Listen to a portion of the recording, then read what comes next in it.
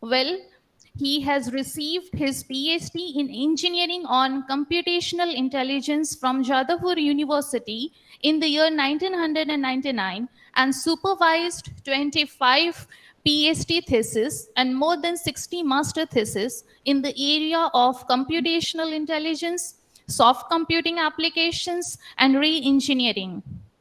In addition, Dr. Patnaik also published around 100 research papers in international journals and conference proceedings. Well, he is also the author of 2 textbooks and 32 edited volumes and few invited book chapters published by leading international publisher like Springer Verlag, Clover Academics, etc. In addition, he has been the editor-in-chief, editor, as well as associate editor in many reputed journals. His Google Scholar H index is 12 and Google Scholar item index is 16. Without any further delay, it would be my immense pleasure to request Dr. Shrikant Patnaik, General Chair ICSST 2021, to address our noble gathering. Sir, please. Thank you. A very good morning to all of you. It would have been a better day if you had joined at Gunupur. It is a very nice place to visit, and I have enjoyed their hospitality and academic sphere personally. So let us start the program. I must thank Dr. Subrajit Pradhan to introduce about the background of the conference, about the association with Springer, about the association with our esteemed speaker today. We are very fortunate to have Dr. Chandan Samantray from Virginia Tech State University, Dr. Ajit Kumar Panda, he is an IEEE EDS Distinguished Lecturer, Dr. Harikrishna Maran, Dr. Priyadarshi Nanda from University of Technology, Sydney, and also we have eminent speaker Roman Konchev from Sofia, Rumina Koncheva from his wife, Miss Madam Koncheva is here, and we are very fortunate to have Vice Chairman of AICT, Dr. MP Punia sir, to address the gathering. So my job as the General Chair is to tell you the genesis of this conference. So when the team was about to start a conference series, we had 1 or 2 sitting to give a new dimension or new direction to a series. To organize a conference is say pretty easy, but to give a series, so it must sustain at least for 10 to 15 years time. So let me tell about the genesis of this title, then we'll discuss about the genesis of this conference. So if you look at the whole say human development, it has started with say agrarian society, say much before say BC 13,000 BC. Then it has taken the say industrial society around 20th century. Now it has shifted to the information society around say 1950 onwards, 1960. Now we are entering into a new super smart society. In Japan, they call it Society 5.0. So it is not only the smart, but it has to be sustainable. So they are designing their cities or village, you can call, they call it a smart and sustainable society or smart and sustainable city, smart and sustainable village. So with that, this notion of smart and sustainable technology we have given. Secondly, it has to be say long run, at least 10 to 15 years. Otherwise, so the things will come and things will go. We have tried with other say conference series like say digital business. So digital business has come, say stay for 2 to 3 years time, it has gone. Say industry 4.0, it has come. Now it has say new dimension has come, society 5.0. So, but these smart and sustainable is a continuous say evolution starting from the agrarian society to the industrial society to the information society and super smart society, the smart and sustainable will be there. So we are here. It is a very clear indication. This platform is now full of with smart people across the globe, as well as the sustainable one. Unless the management people will support, we cannot run it. So you can see in the inaugural ceremony, in order to sustainable, the management people are also equally participating in this conference. So it is my duty to welcome you all, and I'm hopeful by next year it will be say free from the corona, and we will assemble at Gunupur, and you can see the ambience, see how they have developed the campus, and particularly this smart and sustainable technology, how they have started a life lab. Life lab means that say developing. I have in one of the interaction I have told them. So whatever technology you are just going through in the lab, take it to the society. So whether it is agriculture, whether it is say manufacturing, whether it is your small scale industry, which the popular some handicraft, the horn work is the nearby area, the horn work is there. The biotechnology product is coming from that forest product. So these technology, how they can utilize in the neighboring area. So that is the whole purpose of giving this title. And we are very fortunate. The Springer has taken up this series, and we are hopeful that year after year we will get more index, and obviously the Scoopers and other SCI index will be awarded to this conference. Without taking much of time, because we have eminent speaker, we'll listen to them. Thank you. So thanks to the Vice Chancellor, thanks to the President of the University, Vice President, and whole management team member. Thank you all. Thank you so much, sir, for your supportive and inspirational words and sharing the ideas behind smart and sustainable technologies. We also wish that your wishes come true of organizing such type of conferences in offline mode in our university itself. Thank you so much for your supportive and inspirational words. Now, I'd like to request our audience and esteemed dignitaries to kindly switch on their cameras for some time so that we can take a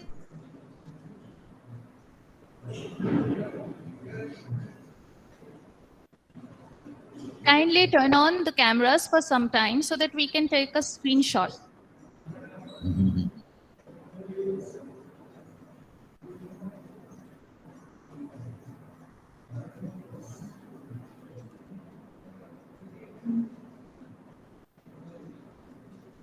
Thank you. Well, moving forward, ladies and gentlemen, as we all know, the primary unit in an university is the academic unit. Today among us is present such an academician who with his leadership provided direction, coordination, and assessment of academic unit as a whole.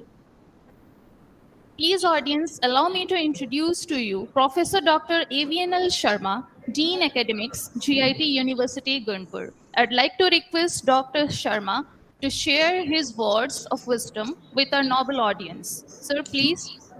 Thank you, madam. Good morning, one and all. So, it is my pleasure to welcome all participants today for the 3-day International Conference on Smart and Sustainable Technologies, Rural and Tribal Development Using IoT and Cloud Computing, ICSST 2021. I welcome all the eminent speakers and guests from all over the world, from different walks of life, have come here to share their knowledge and vast experience with the students community to this research, teaching, learning portals of GIET University, Gunupur, Odisha.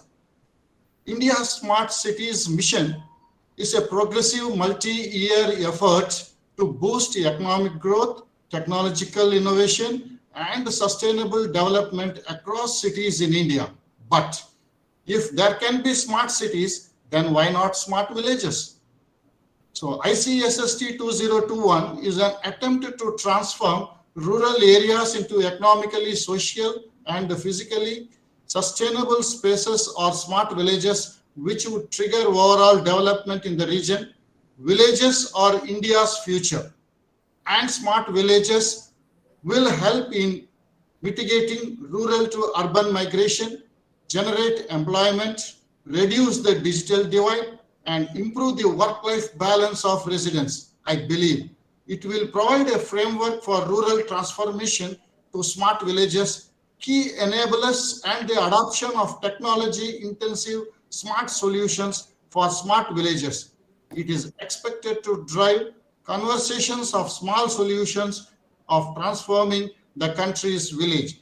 A few issues in rural and tribal areas identified are healthy food, potable water, waste and sanitation, governance, health, connectivity, education, energy. So the technological interventions that can be focused on are smart village planning, village policies, smart environment, smart organic agriculture, smart pure water, rain harvesting, rainwater drainage system, smart security, smart waste and sanitation, smart e-governance, smart e-health, smart roads and fast internet, smart schools, renewable energy. This conclave may focus on areas as I have suggested above, including better nutrition and basic infrastructural facilities that to explore the needs of village sustainability. So everyone aspires to have a better quality of life with good health care, education, utilities, etc. However, if these aspirations of people residing in rural regions are addressed, migration to urban regions could be curbed to some extent, thereby relieving the pressure on already overburdened urban areas. So, smart village initiatives have been undertaken by the Government of India earlier. To name a few: National Rural Mission, Ministry of Rural Development and Government of India, Smart City Project, 60 smart villages in India. Madhya Pradesh has taken 1,100 climate smart villages. Maharashtra, 50 smart villages. Gujarat, 300 smart villages. Andhra Pradesh, Smart Village, Smart Ward Program. Unnat Bharat Abhiyan. Then we have Pradhan Mantri Adarsh Gram Yojana, Model Village. Then we have Sansad Adarsh Gram Yojana. And now we need future technologies to take all these to the next platform in the form of IoT technologies that can be used like RFID, radio frequency identification. 3S. 3S technology consists of global position system, geographic information system, remote sensing systems, and wireless sensor network, cloud computing, big data. And finally, I would like to take the opportunity to thank all the participants, innovators, influencers, publication partners, Springer, who would highlight the importance of smart solutions for establishing smart villages as well as healthy commuters. Thank you. Thank you one and all for giving me this opportunity.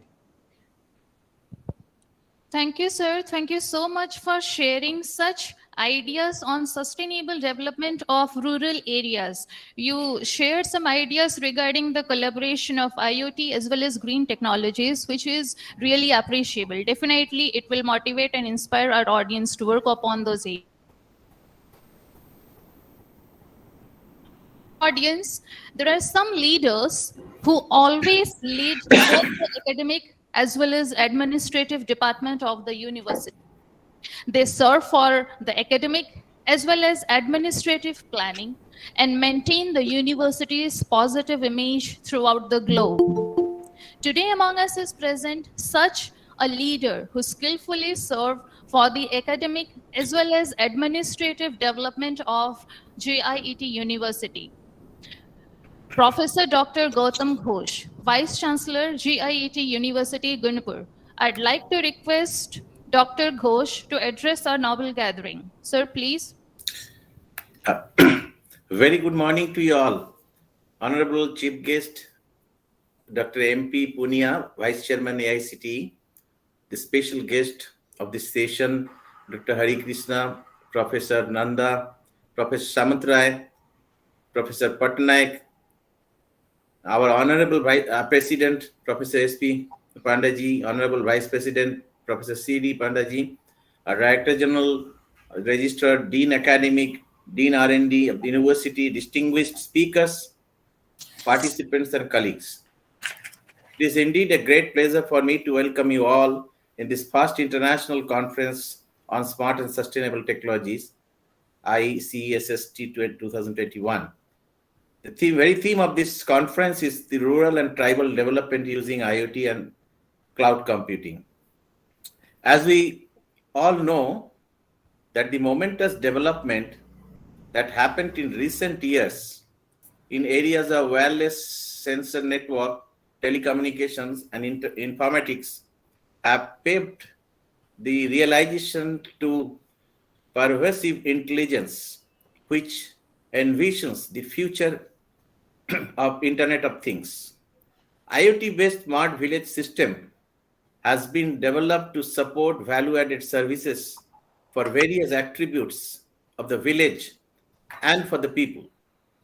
While it is still being a broad and complex category that are characterized by specific application domain, rural development are designed to support the smart village mission aiming at exploiting the most advanced communication technologies. The global focus on today is on waste, energy, and water management, conservation, and the cloud-based system there plays a key role in extending the connected benefits of the smart village beyond the distribution, automation, and monitoring. IoT and cloud-based monitoring system will help people to monitor their own usage and adjust their behaviors. The conference will cover the theory, design, application of smart technologies and their application to different interdisciplinary fields of sustainable development. In light of these emerging concepts, the theme of this two-day international conference is quite relevant and is very well structured. I am sure this international conference will bring together leading academic scientists, researchers, and research scholars to exchange and share their experience and research results. I would also like to convey my greetings to Dr. Subrajit Pradhan and his entire team for organizing such a comprehensive symposium, conference. I once again congratulate the organizing team and entire fraternity who are participating, made a lot of contributions, and convey my best wishes for a successful program. Thank you. Thank you so much, sir, for sharing ideas of smart village development with us. Definitely, it will lead to the way of prosperity and development. Thank you so much for sharing your ideas and supporting the conference. Well, moving ahead, there is always a thin line between profitable growth and growth at any cost. And it is definite that profitable growth always reserves for sustainable and responsible growth. And this concept is well implemented by Dr. Jagdish Panda. Well, audience, allow me to introduce to you Professor Dr. Jagdish Panda, the Director General, GIET University, Gunupur. Well, Dr. Panda has 10 years of successful track record of working in Rourkela and Bokaro steel plants modernization job under the banner of Crompton Grapes, Kolkata. Being the trustee as well as the dynamic Director General of GIET University, he provides guidance to the organization on profitable and sustainable growth. Well, he is energetic and curious, and he is also innovative while understanding the resource constraints. He is a man who consistently contributes, yet sensitive to the opinions of others, and supports decisions which are taken for the best interest of the institution. His silent contributions towards the growth of the group are commendable. I'd like to request Dr. Jagdish Panda to kindly address our noble gathering. Sir, please. Thank you, ma'am. Namaskar, everybody, all the guests and all the participants. Welcome to GIET University, Gunupur. The topic is very large, but interesting and time-worthy also. 70% of the Indian people are staying in rural area, but the urban technology is not reaching them.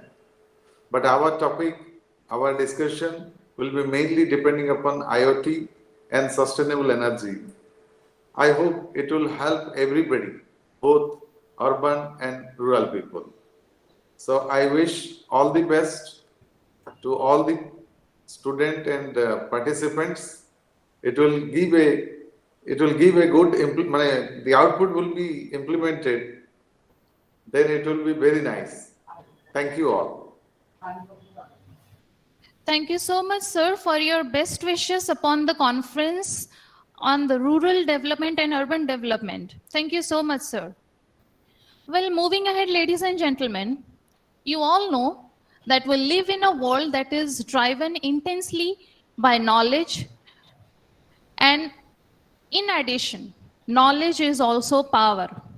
Exercising this power with diligence and dynamism is a formidable task and requires a mindset that is a combination of wisdom and professionalism, which is truly reflected by Dr. Chandradhwaja Panda, who is the co-founder of the Gandhi Group owned by VBET and is an iconic figure in the technical education in Eastern India. Dr. Panda is characterized by wisdom and the rapidly changing concepts in technology and management. This makes his personality a unique one among hundreds and thousands. He is a scholar of economics, and in addition, with his position, he is also an adorable professor and a friend to common men, an excellent motivator and inspiration for thousands. Presently, he is the vice president in GIET University, and he beholds the capacity to lead the mind from knowledge to wisdom. So without any further delay, I'd like to request Dr. Panda to address our noble gathering. Sir, please.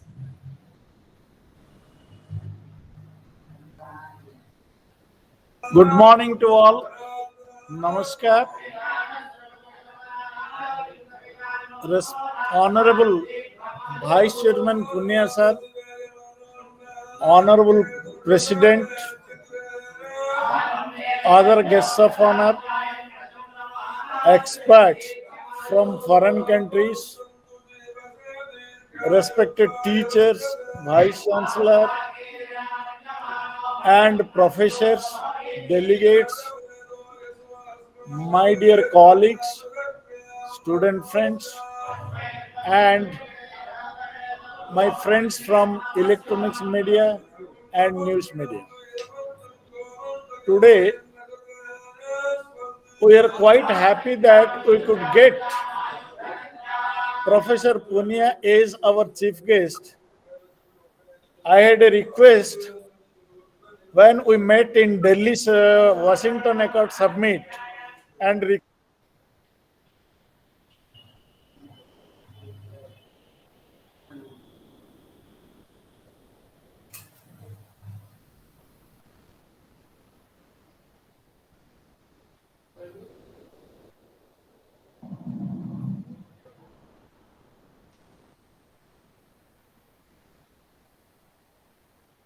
Hacking ಇಲ್ಲ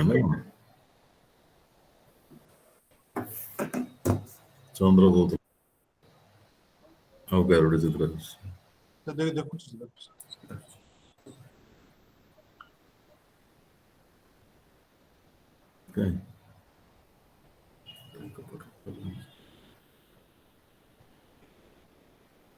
Well, peers, there is some technical issues. Very soon we will handle. So please stay tuned.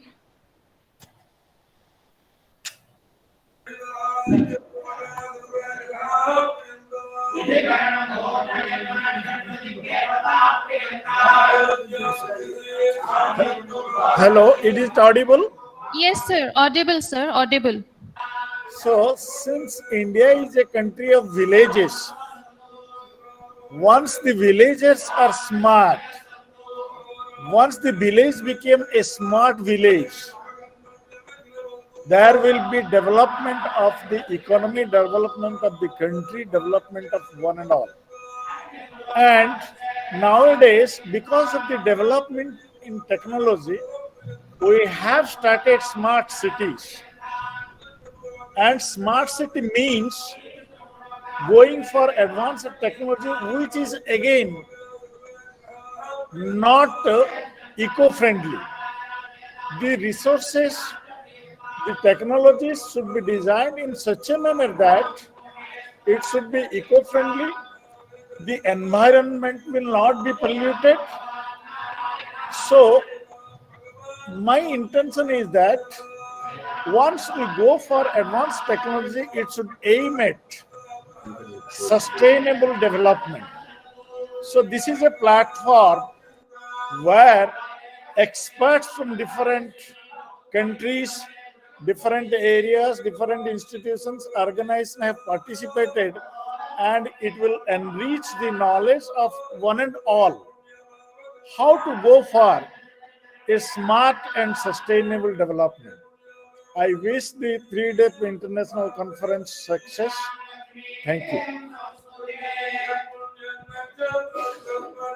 Thank you, sir. Thank you so much for your best wishes for the well accomplishment of this 3 days international conference. Thank you so much for your supportive words as well as wishes.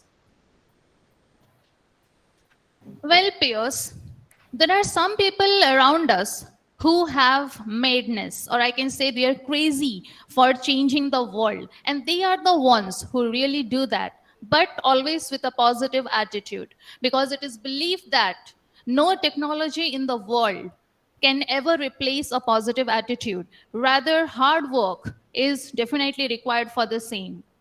Over the past 24 years, GIT University Gunupur has achieved many milestones and still moving forward, fulfilling its vision of transforming the lives of the people by providing comprehensive and qualitative education globally.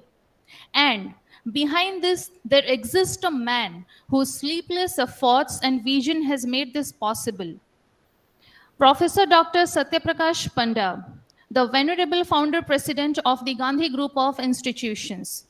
Well, he is a visionary and an inveterate academician, dared to establish his flagship institution, GIT University at Gunupur, the tribal hinterland of Odisha, which has acted as the growth engine for this ever neglected part of the country, leaving an example for others to follow.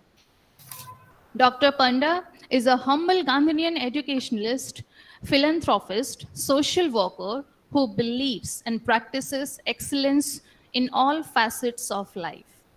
Well, the founder of the legendary Gandhi Group is a multifaceted personality with exceptional qualities as a person as well as a scholar.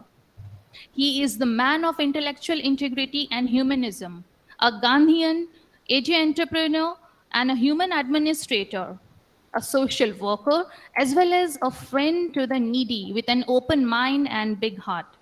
He has also played each of his roles of life with immaculate perfection, and he is a great inspirer with a warm personality. Now, without wasting any further time, I'd like to request Dr. Satyaprakash Panda, President, GIET University Gunupur, to address our noble gathering. Sir, please. Thank you, ma'am. Good morning to the galaxy of academicians from our country and foreign nations, and my heartfelt gratefulness to Dr. M.P. Punia, Vice Chairman of AICT, who has taken the pain of finding some time for us. I would request him next time to be with us physically so that he will see what has been done at a place like Gunupur. Gunupur, as statistics goes, is the tribal hinterland of the nation. 75% of the people are either SC or ST, our district. And we lag behind on different parameters. When we were determined to start an engineering college here, everybody dissuaded us. And Madam Rama from AICT spoke, neither a good student will go there, nor a good teacher will go there. How do you envisage establishment of engineering college here? I said, Madam, give us a chance. We'll show the world what can be done. And in fact, we have done it. We assured that we'll be one of the best colleges of the state within 5 years. People started recognizing us on that account after 3 years of our establishment. We also assured that we shall be one of the best in this part of the world, this part of the nation. I think everybody knows and everybody recognizes that GIET University is a premier institution of Eastern India by many counts, not one or two. Time scope is very less here. And I will not speak much on the topic. It is a befitting topic. I thank the planners, the organizers, those who have gone for this topic. Really encouraging smart and sustainable technology for tribal and rural areas is a befitting topic, I tell you. And you will be also amazed to know that two most primitive tribes of the world live here. One is Dangriya Kand of Niyamgiri Hills and the Lanjia Soras of the Putasing area are considered as most primitive tribes of the world. And let us do something real for them. I propose that we shall take up one tribal village and one general village of the area to make it smart by all means. I appeal my team members, my colleagues, my students, everyone to see that we bring up two model villages which shall be an example for the whole nation to learn from. If we are able to make those villages smart, and if we show that we are able to do it, then I think, at least if not others, my competitive universities will be enthused to take up such jobs. And who knows, tomorrow or day after tomorrow, India becomes a smart nation. My heartfelt thanks to all the delegates who have spared that valuable time to join us. And I'm sure a lot of good things will come out of this conference. And we shall utilize it in practice in the coming years. And I'm a little more enthusiastic because this is going to be a continuous process. Every year we will be having such conferences. Thank you, Dr. Patnaik, Srikant Patnaik. Thank you, my dears, those who have thought of this. And I assure that we shall do it and we shall show the world that we can do it. Thank you. Thank you, Balaji. Thank you, sir. Thank you so much for your motivational and supportive words regarding the conference. And really, it is sure that thinking of an idea and implementing the idea are two different things. Thinking of an idea is very easy, but in opposition, implementing the idea is very, very difficult. And you really did it by developing this primitive area into a developed one. Thank you so much, sir. And still, the process is going on. Thank you so much, sir, for your support. Now, ladies and gentlemen, allow me to introduce you to an academician for whom continuing with an academic research is not easy, but it's really worthy. Dr. Chandan B. Samantri, who is currently working as professor in the Department of Engineering at Virginia State University, USA. Presently, his research focus is stochastic memristor circuits, memristor-based physical unclonable function, and true random number generators for both hardware and cybersecurity applications. In addition, he also has other active research. He has several years of past research experience in the field of modern VLSI devices and emerging semiconductor memory, including DRAM, NVRAM, PRAM, and CMOSFET. So moving ahead, I'd like to request Dr. Samandre to address our noble audience. Sir, please. Welcome to everybody, respected founder, president, and director general, GIET, of course, vice chancellors and registrar. Now, so the conference name is fantastic, right? So it is like smart. So everything smart. Let me talk to students. So the students are, everybody smart, using the smart, smart system. So the best example is your cell phone, right? So students should think of like how you can build smartphones, how you will never depend on other other people to build. So now everybody heard that the India was going to manufacture semiconductor microchip, and maybe today they passed in parliament kind of things.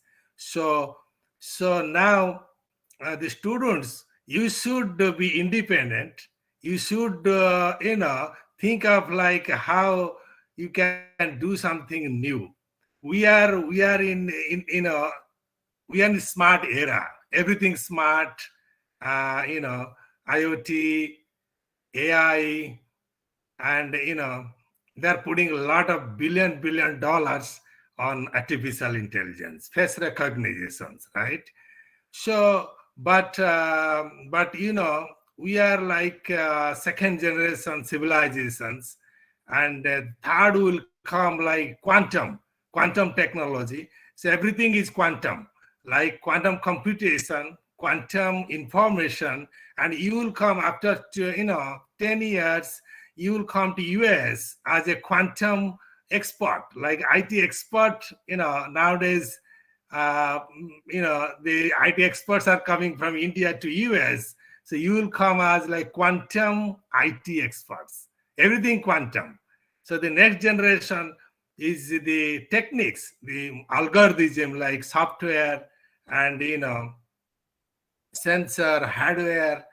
Now I'm working on like how to make a digital brain. So digital brain, it is like electronics, computing. It's not Department of School of Medicine or Biology. Now we are working like register, capacitors kind of things. There is a device called memristors. So the memristor will replace the transistors, and in the memristor circuit is your brain circuit, neuro. I will give a talk tomorrow. So that's the research. Now we are going smart. Now tomorrow I will talk about smart packaging. Now in South Asia and Asian countries, the cultivations, agriculture is the first priority. So one of my friend, he's a scientist in US, in agricultural scientist, and he told me he went to see a farmhouse, American farmhouse. What he saw there, he saw that the number of sensors more than number of vegetables or number of fruits on that tree. So that means, lot of electronics, IoT or sensors. So this is the time to make, cheaper sensors, at least for agro and food. And that is called coming like paper electronics. What does it mean? That all the foods you are buying, like in whole world, we are spoiling food like 20 to 30%, which can go to some other countries and other people. So this is everything can be solved through science and technology. Therefore, smart packaging.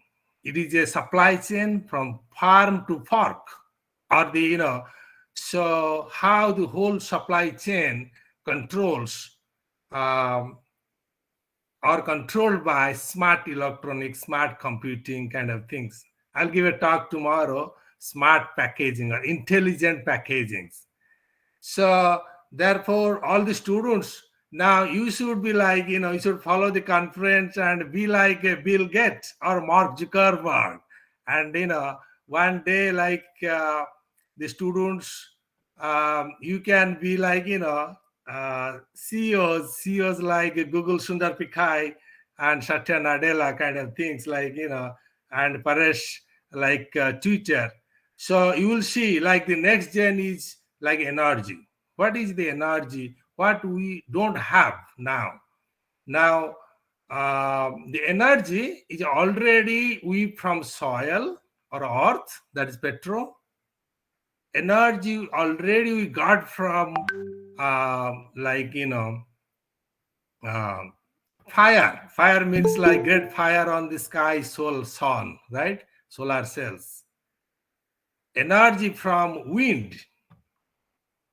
And then the two rest remained.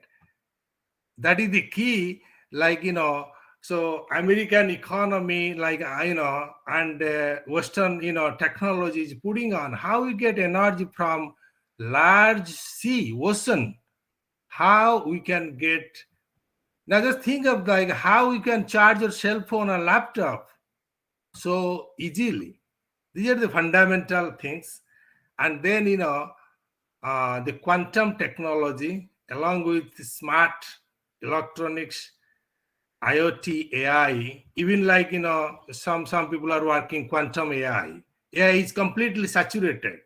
After face recognition, Aadhaar cards, so it's a product of AI and face recognitions. Now people are working on quantum AI. So that's it for tonight. Maybe I'll join tomorrow for a talk. So thanks everybody. So now it's 1:23. So I have to leave. So, it is very nice to meet you all. Thank you. Bye-bye. Thank you so much, sir, for sharing new ideas on technology. And definitely our audience are looking forward to get the ideas from one of the intellectuals like you. Thank you so much, sir. Thank you so much, sir, for sharing your ideas. Well, ladies and gentlemen, there is an academician among us today whose career revolves around innovation and research development. Dr. Ajit Kumar Panda, who received his PhD degree in microelectronics area in the year 1996 from Sambalpur University and was a postdoctoral fellow at the University of Michigan. Well, he is a BOICST fellow and is a recipient of ICTP Regular Associative Award for the collaboration work with ICTP Microelectronics Laboratory, TRISTI. Well, he has visited the countries like USA, Italy, Germany, France, Singapore, Hong Kong, Malaysia, Nepal, Bangkok on different academic assignments.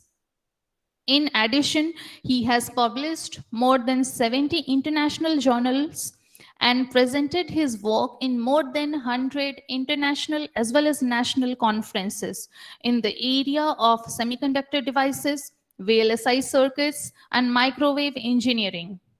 He is also the coordinator of NIST TIFAC core in 3G and 4G communication technologies, which is established with a funding of around 10 crore from DST, few industries, as well as NIST itself. He is a senior member of IEEE, member of VLSI Society of India, and life member of IST and fellow of IETE. He is a regular reviewer of more than 10 index journals, including IEEE, IET, and Elsevier, etc. He has organized more than 30 conferences at NIST and other places. Well, he is the co-author of a book named Physics of Semiconductor Devices and has successfully completed 6 projects funded by DST, UGC, MHRD, and MSME.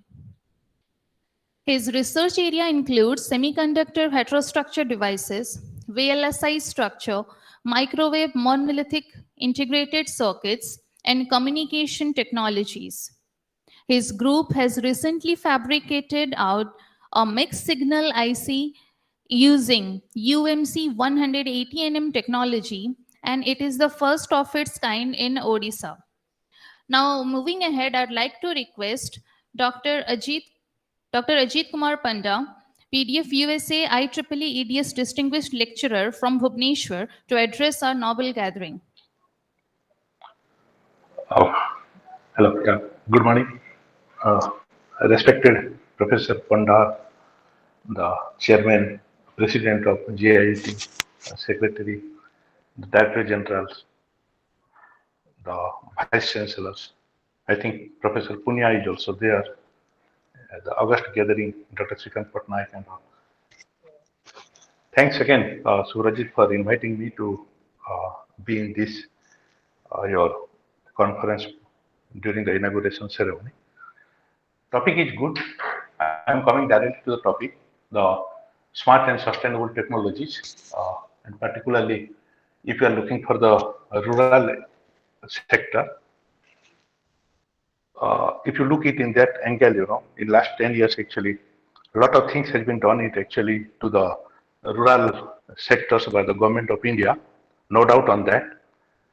Recently, I had traveled from Bhubaneswar to Kalahandi, and I have seen that, the road conditions, the net connections, I could able to join the meeting during traveling also. Whereas, before 5 years, if you look it, then while we are traveling from, let's say, Bhubaneswar to Kalahandi, more than 75% route will not able to get a net connections also, and unable to connect it with also. But now actually I'm very happy to see that, that we could able to connect it with the mobile device, even a meeting, we can do it while we are traveling. That's a good, basically. Therefore, no doubt the villages are improving, and thanks to everybody actually, villagers, the people, public, government who are actually contributing on that. The government Wani project, who actually knows it, that 1 lakh villages will be connecting, 1 lakh villages connecting through the Wi-Fi access points. Therefore, what I want to say that this, what actually Dr. Subrajit has chosen it, smart and sustainable technologies for rural India actually, is actually on the process actually, and hence the topic is befitting for the discussions and to see it, what exactly can be done it and what exactly cannot be done it. And everything should have a reality actually, instead of what exactly can be happening after 10 years, instead of that, can we do some things right now itself type. And for that actually it needs the vision, like that what actually Professor Dr. Panda, your president as well as secretary, told about it actually, to set up a colleges in Gunupur, that is also before 20 years, and making at least to the rural area the password type. It means that before 20 years actually they have thought about the smart and sustainable technology in the rural area itself. So therefore we should, all of us actually who are present here actually, we should thanks for them for dedicatedly doing such kind of good works, for which actually today Surajit is able to do smart and sustainable, the word he is using it. But again, there are a lot of positive things. Someone told it, the positive, we should talk positive vibration only. But until and unless we criticize it, and until and unless we see what negative is, actually, then we cannot think about it. Always we see the good part only, actually. So in that sense, if we look it, it is true that, the different colleges started it in Odisha, in rural area and all that, and they supply the IT level. No doubt on that, actually. No doubt on that. And the good amount of people's human resources are available in India, even in rural area also, where actually someone can think that I can have a call center at Gunupur also, can think about it actually, because the net connections are now available. And and hence, what exactly we have reached in IT area, actually, totally it is complementary and totally it is negative when it comes to the electronics area actually. And without the electronics actually, whatever you say is that villages will improve and all that, and the smart and sustainable technologies and all that will not be possible without the electronics, without the semiconductors. And therefore, we have to think on that line actually. IT area, computer science area, we have improved it. We have done a lot of good things on that. We are self-sustainable on that area. But in electronics area, actually, we are not able to do it. So if some capacitor goes wrong in a 1E project, which is actually 1E Wi-Fi access devices, which is there in the rural area, then maybe that, he has to travel some 400 kilometers, or he has to get that capacitor, which cost is only 20 paisa from that villages to 400 kilometers, maybe to Bhubaneswar. How can actually we come across that, and how actually that can be addressed actually? That is my point of concerns.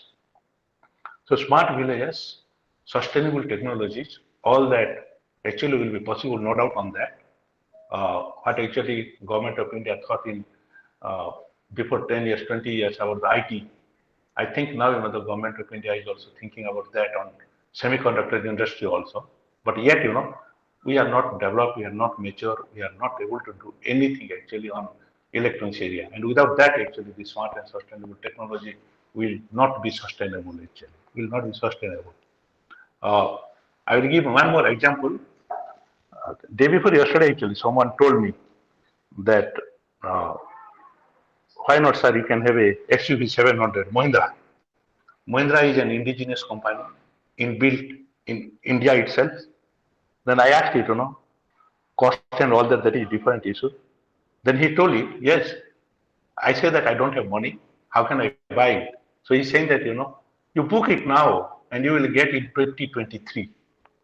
I'll book a Mahindra car today in December 21 and I will get it in at least January 23.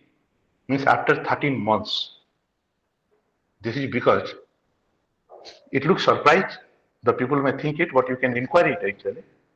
You can inquire it and you can find out it actually. And mind it, Mahindra is an indigenous car, indigenous. Yet, why we are not able to supply it? It is not that, Anand Mahindra cannot do it. Why it is? Because for the lack of the semiconductors. The need, what actually it looks in India, the semiconductor industry of the world is also unable to supply that much. Therefore, until and unless India think about this industry, this sustainable, smart, and all that actually may not be possible actually. Therefore, keeping that in mind, actually, I must say that government has realized it. Therefore, day before yesterday on cabinet, it is approved that on the PLI schemes they will be giving a 76,000 crore PLI schemes to any industry who will be coming to India to have a fab industry, semiconductor fab industry. Therefore, with this much amount of money, actually around 1 lakh crores subsidy money, I am sure few companies, maybe Intel, maybe Qualcomm, maybe AMD, will be interested to set up it in Odisha. Yes, sir, in India, will be set up it in India, and if they set up it actually, like that of the IT industry, are we able to supply the manpower, electronics manpower for that industry? That is what actually the question is. And that actually will give it the, or that actually will address the sustainable technologies. Therefore, can we contribute on that? Can we contribute on that actually? If we want it actually, the so-called trend of this IT industry, what actually have done it, all of us together actually have to change it. And the same way actually we have to think it on electronics industry also. I'm telling it again and again, electronics industry. This is because the branch of electronics and electrical engineering,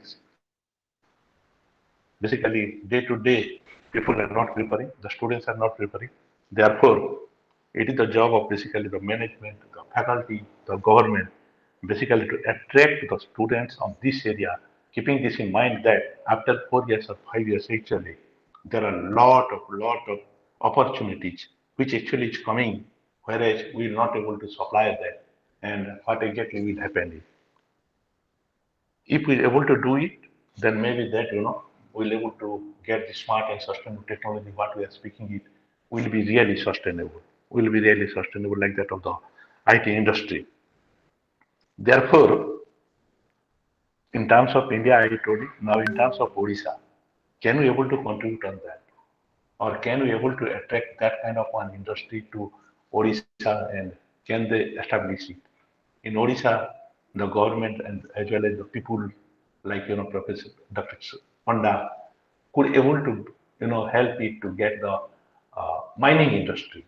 In the same way, actually, can it there be a consortium consisting of Odisha's educationist, industrialist, well-wishers, the government who actually think about it to make a consortium and try to pull such kind of industry to Odisha so that our so-called thought process actually to have a sustainable and smart villages as well as the sustainable and smart technology will be able to fulfill it. Maybe that in next not in next year or next year, maybe that within 5 to 10 years actually. And therefore, I will request basically the president of GIET Gunupur also to keep it in mind and think about these type of things actually. And I hope, we'll be growing it.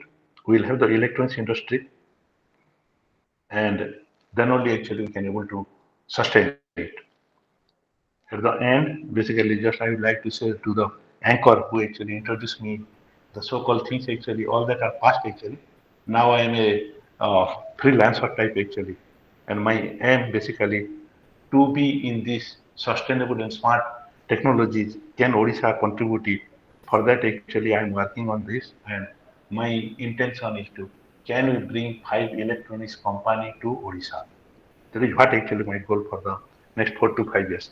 Whatever Anchor told, the education, research papers, and all that, that is one part actually. But this is what actually I am thinking. So if anyone is interested on that, actually, be part of me also on these revolutions, and can be able to give a technology for which Odisha villages will able to be the smart and sustainable. Thank you so much again for inviting me and asking me to deliver in this August gathering. Thank you so much. Thank you so much, sir, for supporting the ideas of smart village and rural development. Definitely, our listeners are eager to hear your words of knowledge and the research, and definitely they want to gain something from your ideas. Thank you so much for your supportive and inspirational words. Thank you. Well, dear peers, research is creating new ideas and knowledge and turning them into reality. Today among us is present such a researcher who covered the distance between formulating the idea and its realization. Dr. Hari Krishna Maram, who is the Digital Brand Ambassador and Chairman, Vision Digital India, Bangalore, Karnataka. His work in the field of management and management education spans over 24 years. Well, Dr. Maram served as the governing council member at All India Management Association, and he was also the vice president at Association of Indian Management Schools. In addition, he has won Secretary, Bangalore Management Association, Treasure Education Promotion Society for India, Executive Board Member at NIPM, and Chairperson Higher Education Forum, Karnataka. In the field of management, Dr. Maram has published a wide variety and large number of books, research papers, and traveled extensively to over 40 countries to get a global perspective on management. Additionally, he is the chief mentor of the GREAT initiative Bangalore Green, which aims at environmental conservation in Bangalore. Now, I'd like to request Dr. Hari Krishna Maram to address our noble gathering. Sir, please. Thank you. Thank you for that wonderful introduction. And digital greetings to each one of you. And the Vice Chairman of All India Council of Technical Education, my dear friend and the mentor, Dr. Punia Saab, and the President of the wonderful institute, GIET, Gunupur, and Vice President, and the entire team of the faculty members, delegates, and students. What a pleasure to be a part of this wonderful international conference on smart and sustainable technologies. I think the GIET University taken a lead in organizing this kind of international conference on very relevant topic, because this university is based in a small town in Odisha, where you are focusing more on sustainability and providing a good technology things. So just imagine today this event was supposed to happen physically, and now it turned into digitally. So if all we might have traveled together and reached to your place, how much the time, energy, and efforts might have gone instead of doing this event digitally. So I would like to congratulate for taking this lead during this COVID time to organize this kind of a conference digitally and connecting all of us across the world to communicate and to give the knowledge to all the people. So I strongly feel, I think today technology is playing very important and crucial role in this world. I was just listening to my previous speakers. So today, surprised to see all the newspapers regarding, if in India, if someone want to buy a car, they have to wait at least 6 months to 1 year, and the waiting period for more than 1 million people of all the leading cars. So it is only due to because we are not having the semiconductors. So I think the government taken a right initiative of setting up our own semiconductor industries, and they announced that today. So that is the relevance what we require today, because today when we are talking about 3 trillion economy of India and moving forward to reach to the 5 trillion in the next 5 years, with the dream of not only our Honorable Prime Minister, the entire 1.35 billion people dream is this, to reach to the 5 trillion economy of India. So to do this, I think we need a proper education, proper technology, and proper implementation. And luckily today in India, we have more than 1,000 plus universities, and we have more than 50,000 colleges and institutions like All India Council of Technical Education, UGC, monitoring and providing the best quality education. Thereby today, India is one of the largest education system in the world, with more than 45 crore students from primary education to the PhD. So that credit goes to each stakeholder, every academician, every stakeholder of the universities and colleges putting a great efforts. I think during last 2 years, because of this, the COVID scenario, I think entire education is become online. I think most of us are into online, and slowly things are moving towards the positive way, where we can able to see, at least a few students are sitting and listening this physically. So I think the world is slowly getting back to the normalcy. I think I see a lot of news of again the Australia is open for the visitors and students. So still there are alarming situation in the countries like US and UK, where in US a lot of the COVID cases, and UK again a lot of COVID cases. But I think I'm very hopeful that India will become stronger to face this kind of a situation. I think the government initiatives of vaccinating people, more than 1.2 billion vaccines are already administered. I think most of people are got the second dose also. I think things will become normal, and we will get back to the regular activities soon.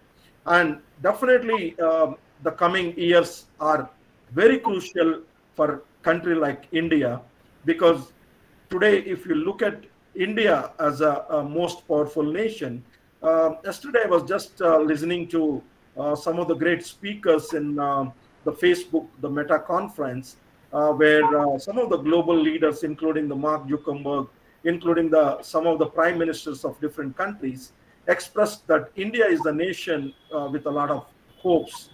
The reason is the mindset, the knowledge, the power of youth.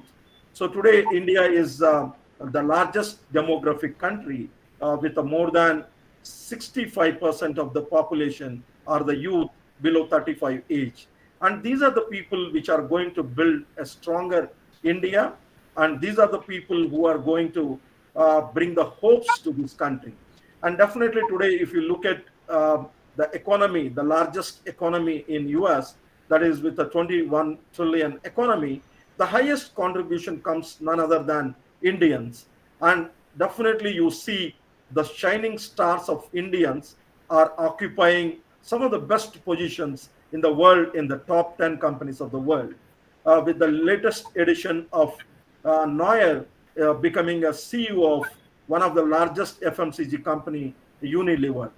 And definitely India is shining. And today, if you talk about the top 10 company, including the Microsoft, Google, IBM, these all now headed by none other than Indians. And the Indian professors, the Indian doctors, the Indian entrepreneurs, all bringing a great ecosystem in the world. And today, India is the second largest startup capital of the world. And definitely in coming years, India will reach to a new milestones. And this kind of a scenario, organizing this conference of focusing the sustainable development in rural, in a smaller places, is a need of the hour.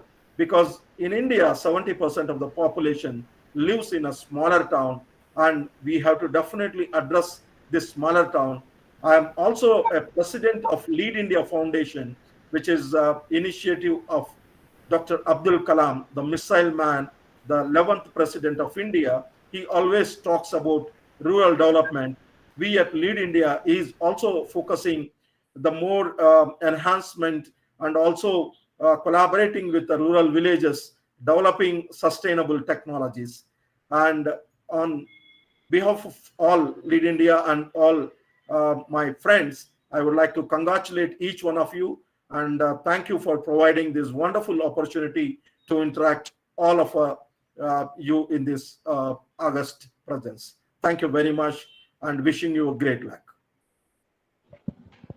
Thank you, sir. Thank you so much for boosting us and inspiring us to still carry on. Though we are living in a time where since 2 years we are facing the problems related to COVID-19, but still we have hope. And I think a nation's strongest pillar is hope. A nation can run by hope and confidence. And you built the confidence in us today again by praising this conference upon sustainable rural development, upon IoT technology. Thank you so much, sir, for building confidence in us. Thank you so much. Moving ahead, ladies and gentlemen, there is a person among us today who really believes in the importance of research and development, not only for business, but also for career, as it provides powerful knowledge and insights for improving the existing processes, which enhances the efficiency. Dr. Priyadarshi Nanda, who is a senior lecturer in the School of Electrical and Data Engineering at the University of Technology, Sydney, with more than 27 years of experience specializing in research and development of cybersecurity, IoT security, internet traffic engineering, wireless sensor network security, and many more related areas. His most significant work has been in the area of intrusion detection and prevention systems using image processing techniques, cyber attack detection in IoT based applications, intelligent firewall design. Well, in cybersecurity research area, he has published over 80 high-quality for research papers, including transactions in computers, transactions in parallel processing, and distributed systems. Future generations of computer systems, as well as many ERA Tier A-star conference articles.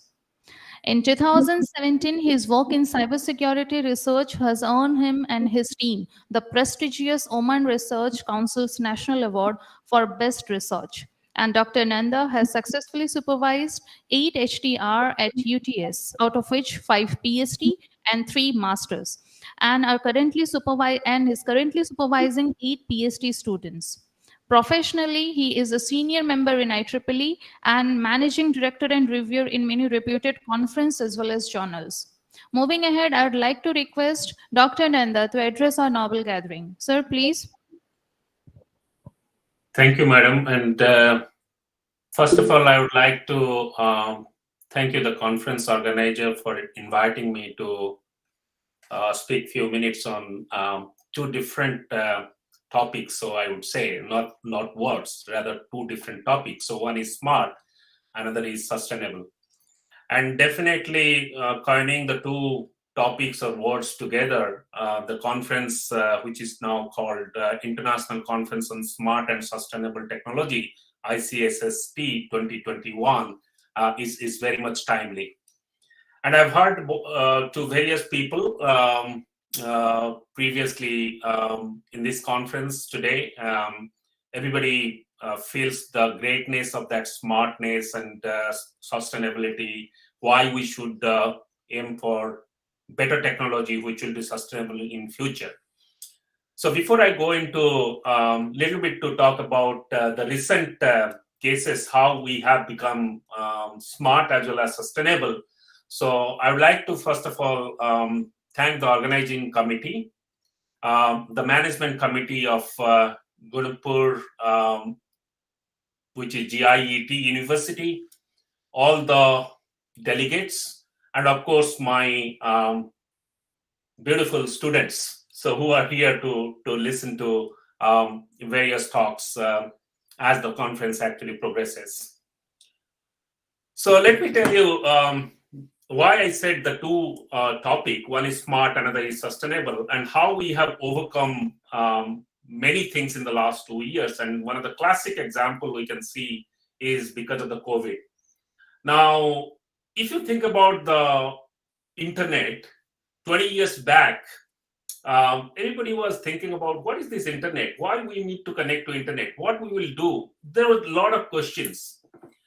But because the technology started in a very smart way, I mean, going through rigorous stages of operation, stages of evolutions and all, then we came to a point where we have all these things like the broadband technology, ADSL technology. I'm just coming from the highest to the lowest, going into the cable technologies, various kind of things. Now coming the reverse way and reaching that point of broadband technology and how the internet is basically helping everybody before the COVID, I would say. And why I'm saying before the COVID, because in the last 2 years, what we have seen is completely a change of paradigm in different basic necessity. And one of the most important necessity is your education. If you think about internet would not have been there, would you have in a gathering like this or getting education even during the COVID period and all? The answer is no. So definitely, because we started our all research, all technology, they actually always hope to be smart. And when it comes to sustainable, this is a classic example where we are today in terms of the internet technology. We are sustainable. We could do business. We could, we don't need to actually go to the doctor to get a script. We don't need to actually, probably in some sense, to go to the university or college. We still can manage. It's not fully sustainable, but at least we can manage. So that is the classic example of where that smart and sustainable play together. Then the other thing is how it can become sustainable for the future.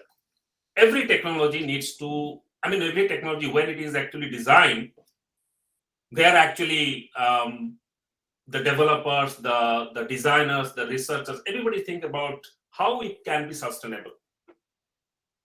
Now, coming into the internet era, where all the smart devices are connected, whether you are connecting your smartphone or the sensors or IoT or IIoT, various gadgets like your fridge, your telephone, your washing machine, your microwave oven. Now, all these things putting together in a smart sense, then you have to check whether the internet is going to be sustainable. That is the question. So if you see 50 billions of devices, IoT devices are expected to be connected to the internet, 50 billion by the end of 2025. And that's a Gartner research where actually it talks about all these things. So that is the reason why I say this conference is very much timely when we put together smart and sustainability together. Now we are talking about one of the very important aspects in the field of smart and sustainability is your security. Everybody is talking about yes, I can connect my device to the internet, but is it secure? How do you know that? We have developed a lot of technology, a lot of applications, a lot of softwares which will actually monitor those kind of things. But still, we are getting thousands and thousands of attacks every day. Okay, so in the cybersecurity area or in the security area, we need to think very carefully when we are talking about the smart devices. We also need to think about very carefully about how it is going to be sustainable in the face of cybersecurity, in the face of security, right? So these are the things, and then we start talking about artificial intelligence, machine learning, quantum computing, cloud computing. These are all smart terms. And one must understand that these terms are very smart, and that's why we expect they to be sustainable. So it's very good to know that this conference accepted 35% of the paper, and I hope in the next 3 days there will be a lot of talks around various themes and topics in this conference. So I wish all the best for the conference organizers as well as the management of GIET, and continue this series of conference for the future years to come. Thank you, everyone. Enjoy the conference. Thank you, sir. Firstly, a lot of thanks for your good wishes. And secondly, thank you so much for giving the concept of collaborating the idea of smart terms with the rural development, sustainable development. Thank you so much. Thank you. Well, moving on, ladies and gentlemen, today we have an academician among us who is Dr. Raumiana Koncheva, and she is a senior researcher and vice president at TK Engineering, Sofia. Her main scientific interests include image processing, image compression, and water making CNCs, programmable controllers. Well, she has more than 170 publications, 19 book chapters, 25 papers in international and scientific journals, 5 international patents, out of which 2 are USA patents, and 132 conference papers. She was the principal investigator of more than 40 research projects in her scientific area, and she is a member of BAPR, Now, ladies and gentlemen, allow me to invite Dr. Rumiana Koncheva, Vice President of Teaching Engineering, Sofia, Bulgaria, to address a Nobel gathering. Ma'am, please. Yeah, thank you. Dear colleagues, good day to everybody. I am very happy to participate in this event together with you. I thank the organizers from the Department of Electronics and Communication Engineering at the university for this invitation. I hope that this conference will establish an effective platform for institutions and industries to share ideas and to present the work of scientists, engineers, lecturers, and students from different countries all over the world in the future, and to expand its importance. I wish big success to this conference and hope it will be more and more successful in the future and will have a big impact on the scientific and research abilities of the participating young people and established scientists. So thank you and good luck.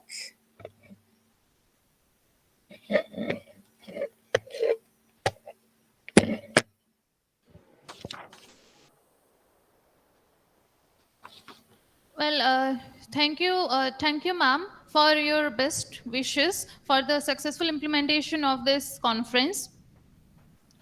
Well, peers, moving ahead, there is a personal among us today for whom research has been one of the most powerful tools for the advancement in many areas as per the fast changing environment. Dr. Roman Konchev, PhD, DSc, who is a professor at the Faculty of Telecommunications, Department of Radio Communications and Video Technologies at the Technical University of Sofia, Bulgaria. His scientific areas of interest are digital signal and image processing, image compression, multimedia watermaking, video communications, pattern recognition, and neural network. Well, Dr. Konchev has 341 papers which are published in reputed journals and conference proceedings, out of which 71 are international. Well, in addition, he got 15 books and 46 book chapters, in addition with 20 patents, out of which 3 are international. He had been the principal investigator of 38 research projects, out of which 6 are international. Without losing a second, I'd like to request Dr. Konchev to address a Nobel gathering. Thank you very much, dear friend and colleagues. Dear participant in the first international conference on smart and sustainable technology, rural and tribal development using Internet of Things and cloud computing. It is a great honor for me to be co-chair together with Professor Patnaik at your scientific conference. My deep thanks to Professor Lakshmi Jain, honorary chair of the conference and editor of Springer series, Advances in Sustainable Science and Technology, for his support in publishing the conference proceedings. Many thanks to all organizers from the Department of Electronics and Communication Engineering, Gandhi Institute of Engineering and Technology University in Gunupur for their effort so that I can meet you here. I am a representative of Technical University of Sofia. I present to you the most sincere wishes of my colleagues from the Laboratory of Visual Information at the Department of Telecommunication for successful conference.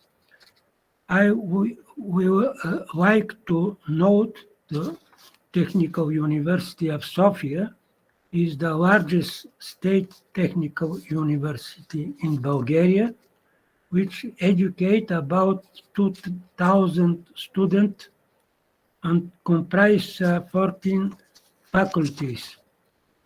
I admire your beautiful university with its original architecture and very pleasant environment. I believe the engineer who graduate from your university will achieve very significant results that will contribute to the prosperity of your country. Thank you very much for your attention. Bye. Thank you so much, sir, for your supportive words regarding the conference. Thank you so much. Now, peers, allow me to introduce you all to such a personality who overly took the responsibility of research administration and policy throughout. Dr. M.P. Punia, who is specialized in the field of mechanical engineering, renewable energy, and sustainable development. He is MTech in thermal engineering and PhD.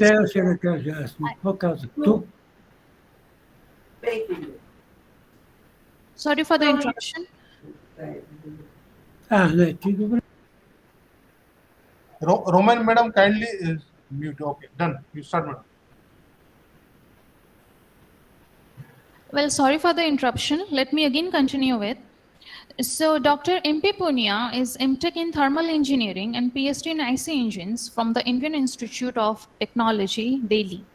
He possesses a vast experience of 30 years. No, Again, sorry for the interruption.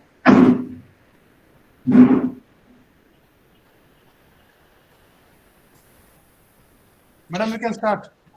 Yes, sir. So again, I'm continuing with, Dr. Punia has published more than 90 research papers in national as well as international journals and conferences, and published 10 books and developed 2 lab manuals. He has guided number of MTech as well as PhD scholars, and presently he is the member of ISTE and Society of Automotive Engineers. He is also presently the Vice Chairman, All India Council for Technical Education since 20th January 2017. Dr. Punia also emphasized on quality education, good governance, e-learning towards digital India, Go Green Environment, skill development, and assisted to the University Grant Commission, National Board of Accreditation, Consortium for Educational Communication, and Telecom Sector Skill Council of India for their academic achievements. Without any further delay, I'd like to request Dr. M.P. Punia to address our noble gathering. Sir, please. Thank you. Good afternoon. Professor Satyaprakash Panda, President of very special university. It is Gandhi Institute of Engineering and Technology, started in 1997, and then finally it has been converted into university. President Saab, you got one challenge and you accepted that challenge. And now I'm seeing the future of this university since last 2 hours. Many of the students are sitting and highly disciplined. It shows the culture and the environment which you have created, and the connect which you established in India, across the India, the type of experts which you have connected. It's amazing. So best wishes from my side. It's great effort, and in rural area, that too in Orissa, for tribal children, the type of environment which you have created, hope it will be a great future for everyone, and people will be dreaming for this type of university. My best wishes. Professor Dr. Chandra Dawaj Panda, who is Vice President of this university, Honorable Gautam Ghosh, who is Vice Chancellor of this university, then very strong team of Jagdish Panda, then many friends, many guests you have invited. My old friend Hari Krishnan Madam was connected. He spoke very well. Dr. Chandan, Dr. Priyadasi, Nanda, then Srikant, then Professor Sharma, Dr.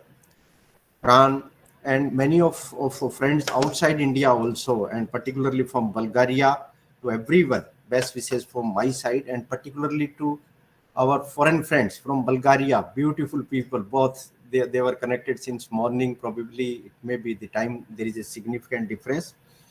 India is a huge nation, very, very big nation. And if I'm comparing India with global activities, the global population, world is having total population 7 billion. And out of 7 billion, we Indians are 1.4. So if small calculation I'm doing, 7 divided by 1.4, the figure which you are receiving, probably it is exactly, not probably, it is exactly 5. It means every fifth person on this globe is an Indian. And we want, our target is, our dream is that this young population which we are having, this huge population which we are having, who are most talented across the globe, our values, our sanskaras, our traditions, our family system, the competencies of our friends, we want that they should be able to move across the globe with our values and sanskaras and the core competencies which our graduates are having.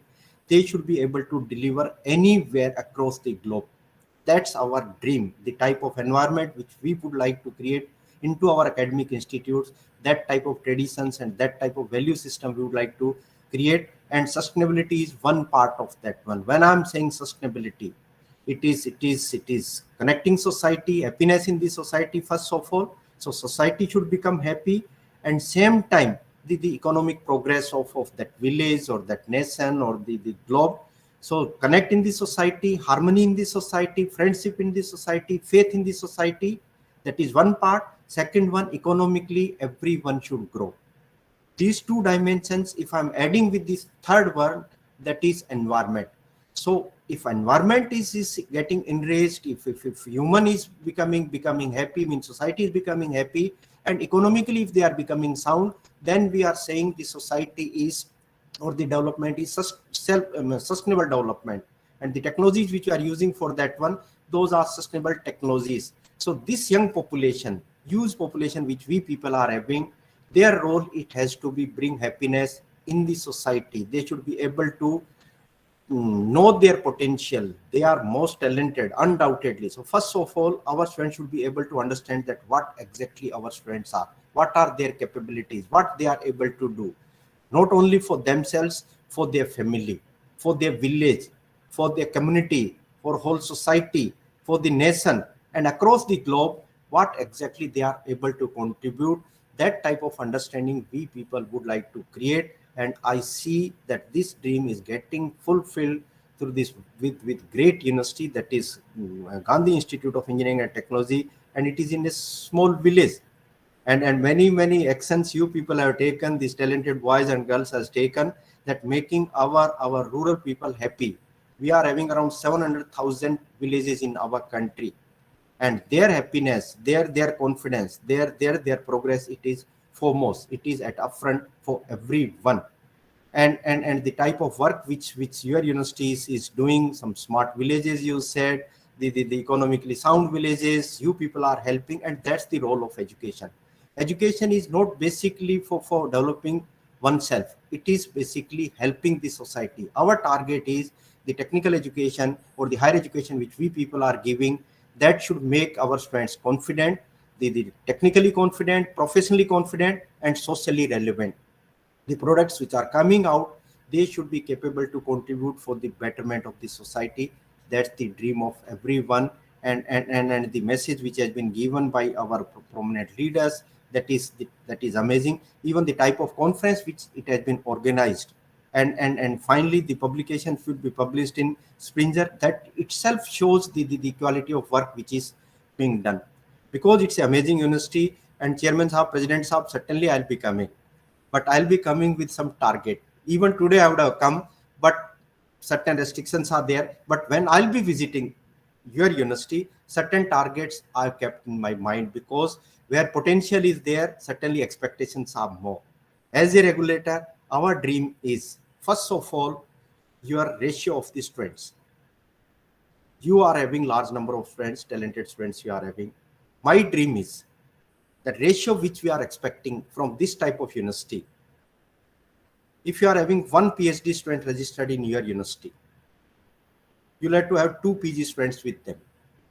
So one researcher in the form of PhD student connected with 2 MTech students or PG students. With them, there has to be 4 UG students. So one researcher, 2 PG students, 4 UG students, and connected with them 8 students who are getting skills, who are getting vocational skills, and which is the need of the hour. Even we were listening that in Mendra there is a long queue of the vehicles. We are unable to supply, and major reason which has been given only 5,000 rupees component, that is semiconductor, that is not available, and that's why there is a long queue. Can our technical skilled people, can they fulfill these requirements, which is the demand of our country? So ratio which I'm expecting from this university, it is 1:48, and I hope that ratio will be fulfilled in time to come. I'm certain, and probably in the month of July, August, I'll be coming and hope some initiatives related to that one. In one day or in one night, it is not possible to do such type of changes, but some start I would like to see in that university. Second one, now the children are different. It is not the 30 years back, the type of students we were having. 30 years back, probably many of our Indian students were dreaming to see US, how US look like, or how European cities look like, or how European countries look like. That was the dream 30 years back. And they were dreaming to have visa of those countries. Around 25 years back, our students started to dream, if I can get education in these developed nations. So 30 years back, they were dreaming just to see those developed nations. 25 years back, they started dreaming that if I can get education in those countries. Around 20 years back, they started dreaming that after education, if I can join some jobs in those countries. That was again dream of our friends. Some 10 years back, our friends started to go to US, take education, and started to become CEO of many of the companies which had been originated in those universities of the countries of US and Canada. So that was the dream, to become CEO of those industries. Now the students who are dreaming for going to US, taking education, becoming CEO, they are not dreaming for becoming CEO of Microsoft or IBM, which has been originated in US. Our students now dream that these type of companies should be originated in universities, it should take birth in India, and they should become the CEO of Indian companies, and which may be taking birth in the universities like GIET. So that type of research environment, that type of innovation, that type of creativity, that type of problem solving abilities of these students. So some 20 startups from your university, and particularly which are related to the upliftment of our rural areas. For those type of startups where they can provide the jobs also to the rural community. And the dream of Prime Minister of India. Prime Minister of India is saying that farmers' income, it has to be doubled. Very difficult task, very daunting task. Farmers' income, how farmers' income can be increased itself? Because the type of production or the level of production which has been given by our Indian farmers, it is enormous demand of that production. It is not available at all, more than the demand our farmers are producing. So rates can't increase the production. It is more or less, it has been saturated. So increasing the income of farmer, it's very, very difficult. But my dream is that forget about individual family of farmers. Can our friends, with their technical know-how, which they are having, probably they may be doing their management education or science education or engineering education or pharmacy education, with that knowledge, can they enhance the income of a village, complete village, not the individual family? In a village, when we are going, there are chances of conserving the energy, there are chances of conserving the water. The civil engineering students can reduce the construction costs, the architecture students can do the proper planning of the villages, they can do the enhancement of ambience of our houses. So even tourists in the villages, they can stay in place of staying in Bhubaneswar, where they may be paying some 10,000 rupees in a hotel per night. Why not they should go to Gunupur and in those houses if they can stay? So that type of tourism, if it can be enhanced in our villages, and that with the help of the knowledge of the students which they are having, if they can increase the ambience of the houses, so some low cost technologies, appropriate technologies, if students can create, they can be implemented, and related to that one some startups can have, then certainly the dream of that smart village or dream of a developed nation, it will be fulfilled. So those type of startups, those type of connect, and as President Saab, you were saying that some of the villages, it has been converted into smart village. I'll be saying those villages smart when income has gone up doubled. If skilling and in that villages, the girls' education in that villages, and particularly the academic results of 11th and 12th schools. If 11th and 12th schools results, our students who are studying in the university, if they are connecting with those school students, and if that result of 11th and 12th, if it can become 100%, then I'll be saying that education is percolating, the education is enriching, education is strengthening in our rural areas, and not only the making their result 100% of 11th and 12th, bringing those children into higher education. If our friends can motivate them, our friends can guide them, that these are the schemes of government of India, the banks are giving loan, these are the courses where opportunities are much more. If that type of handholding can be established and those children can enter into higher education, then certainly our dream will be, and then that village will become a smart village. At present in higher education, if 100 students are passing through 12th class examination, only 27 are there who are able to enter into higher education, who are seeing the faces of the university, just like GIET. Remaining 73, even after doing 12th class, they are not able to enter into higher education. Our national education policy is saying that our dream is that 50% gross enrollment ratio it has to, means out of those 100 students who have passed through 12th class examination, 50 should be able to enter into higher education. That will be possible only if this type of handholding with the rural area will be able to do. Another expectation which I am having now, we are trying to inculcate our education, try to provide our education in regional languages. First year engineering education and first year polytechnic we have started from this year, but announcing that we'll be giving in regional languages, it won't serve the purpose. Just announcement, it may be a political announcement. No, it won't serve the purpose. For that purpose, we'll have to have books. Books will be there if we'll be having glossary of those regional languages, particularly in technical education. So what we have done now, first engineering and polytechnic books on outcome-based education, we have written in English now. Best academician of the country we have invited, and we have written those books. And books, it has been written in such a way that even without the presence of teacher, if students can learn, they should be able to know what is the objective of any subject or any chapter which they are studying, and even after studying that chapter, what they are able to do. That is foremost. In present education system, students don't know why they are studying, why they are in engineering education, why they are in science education. They are in science education because they let to get job after 4 years, they let to have degree. That's the understanding, that in 4 years, whatever I'm studying, whatever mugging I'll be doing, on the basis of that one, I'll be getting degree. Even teachers don't know why I'm teaching. Teachers are teaching because on 30th they'll have to take salary. Students are studying because they'll have to take degree. But the type of books which are written in English, first of all, I'm saying on outcome-based education, in every chapter there is a clarity that why that chapter is being studied by the students, and after studying what they are able to do. Even the concept of lecture, practical, tutorial, we are combined in one integrated manner.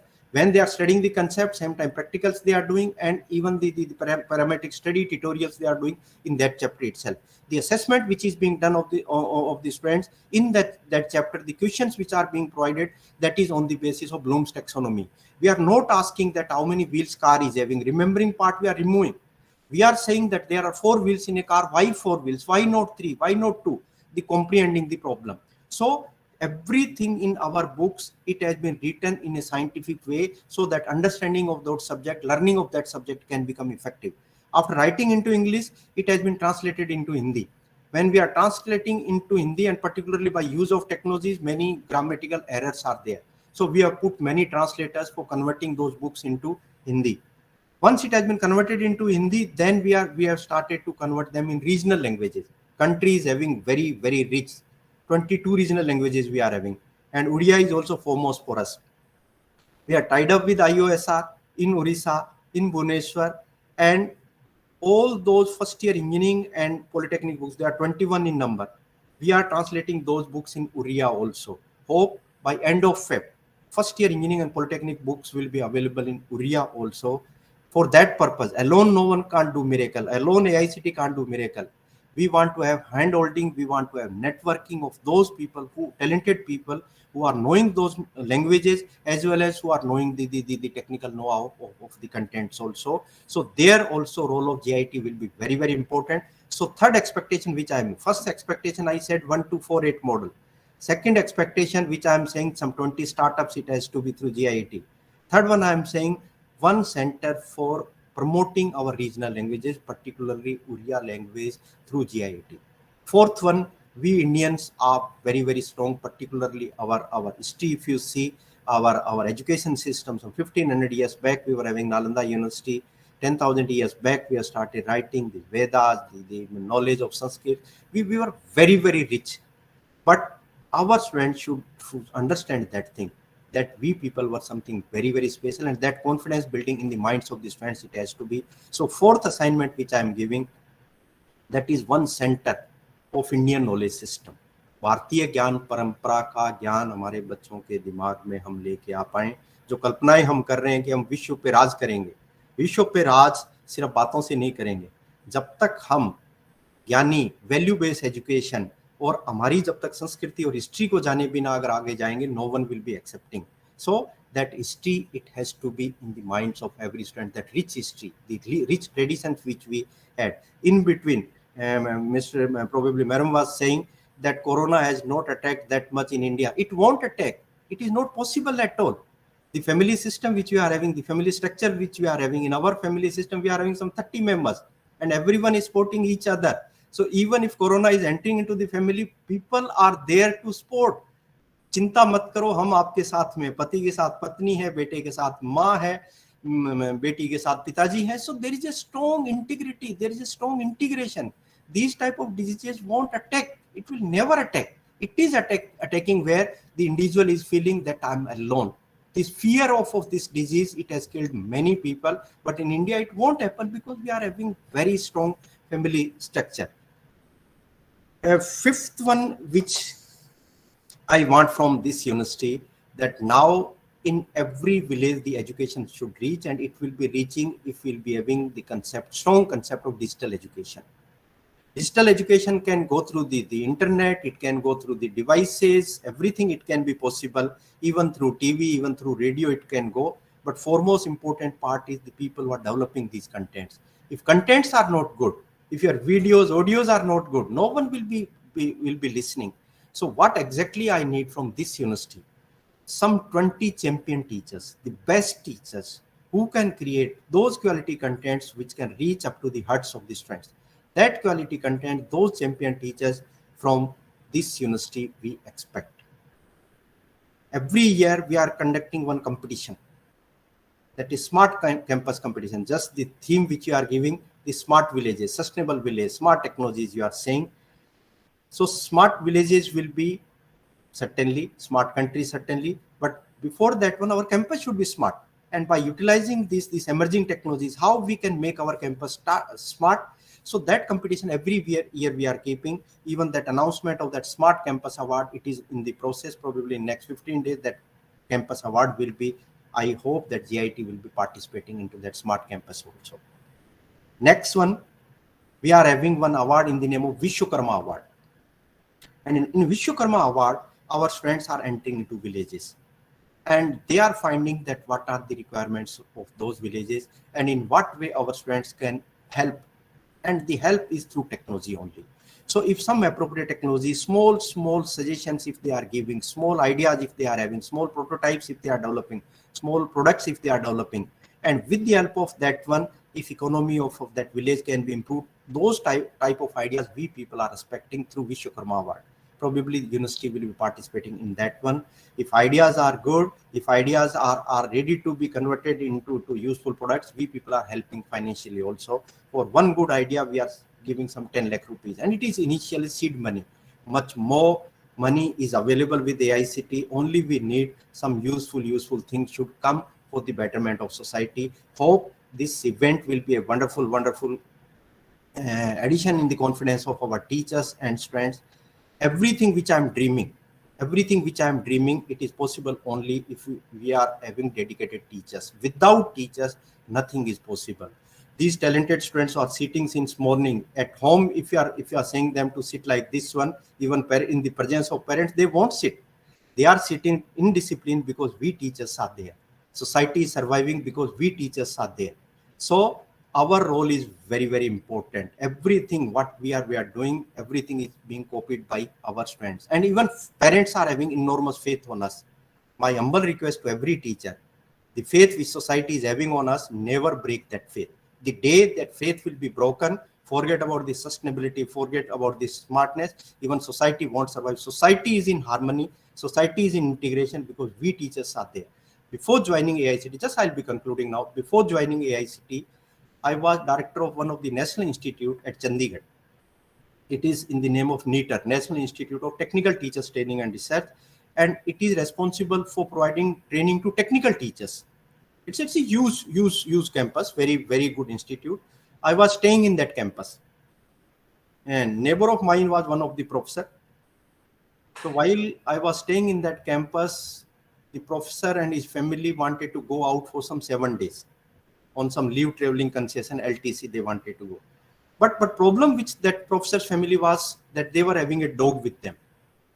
While traveling to any part of our country or across the globe, they can take anything, but they can't carry dog with them.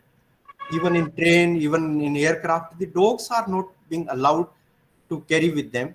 So before going, they requested us that, sir, can you take care of our dog for 7 days? He was my neighbor. Neighbor was requesting. So certainly it's very difficult to deny neighbor that we can't take care. I'm from a farmer's family. I know how cow can be cared, how buffalo can be cared, but I never know that how dog can be cared. Dogs are autonomous. They are empowered. They can move anywhere. But because neighbor was requesting, that challenge we have taken. They have left the Chandigarh, but every hour we were getting the telephone call that how our dog is. Have you given that particular biscuits which you have specified for that one? Even while you are giving bath to my dog, please maintain that particular temperature of water, even the type of shampoo which it has to be. That everything they were specifying. Every hour they were giving phone calls, even for 7 days. It means they were not having faith on us that we'll be able to take care of dog or not. I'm in teaching profession since last 30 years. And thousands of boys and girls, it has been taught by me. And in higher education, when children are entering, they are 18 plus, managing 18 plus boys and girls, it's very difficult also. During last 30 years, I never got any telephone call from any parent that how my son is or how my daughter is, does they are taking proper food or the type of education which you are providing, are they really that quality education you are providing. I never got any telephone call. In the case of dog, continuously I'm getting the telephone calls. But in the case of children, no one is telephoning. I'm very happy. I'm really very happy. Reason why parents are not telephoning, because they are having faith on us. They are assuming that our children are in right hands. वो सही हाथों में है, मेरे बच्चे को संस्कार पूर्ण शिक्षा मिल रही है. That's why they are not telephoning. So that sort of faith we people have created in this society. My humble request to every teacher who are the part of this one, or the researchers or students who are connected with us, the faith which we are having in this society, never that faith, it has to be broken. Then only the dreams of NEP or whatever the advancement which you are taking. With this one, best wishes to everyone. Thank you very much for giving opportunity to me. And I hope while I'll be visiting at least some of the initiatives, I'll be able to see in the university. Best wishes. Thank you, sir. Namaskar, sir. Thank you so much, sir, for your good wishes.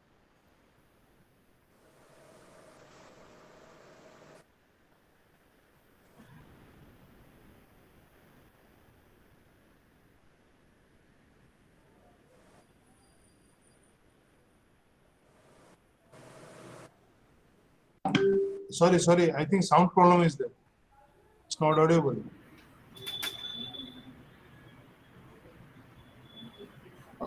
Well, in continuation with, thank you so much, sir, for sharing the ideas which can be generated from our university regarding the concept of 1 to 4 8, then 20 startups, then a particular center for promoting the rural language, and a center for all the knowledge regarding Indian history, promoting digital education to village areas via 20 champion teachers video, and finally the village economy, which is to be improved via Vishwakarma Award in terms of small ideas, prototypes, or products. Thank you so much, sir, for sharing these ideas with our students and staff. Well, now I'd like to request our technical team to uncover the conference proceedings of ICSST 2021.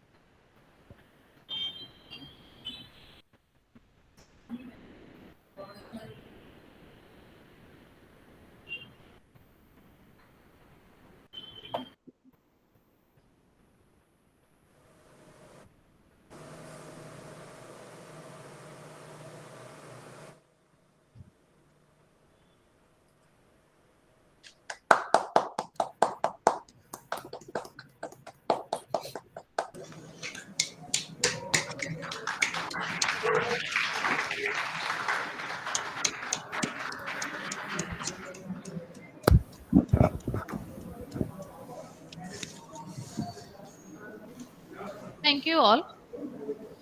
Well, now it is the time for us to appreciate our esteemed dignitaries as well as speakers. And with an intention of that, I'd like to request Dr. Priyadarshan Parida, the organizing chair and coordinator, ICSST 2021, GIET University Gunupur, to cast the vote of thanks. Sir, please. Thank you, madam. On the onset, I would like to thank you, all the dignitaries and management of the college, the dignitaries who are present to on the inauguration occasion of this particular conference, ICSST 2021, all their wishes for completion of this particular conference. Thank you all.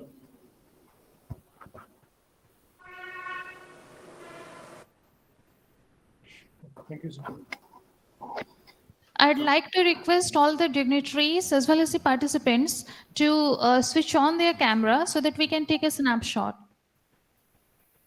I again repeat, kindly switch on your camera for some time so that we can take a snapshot.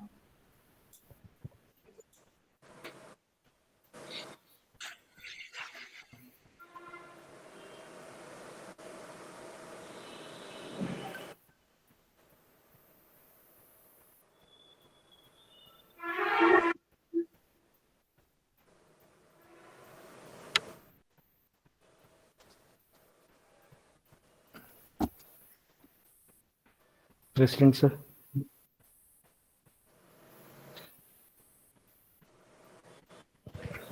Thank you all for your participation in the inaugural ceremony. And we are at the end of this inaugural ceremony for International Conference on Smart and Sustainable Technologies.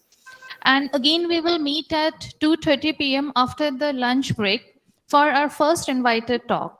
And let me inform you, from the same link, you have to join to attend the invited talk 1 at 2:30 p.m. So once again, thank you all for your participation.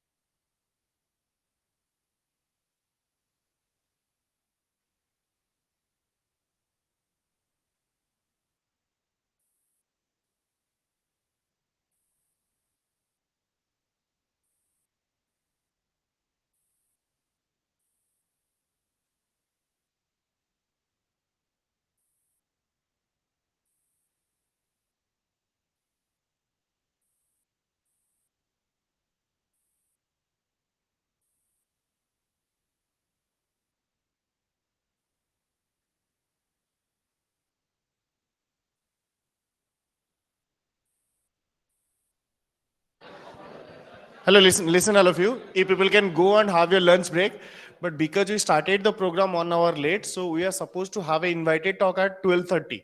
So if we start the invited talk right now, you have to stay again here for 1 more hour. We don't want to keep you here for that longer. You people can leave, have your lunch.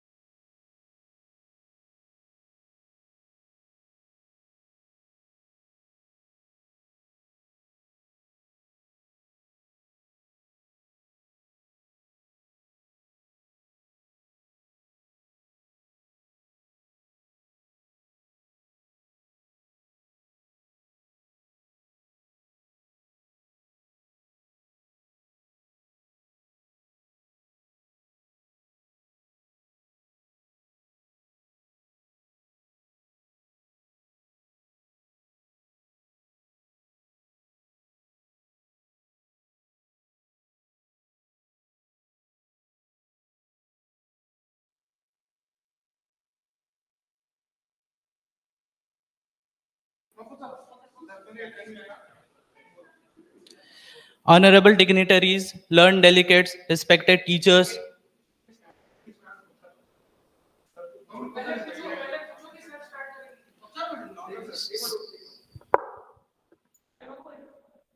Sir, good afternoon.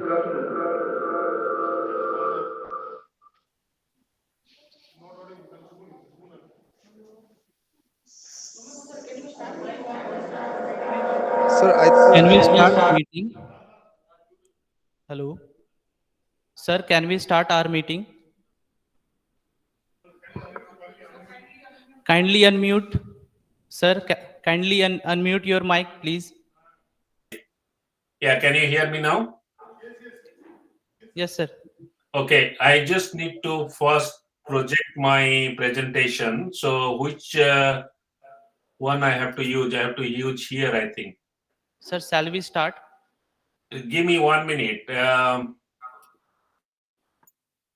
No, not this one. So how do I project my presentation? Can you advise me?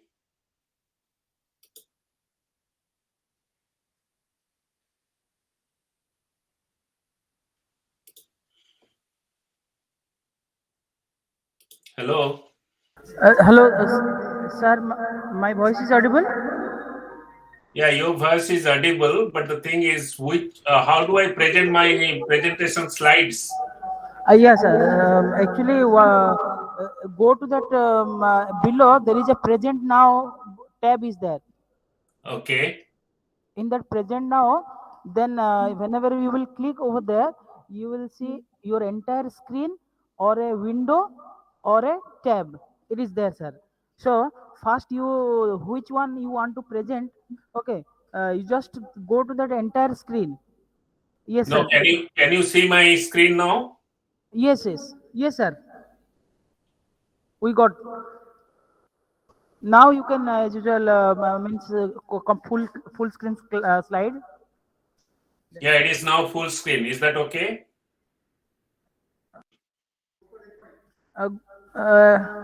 It is not visible full screen, sir. It is yes, sir. Press F5. Sorry? Press F5, sir, to run the slideshow. I don't have F5 in mind because, okay, F5. Or at the button, sir, there is a slide, run slideshow. Okay. Yes, sir. It is now okay. Full screen. Okay, Shall we now start, sir? yeah, you can start now. Honorable dignitaries, learned delegates, respected teachers and students, a very good afternoon to one and all. I, Prince Kumar, feel privileged to extend to you all a very warm welcome on the behalf of Department of Electronics and Communication Engineering, GIET University, who has clubbed all of us for the first edition of International Conference on Smart and Sustainable Technologies 2021. Well, Albert St. George said, research is to what everybody else has seen and to think what nobody else has thought.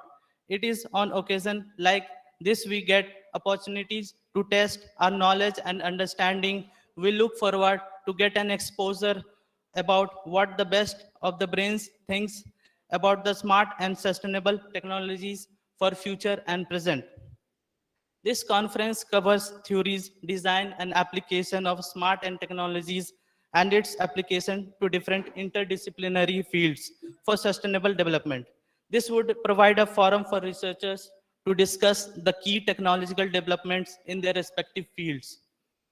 With all those words, I'm extremely delighted to introduce Honorable Chief Dr. Priyadarshi Nanda. Good afternoon, sir. Good Dr. Nanda afternoon. is a senior associate professor at University of Technology, Sydney, with more than 30 years of experience specializing in teaching, research and development of cybersecurity, IoT security, internet traffic engineering, wireless sensor network security, and many more related areas.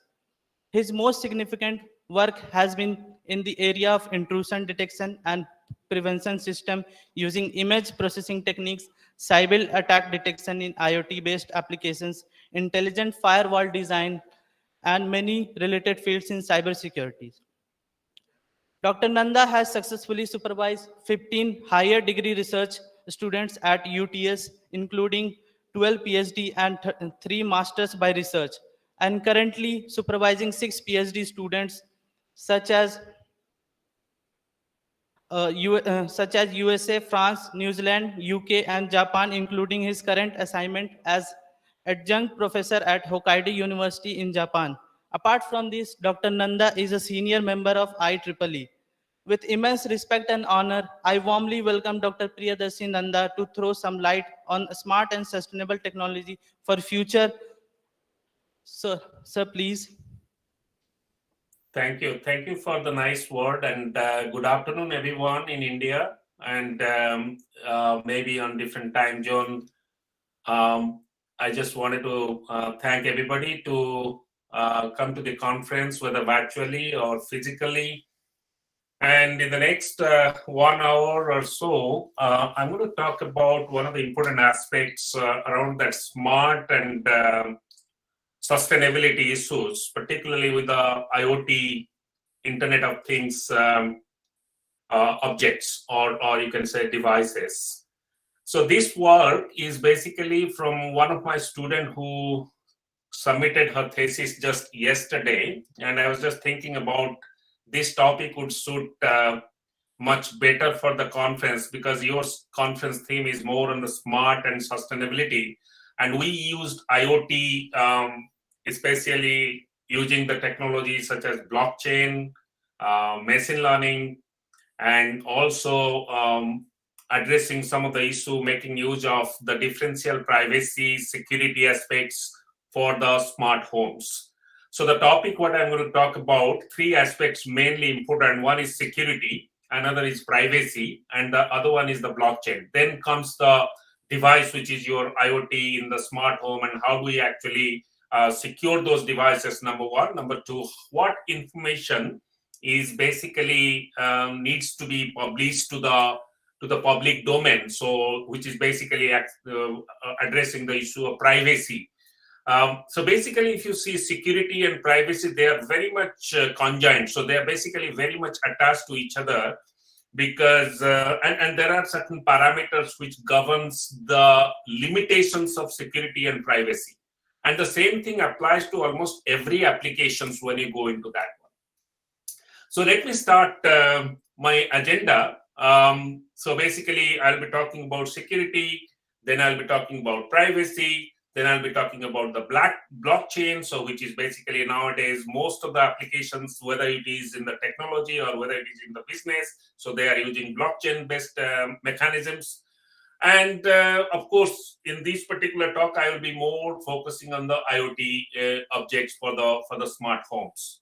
So these are the outlines. So I'll be introducing how exactly the landscape of connecting the devices to the network is changing over the last 2 decades, and how fast it is actually changing. And if you think about connecting all those gadgets, including your smartphones, including your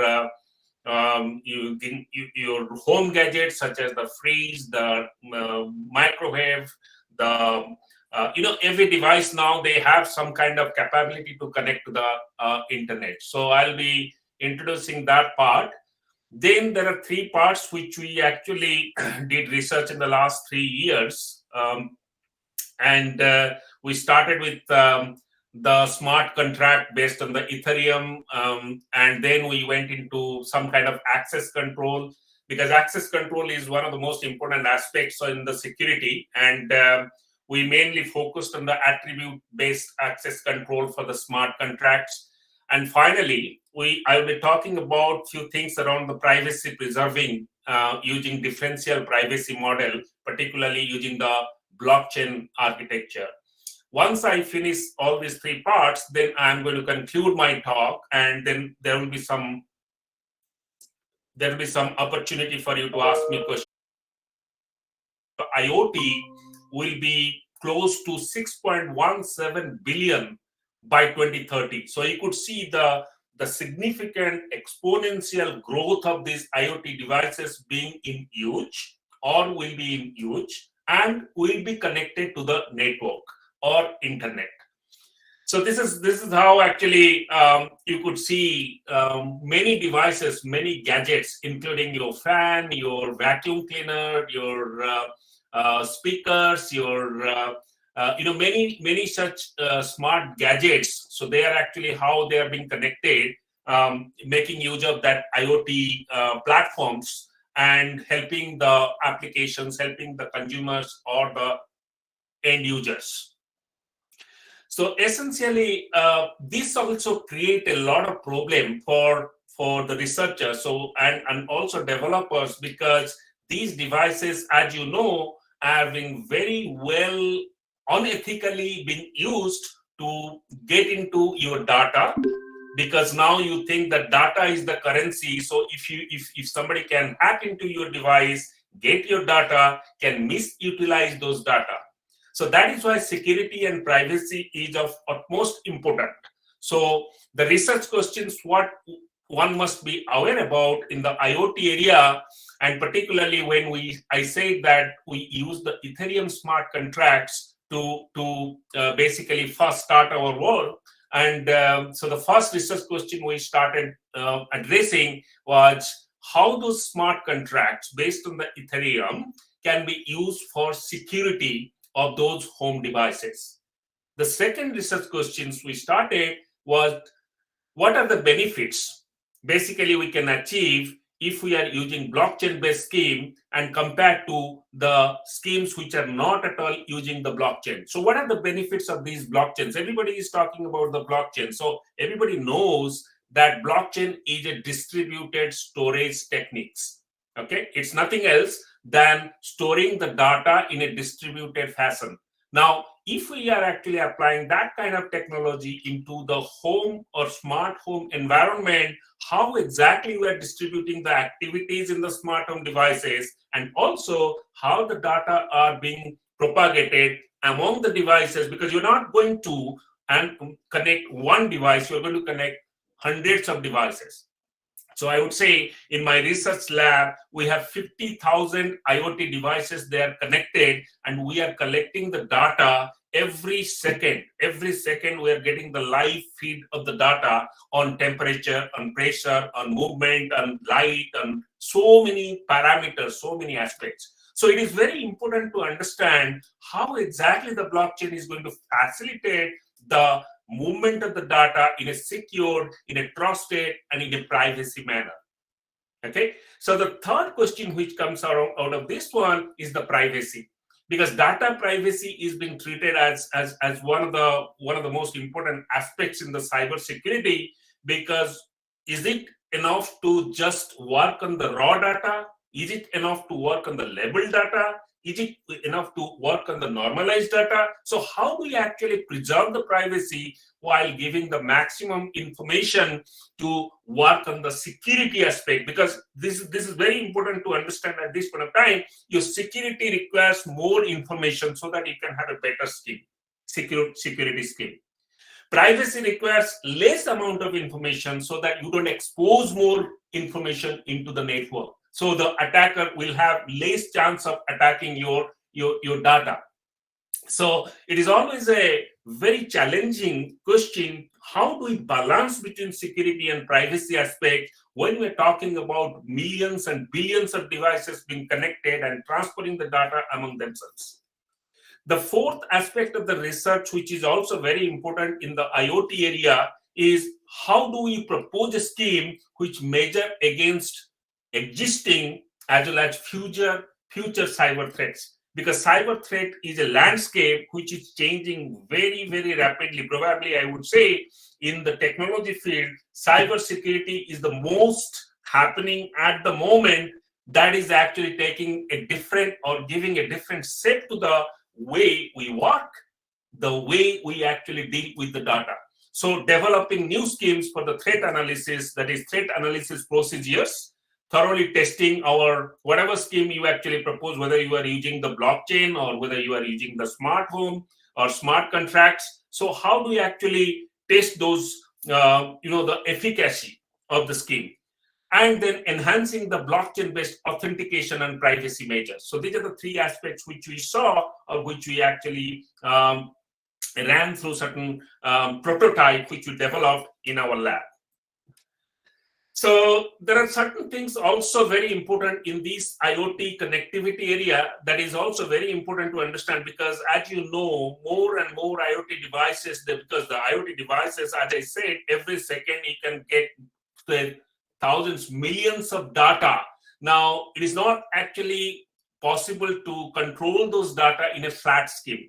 So basically, which is a centralized scheme. So you have to have some kind of hierarchical pattern using some kind of distributed fashion to collect the data, apply your scheme, and also filter out any kind of unwanted information from that data. So this is a picture where you see that how edge computing is being taken into cloud computing area. As you know, in the cloud computing area, you have edge, you have fog, you have so many other elements which are there in between the cloud and the end device, such as your IoT. Now, this picture is actually telling you all these applications, whether we start from the smart home, smart devices which are actually sending the email alerts, or electric gate, or air conditioner, and so many applications which are actually being fitted in some way or other with some kind of IoT or sensors. Okay, now these sensors collect the conditions of the environment at a particular time and send it to a gateway. And here we are using the gateway like either a Raspberry Pi or Arduino Element Ethernet server, and so on. So these are the edge devices which are collecting the data, sending it to the internet, and then those data are being stored there in the cloud. Now, as a user, if you want to access all those data, you should have authentication, you should have the access control, and then you can either use an Android tablet, or you can use Android smartphone or iPhone or some sort of smart device to control those data between the end device and that of the cloud. So this is very important to understand, because that gives you a lot of picture around how do we control, how do we actually move the data, or the data moves between the smart IoT devices. Right. So in that sense, we started with all these devices taken into our research domain, and then we started thinking about how exactly we are going to connect. Then we started looking at, okay, what are the traditional smart home architecture, and how does it look like, and how it actually works. So usually in the traditional smart home architecture, you have a centralized architecture. So where the devices are connected to the edge gateway, and then from the edge gateway, it is actually being sent to the cloud services. But there are a lot of problems with the traditional centralized smart home architecture. So this is a picture where you have all these devices, and as I showed in the previous slide, that these devices fitted with the sensor observing or monitoring the condition of the environment and sending the data using the smart home or a smart hub, or which is the edge device. Then that data is being fed into the internet through the cloud services, or being hosted in the cloud. So this is a typical centralized pattern of managing your traditional smart home.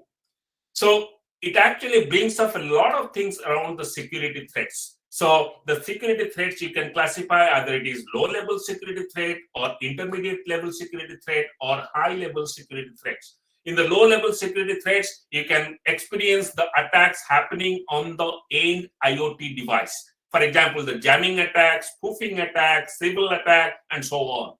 Now, when you go to the intermediate level security issues, you have a lot of man-in-the-middle kind of attack. So which is replay and masquerade attack, malicious codes, injecting malicious codes into the device by exploiting the vulnerabilities which are associated either with the edge device or the IoT device, and so on.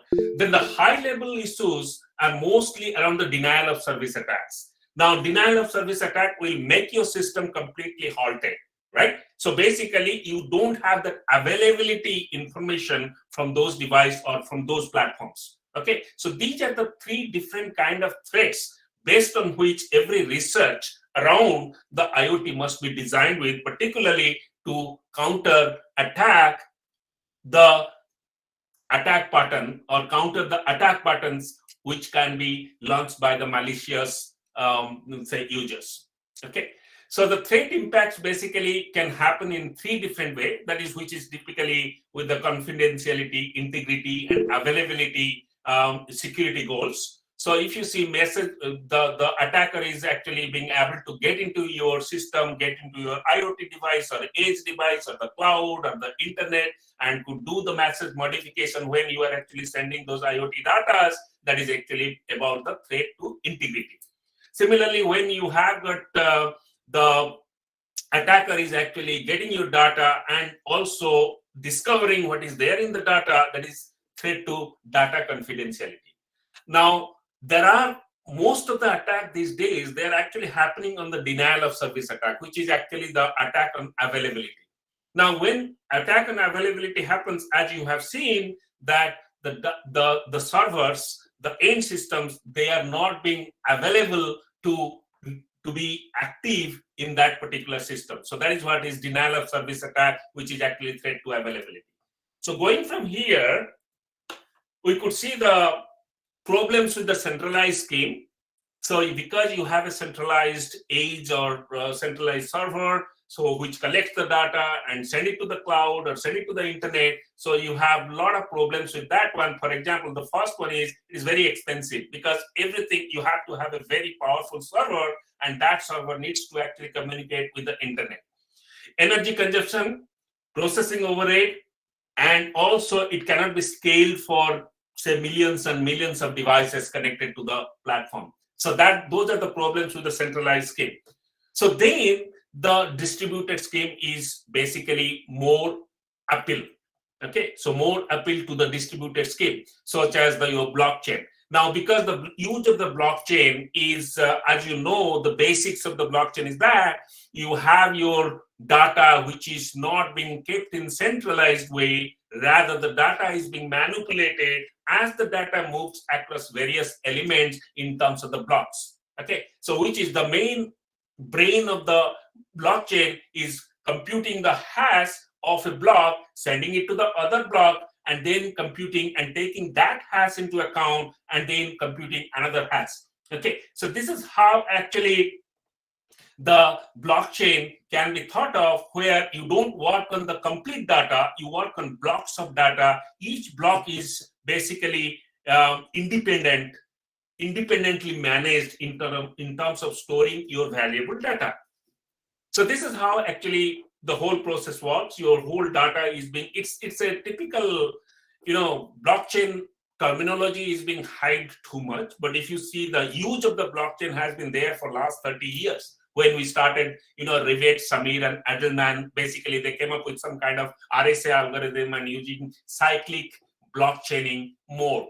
So every block is basically feeding some kind of hash value to the next block. The next block is sending to the next block until the whole data is computed in a very secretly fashion. And so if an attacker is trying to attack the blockchain data, the attacker will not get the whole aspect of the data, because it is all chunked of blocks and which are actually storing the hash.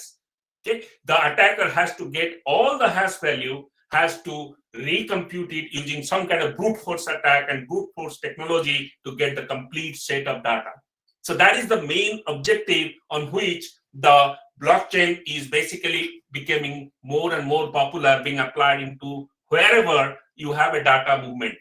Okay, whether it is in supply chain or in technology field or in any kind of, where the data is involved. So essentially, the 3 aspects, confidentiality, integrity, availability, which are called the CIA triad. If you see the basics of the security goals, so this is called CIA triad, and this is what is being addressed by storing the data in block. Okay, so that is how the researchers and the vendors, they are basically more inclined to adopt the technology which is being used in the blockchain.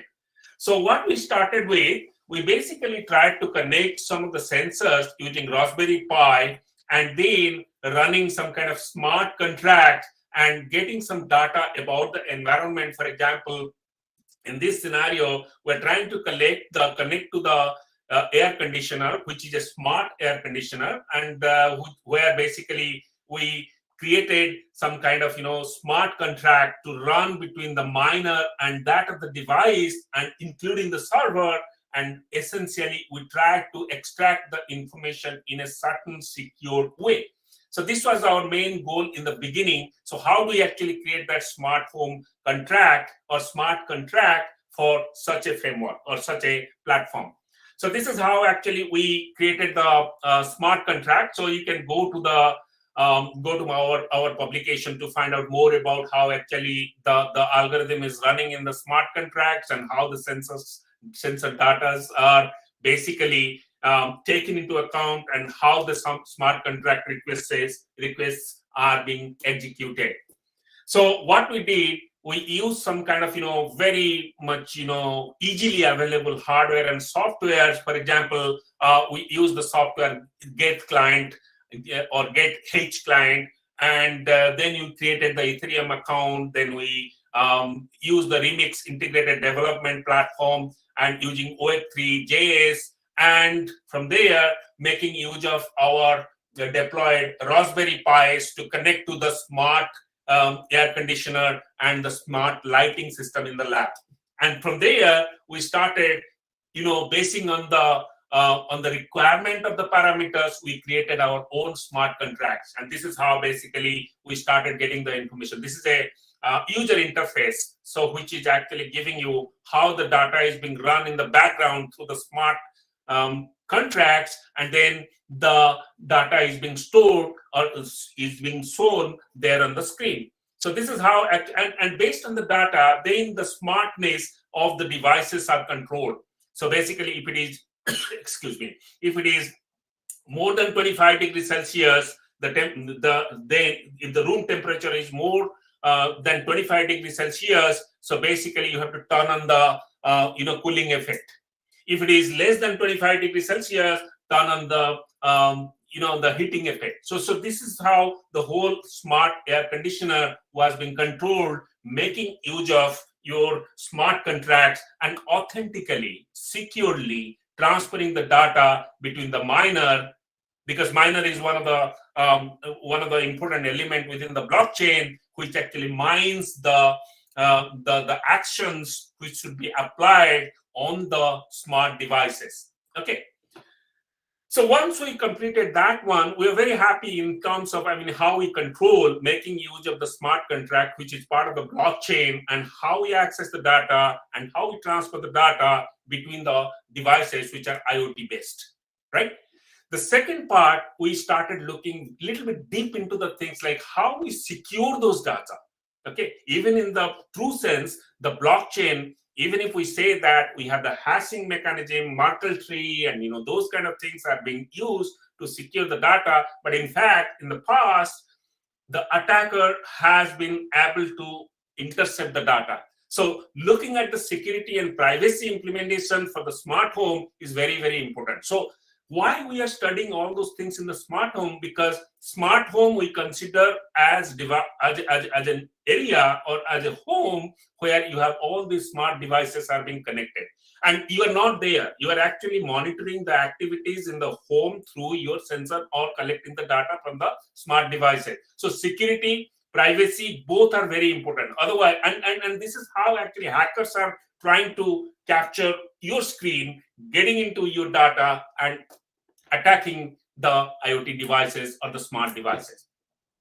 So essentially, a form of data mining is required. So when you have this security and privacy on huge amount of data which are being collected from those smart devices, so then to understand the true nature of the smart devices, the device parameters must be properly calibrated, and then the data which are actually being passing through all those smart devices, they should be secure. So based on three things, we started our part 2 research. So the part 2 of our talk, my talk, is basically on 3 things. One is called how we actually give access to the legitimate user to access the data, so which is mostly on the access control scheme.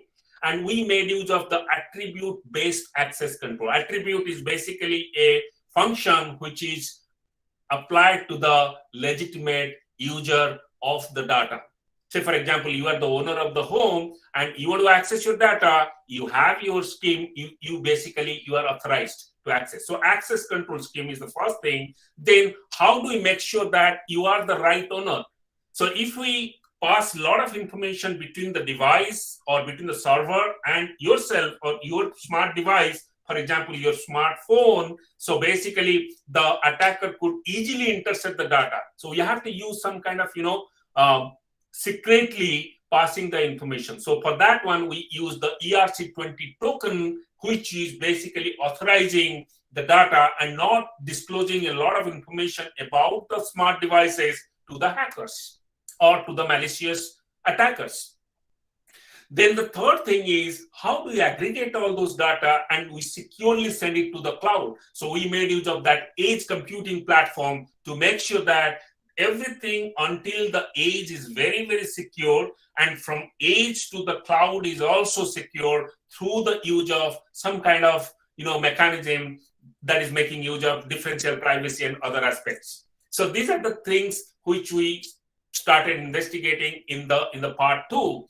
So here in the attribute-based access control scheme, so this is how the whole picture looks like. You have your smart home with the IoT devices, and these devices are connected to the server, and basically which are called the multi-edge servers. So which are, because if you have say more than 20, 30, 40 devices in your smart home, and it is easy to basically implement that kind of scenario, because you have so many gadgets in the home, and 20, 30 devices, they want to send the data every second. So you have to have some kind of multi-edge servers. Okay, so basically those multi-edge servers are collecting the data from the IoT devices which are deployed in your smart home and then sending it to the cloud. And here the first thing is we have to give the right kind of access, which is in our case the attribute-based access control scheme, which is given to the user. Okay, the user functionality, the user authentication, which are also part of the attribute-based access control scheme. So in terms of the access control, we started with the end user going to the IoT device, multi-edge servers, and the cloud. So all through, right from the top to the bottom, when we reach from the one end of the system, which is basically the end user, to the cloud, everything is being controlled in a secure and trusted fashion. So for that one, we have to somehow, and as I said, we are basically making use of the smart contract. So the contracts need to be registered. And that is what the first stage, where you have to register the contract. And once you have registered the contract, then only you can apply whatever access control scheme. And in this particular scheme, we have the attribute-based access control scheme, so which we used to make sure that nobody other than the owner of the house actually get access. Okay, so this is how the system is being designed. So if you see here the steps what is being followed in the access control scheme, so you have your IoT devices which are in the home, then the end user is the one who wants to access the data from this IoT device directly or from the server or from the cloud. And so basically, if the end user or the home user wants to access the data, it will first send the access request which goes to the server, because all these IoT devices, they actually send the data to the edge server, which is the gateway.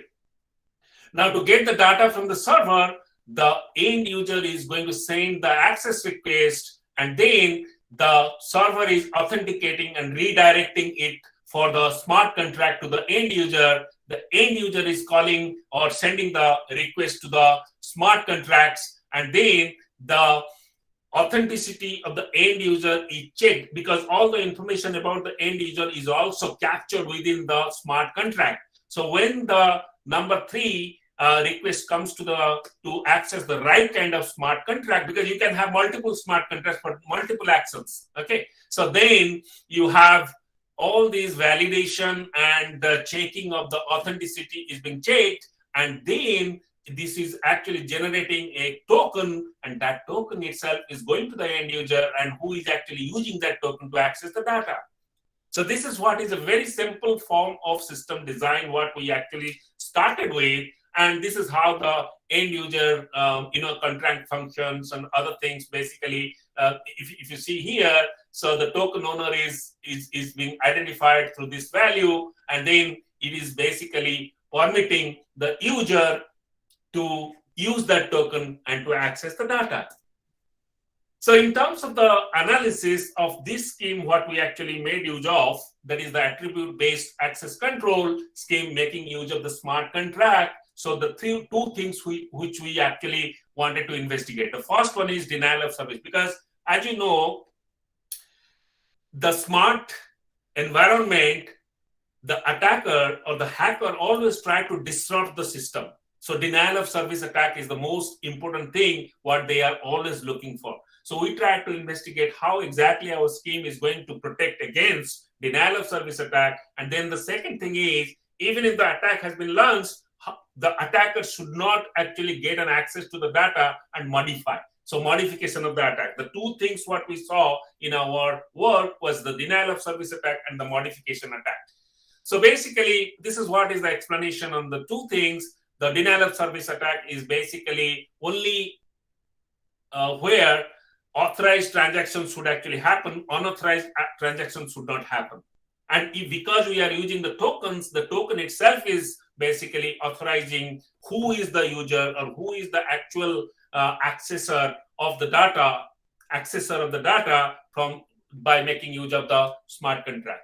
Then the modification of the attack also was very much used within our threat model. So where the admin has got overall control on seeing that nobody can change the smart contract except if the user or the end user or the homeowner, in this case, in the application scenario, wants to modify, they can request. So these are the two things which we actually tried to see, and we were successful in seeing that, as you could see here. So it has been approved because of the token, because of the way actually the sender is being authenticated.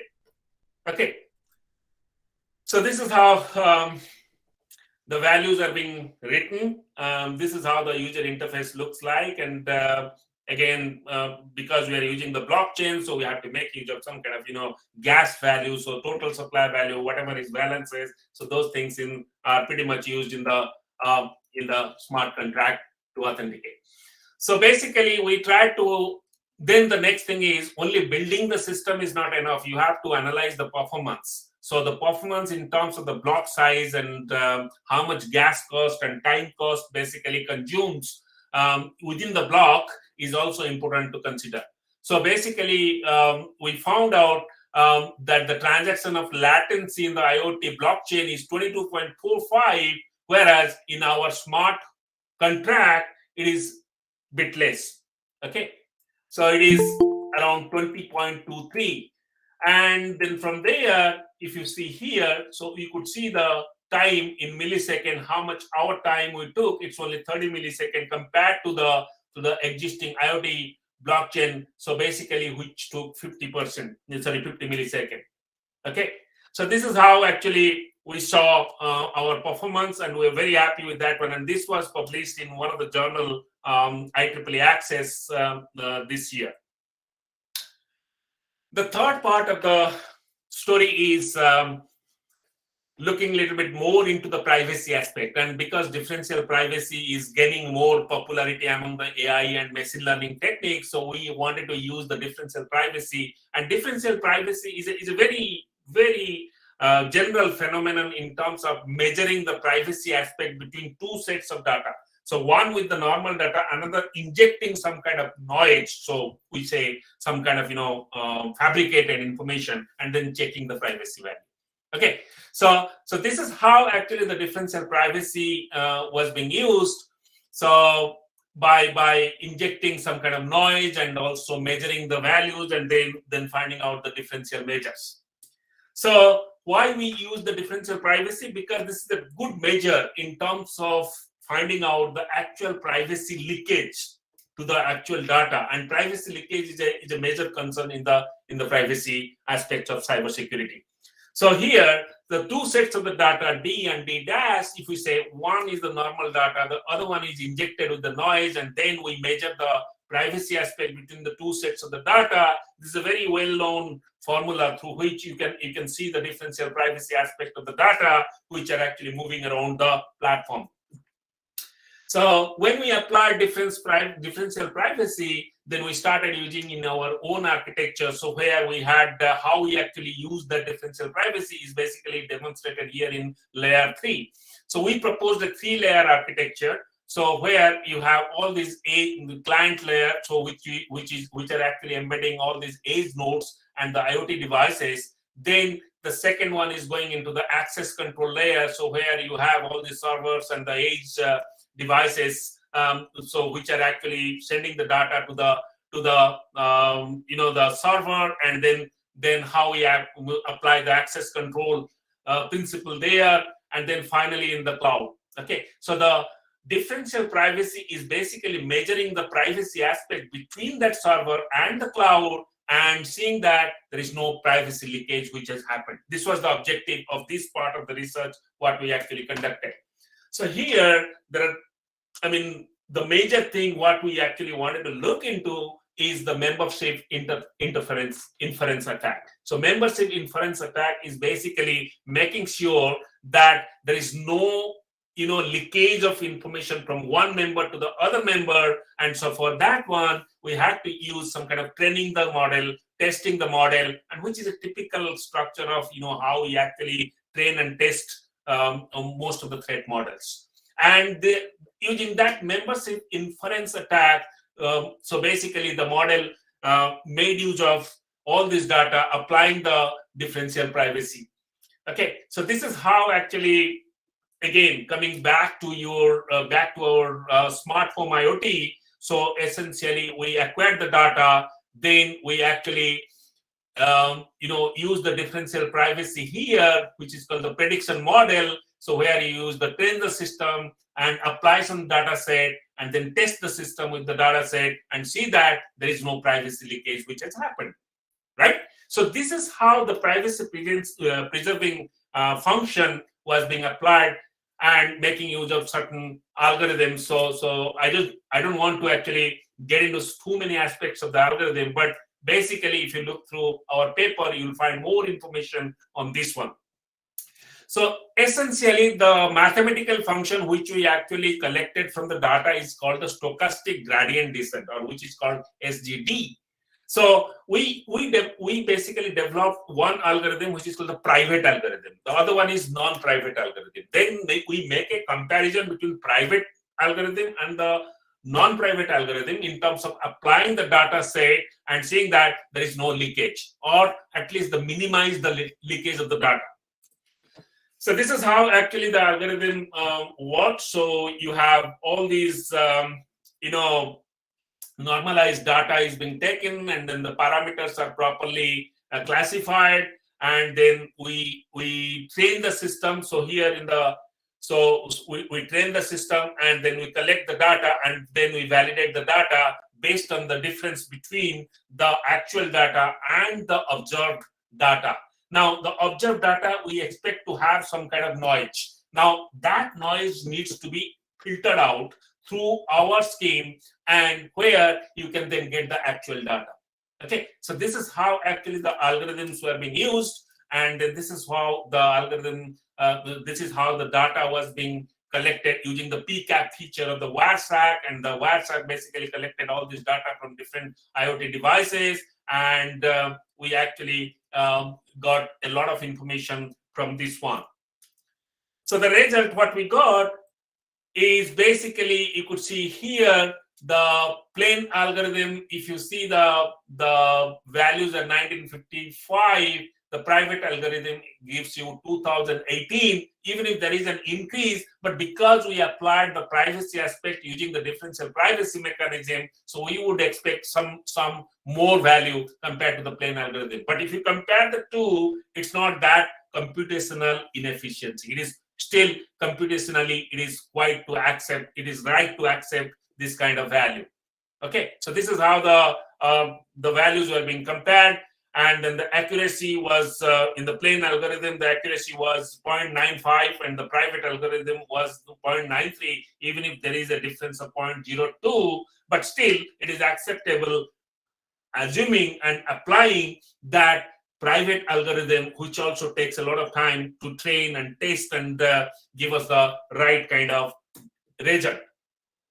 We also did a 10-fold validation results, and you could see here the plain algorithm is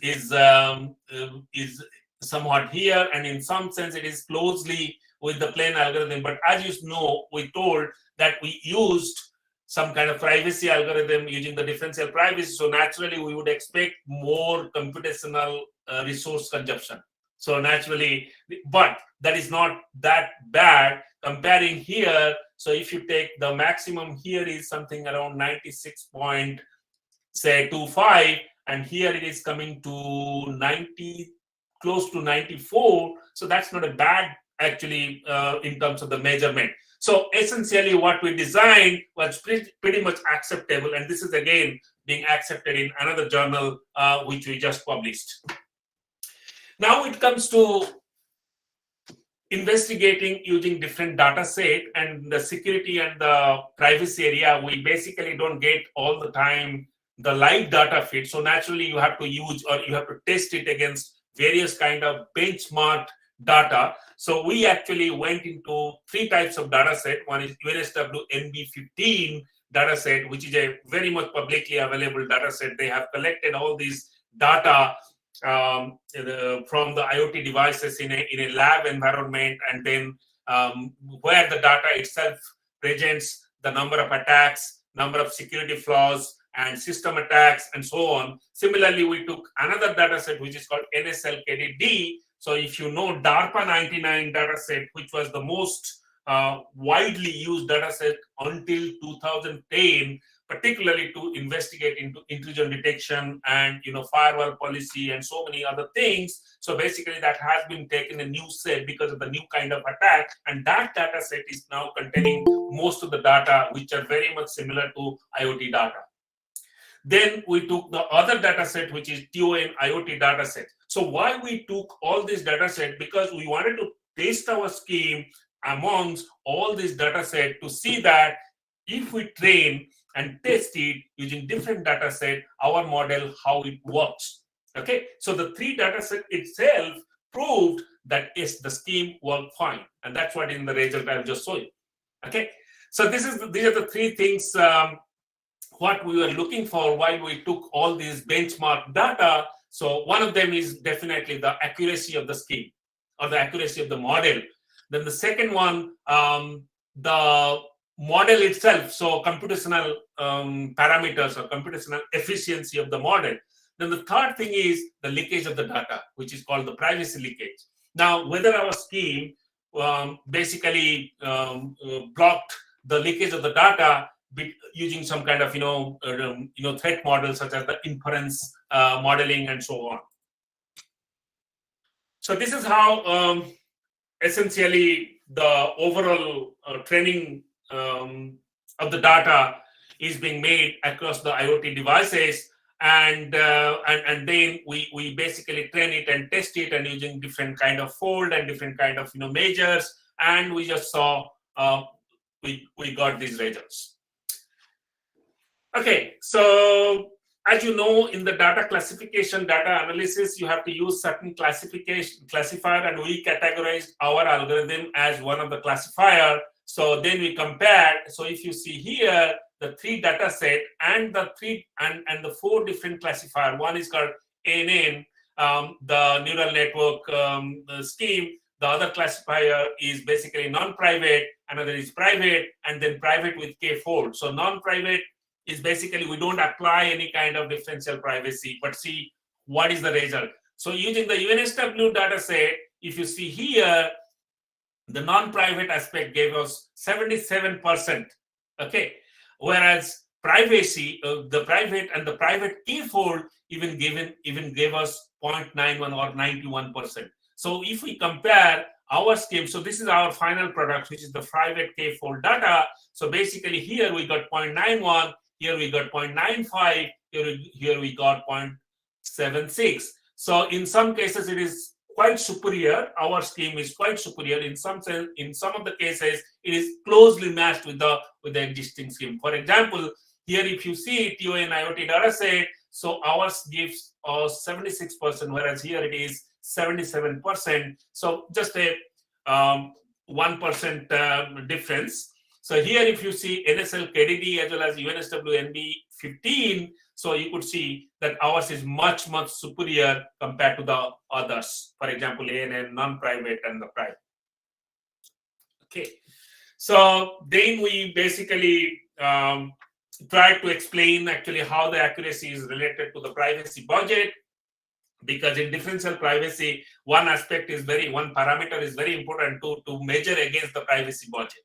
Okay, so we started using some, going step by step from 10 to the power minus 1 to 10 to the power minus 2 and 10 to the power minus 3 in terms of measuring the accuracy which is being lost. And we found this is what is the graph which tells clearly that whenever the privacy budget is low, and there we get the maximum accuracy, which is actually close to 100%. Okay, as we go 10 to the power minus, as the privacy budget is high, so basically you get more accuracy. And as we go down, okay, you could see this one here. The next one is this particular result is comparing all these values, what I actually just now showed you here. So this is being compared in terms of the graph, and which gives us some kind of, how the privacy leakage is basically compared to different data set, and how they are actually, how we actually observe the privacy leakage. So what we found here, the impact of the privacy leakage is more severe for non-private model, disclosing nearly 30, 60, and 20% of the training set members, compared to only 17, 11, and 15% which is applied on our private model. Okay, both private model and the K private model, so basically they are actually part of the same privacy algorithm. Only thing is that in the K-fold privacy model, so you actually run it on K number of times. Okay, with different set of training and testing. Say, for example, how it goes: 10% training, 90% testing, 20% training, 80% testing. So this is how we actually measure and take an average, which is called the F score, and that actually gives you the value. Okay, so this is how the overall scheme can be presented using our scheme. And basically, if you see with different kind of the data set, so how our scheme performed in terms of the privacy leakage. Okay, now the next one, the accuracy. So which we have already shown here, that the value in terms of the value, what is the accuracy, and we could see how the graph plots here to demonstrate the difference between different type of the data set. So this is how the final F1 score, which is actually based on the 3 data sets and using different epsilon value, and that is the threshold value, and that is how it can be presented here.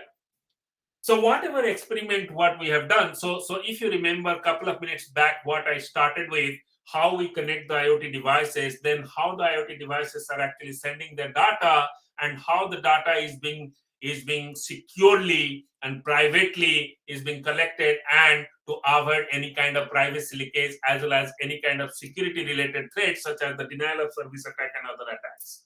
Okay, so the experimental results what we actually showed just now, that tells that the framework on which we actually conducted all these experiments were pretty good compared to the existing scheme, and even we compared with 3 different data sets, that gave us an confirmation that yes, the scheme is much better compared to other schemes. So differentially private models can only offer privacy protection against adversaries, though through sacrificing model utility. So this is just an observation. We also propose an empirical value of epsilon. So because if you see here, the value of epsilon, which is actually being used as a threshold, is being properly being demonstrated through our experimental results.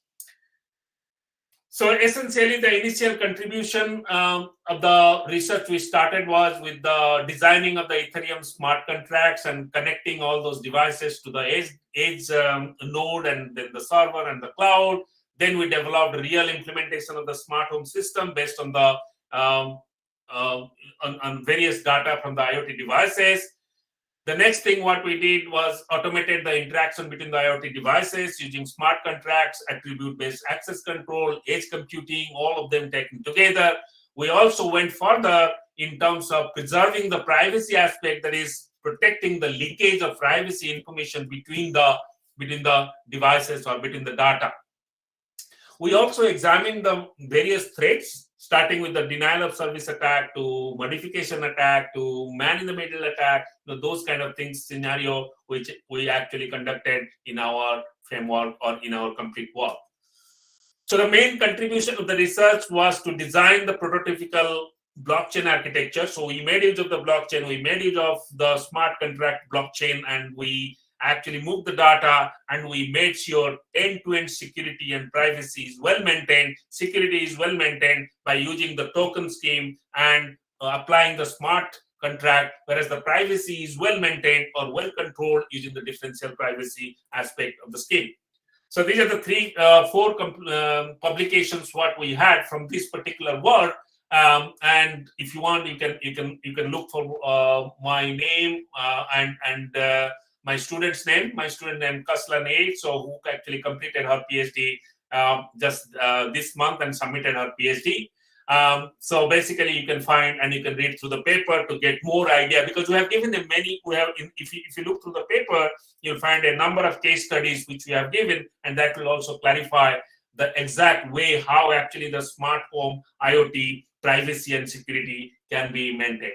So that's all for my talk. So thank you very much for listening to me. So if you have any question, I have got 5 minutes, 5 to 10 minutes, I can answer your question. Otherwise, you can always write to me using my email ID, which I have given in the beginning of the slides. Thank you very much.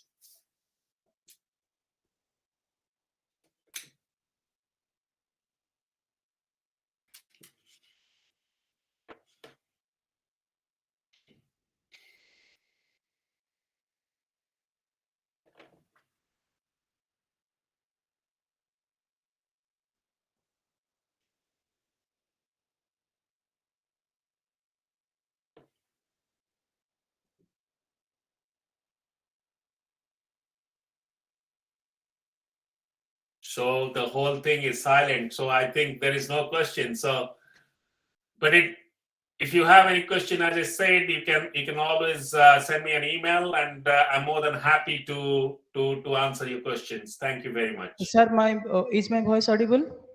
Yes, I can hear you. Sir, really, it was a nice presentation. We got lots of information from this. Sir, actually, I have some related doubt about that. If you will suggest me or guide me, that I can be very much privileged for that. So, sir, actually, I am my research area is optical of free space optics. So is there any opportunity that we can implement IoT based system in FSO? Absolutely. In optical background. Absolutely, particularly in the defense and in the drone kind of thing. So we are making use of some kind of optical modulation techniques and other things to fine tune the drone and drone based IoT applications. Sir, is there any broad difference between automated system and a IoT based system, sir? See, automated system, or most of the IoT system, they're already automated. Okay. Now, if you don't want to use some kind of making use of the smart applications, smart devices, so there is no point in automation. Okay. Now, if you only use the standalone IoT device, for example, the Alexa Echo or the Alexa system, so basically you can use it not connecting to the network, and there it is, automation is not required. Correct? The moment Okay, you sir. actually connect to the internet, the moment you actually make that device as part of the network, so basically automation has to happen. Okay, sir. Thank you, sir. Thank you a lot, sir. Thank you. Thank you, sir. Thank you for giving your valuable insights in the area of adoption of SST. Sir, I hope your address would have paved way to understand the strategies of converging to smart and sustainable technologies. Thank you, sir. Thank you. So I can disconnect now, correct? Okay, sir.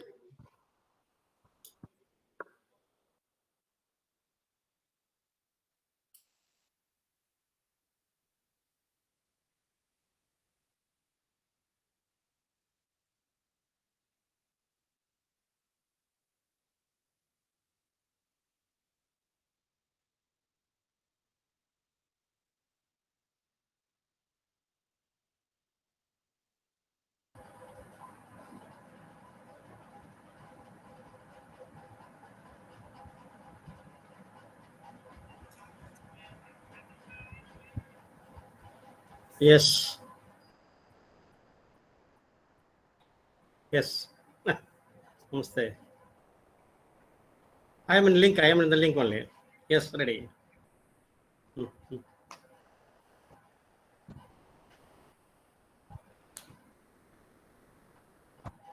Dear participants and attendees, I consider it a great honor to introduce our next invitee, Dr. P. Dhananjayan. Good afternoon, sir.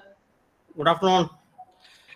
Dr. P. Dhananjayan is officiating as Vice Chancellor, St. Peter's Institute of Higher Education and Research, Awadi, Chennai. He received Bachelor of Science from University of Madras in 1979, Bachelor of Technology in 1982, and Master of Engineering 1984 from the Madras Institute of Technology, Chennai, and PhD degree from Anna University, Chennai in 1998. He has a teaching experience of 35 years and research experience of 25 years. He worked as a professor in the Department of Electronics and Communication Engineering, Pondicherry, Engineering College, Pondicherry. He has served as a head of department of EIE for 8 years and ECE for 3 years. He was also served as a head of department, chairman, PG programs, CBCS for 5 years and dean of examination for 4 years. He has received Man of the Year 2003 award sanctioned by the American Biographical Institute and its Board of International Research. He has delivered about 100 lectures in the areas of communication, industrial drives, electromagnetics, and instrumentation in summer schools, conferences, and seminars organized by Anna University, Pondicherry University, and around engineering colleges in Pondicherry and Tamil Nadu. He is a member of IEEE and life member of CIC, ISTE, Fellow of Institution of Engineers, and Senior Member of International Association of Computer Science and Information Technology. His research interests include spread spectrum communication, wireless ad hoc, and sensor networks. With immense respect and honor, I warmly welcome Dr. P. Dhananjayan to enlighten the audience with your precious words on smart and sustainable technologies. Sir, please. Thank you. Thank you very much for nice introduction. I have to share my PPT. Can you tell me how to do this? Yes, sir, you are audible. Okay. Okay, right. Can you guide me how to upload share my Hello, sir. PPT? Is it audible, sir? My voice? Yes. Sir, go to the tab. Just below that, you might be seeing a present now button is there. Present now button. Yes. So in that present now button, whenever you will click, 3 options will be asking. One, entire screen, window, and tab. Yes, sir. You just go through that entire screen. Then you open the PPT. Means physically how we were doing. Similarly, we will do. Okay.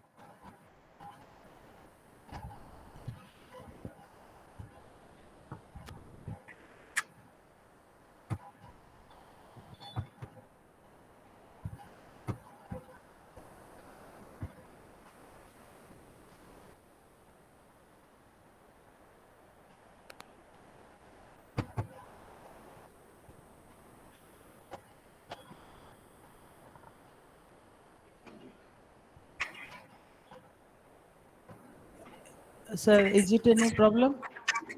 No, one minute. Just is opening. Let me Yes. see.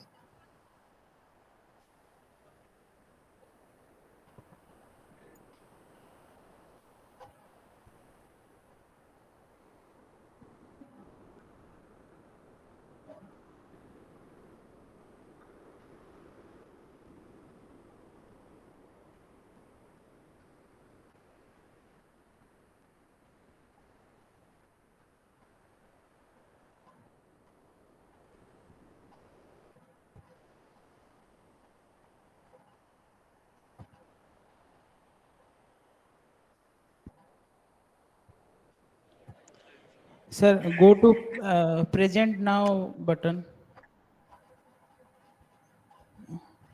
Is it visible? No. No. Hmm. Till now not visible, sir. One minute, please.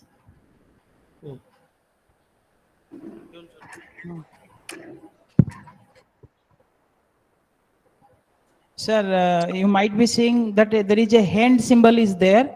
Just side of that present now button is there. No, present I opened and the entire screen also opened. Then your entire screen is there, sir. Yes, it is open. Then After that,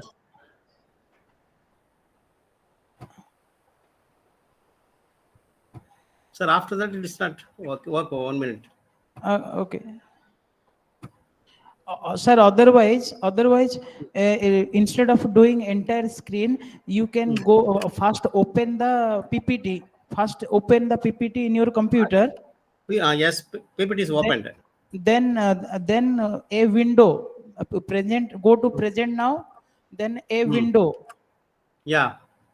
Then definitely it will be showing the PPT.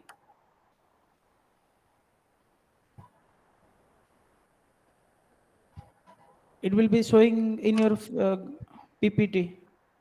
There you can select the PPT. Yes, it is opened. Okay, my PPT is shown. Then what I do? Sir, then after clicking the PPT, then share. Is it visible? Yes, sir. We got. Now you can full screen means F5 or F5. Yes, sir. Just means make it full screen for the PPT.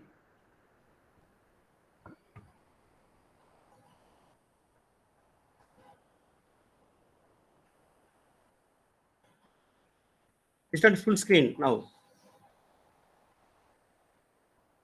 Is it okay?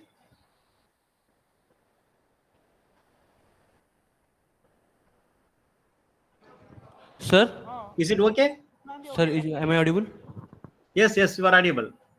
Sir, down below in the zooming section, there is a tool. Yeah. Your right side down. Yes. There is tool to present. There is tool to slideshow. In the negative zoom in button. No, here meetgoogle.com is sharing a window now.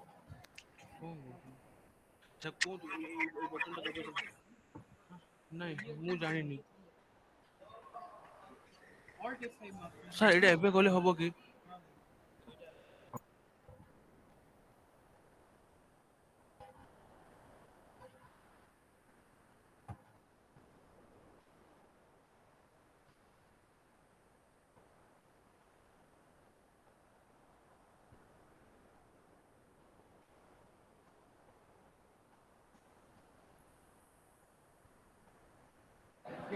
Sir, you press the F5, sir. F5. F5. Yeah. F5, it will be making full screen of your slide. Yes, full screen I'm getting. Are you? Yes, is it visible to you? On the PPT, on the presentation, you just put press F5, sir. Or there is a slide show is there, sir. Yes, slideshow is there. That's what I'm saying.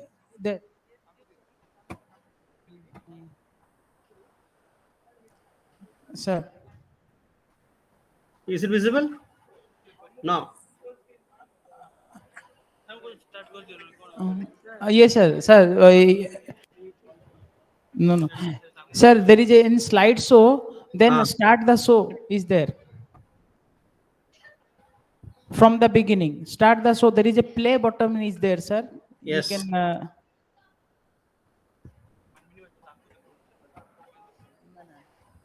Go to the toolbar of the Toolbar nahi.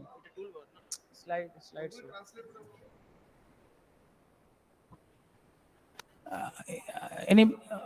Any problem, sir? I am seeing, but you are not able to see. No, that's the problem. I am getting slideshow. No, sir. We got your PPT, but your PPT is not in full screen. Oh. You just means in offline mode. How we were creating full screen PPT?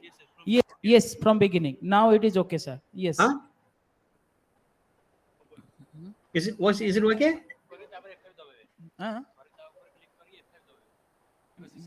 अरे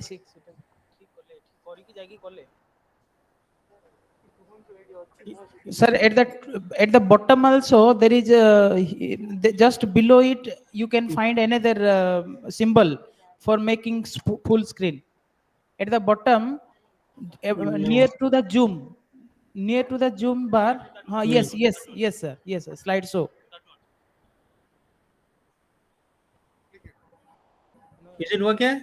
Now I am getting full screen. You are not getting. Yes, sir. We can continue, sir. Otherwise. No. You are not getting. No. I think. Yes.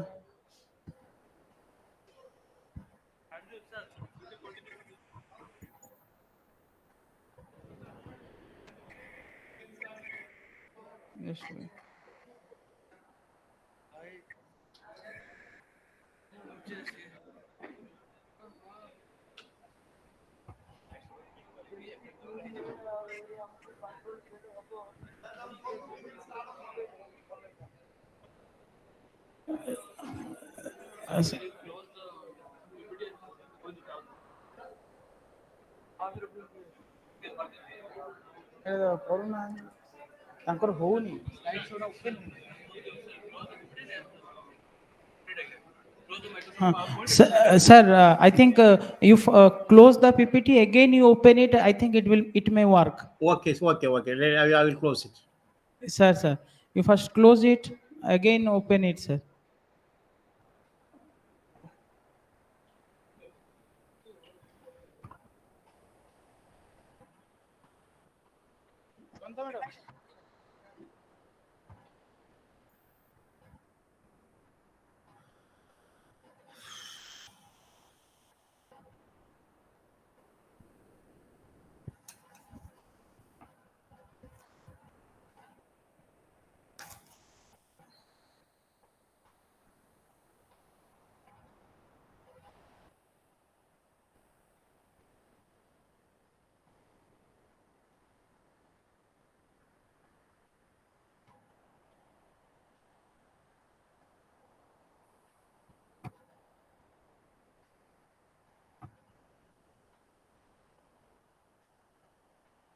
Is it okay?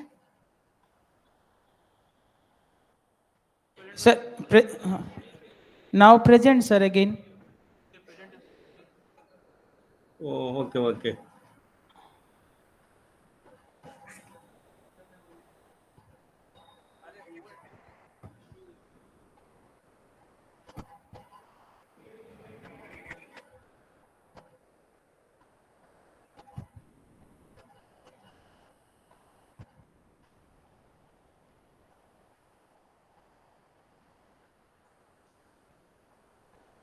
Yes, sir.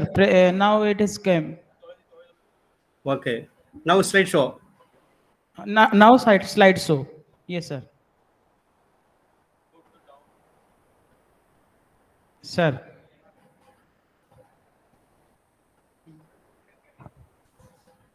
You are not getting.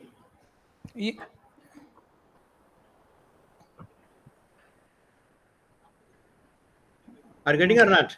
Yes, sir. We got. You got it? Sir, we may proceed, sir. Okay. I'm sorry. Due to some like now, there is a starting trouble, of course. Good afternoon to all. On behalf of our St. Peter's University, I presenting my keynote address to the audience of the international conference delegates. So today I'm going to talk about the 5G. It is just I am presenting the present situation of the communication, especially the mobile communication. What is the trends? What is the strength and weakness of the 5G, and what is the future of 5G? Actually, we are living in communication era. Everybody's keep on moving. In olden days, people are living in a particular place, but nowadays it is not like that. People are keep on moving from country to country, continental to continental. It goes like this.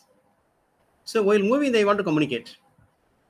Normally, we cannot use our simple communication systems. Otherwise, I can say it's wired communication systems. So my presentation is based on this just introduction about the communication systems, then split spectrum concept, multi-access techniques, then little bit basic of mobile communication, then what are the evaluation of 3G, 4G, 5G, etc.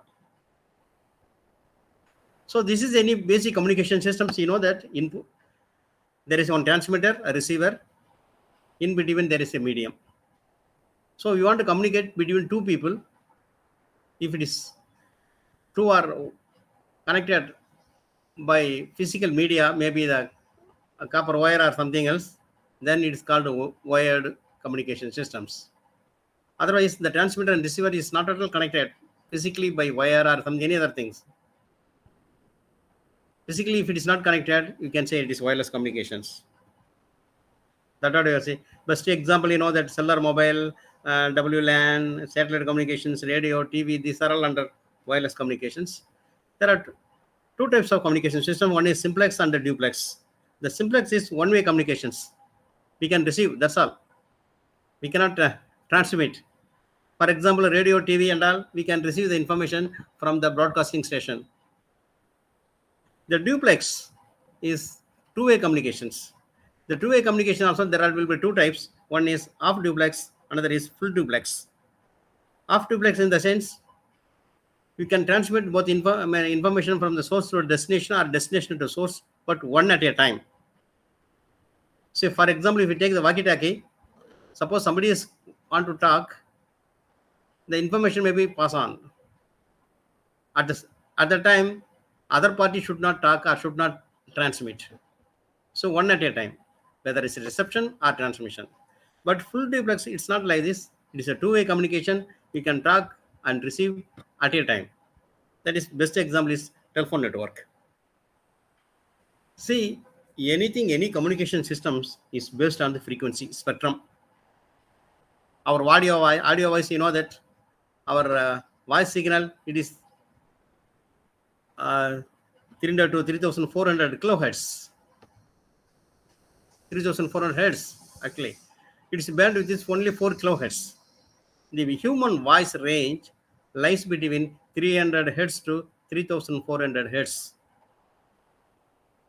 If you want to transmit your voice, you need minimum 4 kilohertz bandwidth.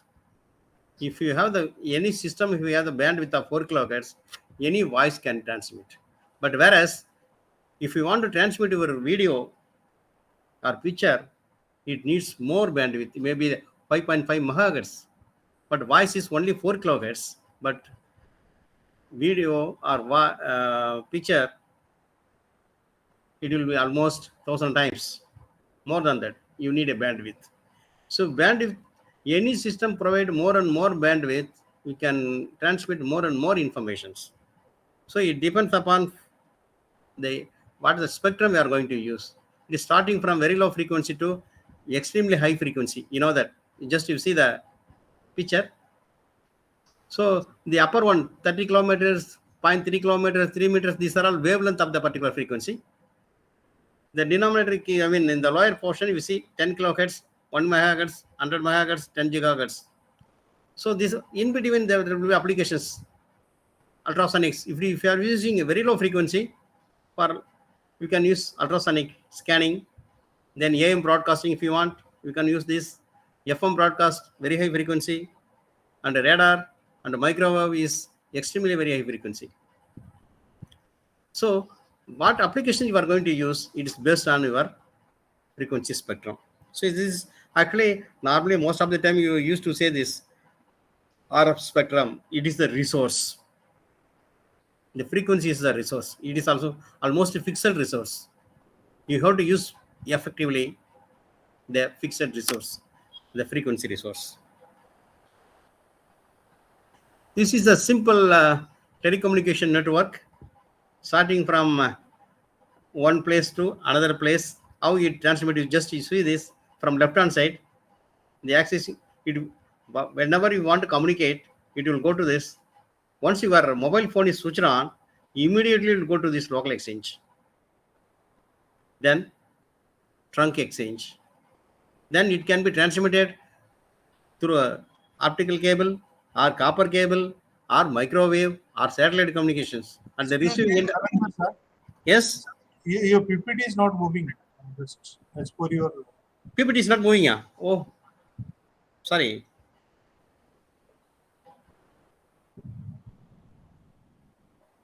I think you are in PPT 3. One minute, sir.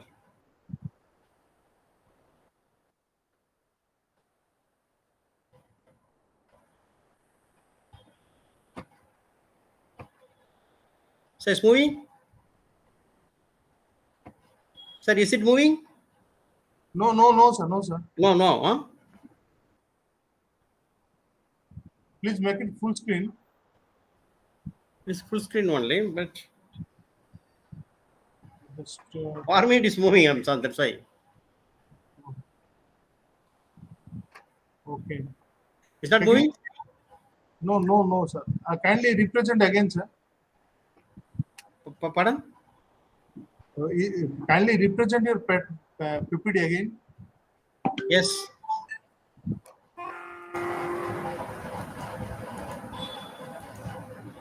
Hello. Hello. Sir, can we do one thing that you can send that PPT to us? We can present over here. Oh yes, sure. You please send that PPT, that mail I have sent to you in that mail's ID. Okay. 1 minute. I will send it. We will present here. Yes, now it is working, I think. Now it is working. PPT is working. Yes, sir. When come to this slideshow, it's not working. Let's start, sir, again. We will see whether it is working or not. Slideshow. Yes, now it is, I think, working. But whenever you are pressing slideshow, it is not working. It is freeze.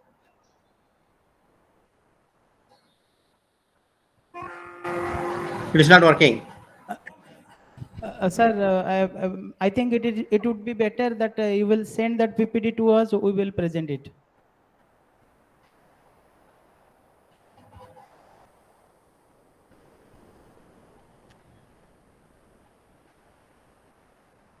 Okay. I think it's not moving. Otherwise, sir, you can means present it like this way, sir. Okay, this way. No full screen required. Yes, it is now visible. It is working also. Okay. Yes, sir. You can proceed like this way, sir. Okay. So this is a simple communication network. Normally, for any communication systems or communication network, it has to support 3 services: voice, video, and data. These 3 information have to transmit from one place to another place. That's why it is called heterogeneous services. If it is providing only one service, maybe the video or voice, then you can say it's homogeneous. But here, any communication mobile network which support the heterogeneous services, voice, video, and data. Voice, already I told you, it needs lower bandwidth. It is minimum bandwidth 4 kilohertz. Video, it is 5.5 megahertz, is very high. And data, it depends upon the volume of the data. It may be low or high. It depends upon how much data you are going to transmit. So it is a variable bandwidth. Voice is fixed bandwidth. Then how to communicate, how to use this, using these multiple access techniques. Actually, the resource is very limited, but there are many users. Then what you will do this? So we have to go for frequency division or time division or code division. Using this technique, many users making use of this single resource. For example, it is very simple. I can give the analogy. Suppose I have only one computer. There are 3 children in my house. They want to make use of the same computer. Then what you will do that? You will give some time slot. First 1 hour child 1, second 1 hour child 2, then last one is child 3. It goes like this. It will repeat. Similarly here, the frequency division multiple access is each and every user in the network will be identified by the particular frequency. So that's why it is called frequency division multiple access. Similarly, for time division multiple access, it is based on their time. T1, T2, T3, it goes like this. But same frequency, same different time. But in frequency, different frequency, but same time. But whereas in the case of code division multiple access, we want same frequency, same time, then how will we distinguish only by code? Nowadays, almost all the 3G and above, we are making use of this CDMA. In 2G, in most of the telephone exchanges, they are using TDMA. But nowadays, in mobile communications, we are using CDMA. Each and every users are distinguished, are identified by the unique code. The code of user 1 and user 2 will not be the same. The correlation between these two codes are very, very minimal. So we are making use of these techniques. That's what we were saying. The frequency division multiplex axis. You see this user 1, user 2, user 3. For simplicity's sake, I took only 3 users. We are making use of this. Different same time, but at different frequencies. F1, F2, F3. This is time division multiple axis. User 1, user 2, user 3. Same frequency, different time. Here, this is code division multiple axis. User 1, user 2, user 3. Same frequency, same time with the different codes. So this is a technique nowadays we are using for 3G and above. Normally, this is the basic concept is spread spectrum. Spectrum, you know that what is the frequency versus power is the spectrum. I think might have many of our students have done the experiments, RC coupled amplifier or any amplifiers, frequency response, frequency versus output, or frequency versus power, like this. See, spectrum in the sense, frequency versus power, you see this, the transmitted signal bandwidth is much larger than the signal bandwidth. You see, normally our voice, for example, I was saying voice frequency is only 4 kilohertz, but it will be extended to 4,000 hertz, 4,000 kilohertz. Intentionally, the bandwidth will be expanded. For example, the digital speech signal is, you see, 9.6 kilobits per second, may be transmitted at 1.228 megabits per second. The expansion is 128 times. You see, just I will show this. Yeah, you see this. This is a spread spectrum. Actually, the red color, you see this actual our voice signal, the narrow band information signal before spreading. So the red color shows this is frequency versus power. The bandwidth is, you know, that 0.777 times of the maximum value, you draw the line, so you can get a bandwidth. Bandwidth is very, very less. Now, after spreading, the bandwidth of the red color will becomes blue color. You see this. Power will be reduced considerably, and bandwidth will be, frequency will be increased. That's why it's called its frequency spectrum. The spectrum is spreaded over the range of frequencies. That's what all the 3G, we are using these CDMA techniques. So here, you need not transmit at larger power. The power level is considerably reduced. It occupies larger bandwidth. Bandwidth is very high.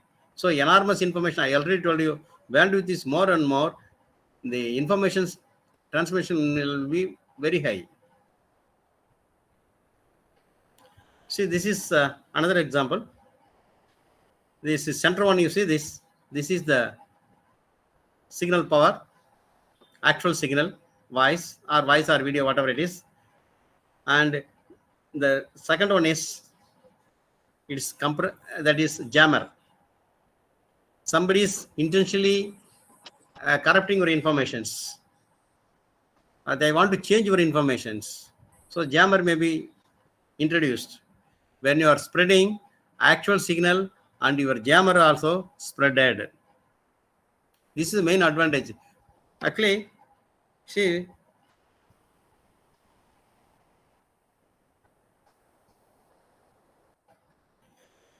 it is a special modulation technique. The transmitted signal occupies much wider bandwidth than that of our information. Already told you. The bandwidth is spreaded using this. Actually, I told you, for code division multiplex access technique, using a codes for each and every users allocated a different codes. That is unique code. So at the transmitter, a code is generated. That code is multiplied with the actual informations and it will be transmitted.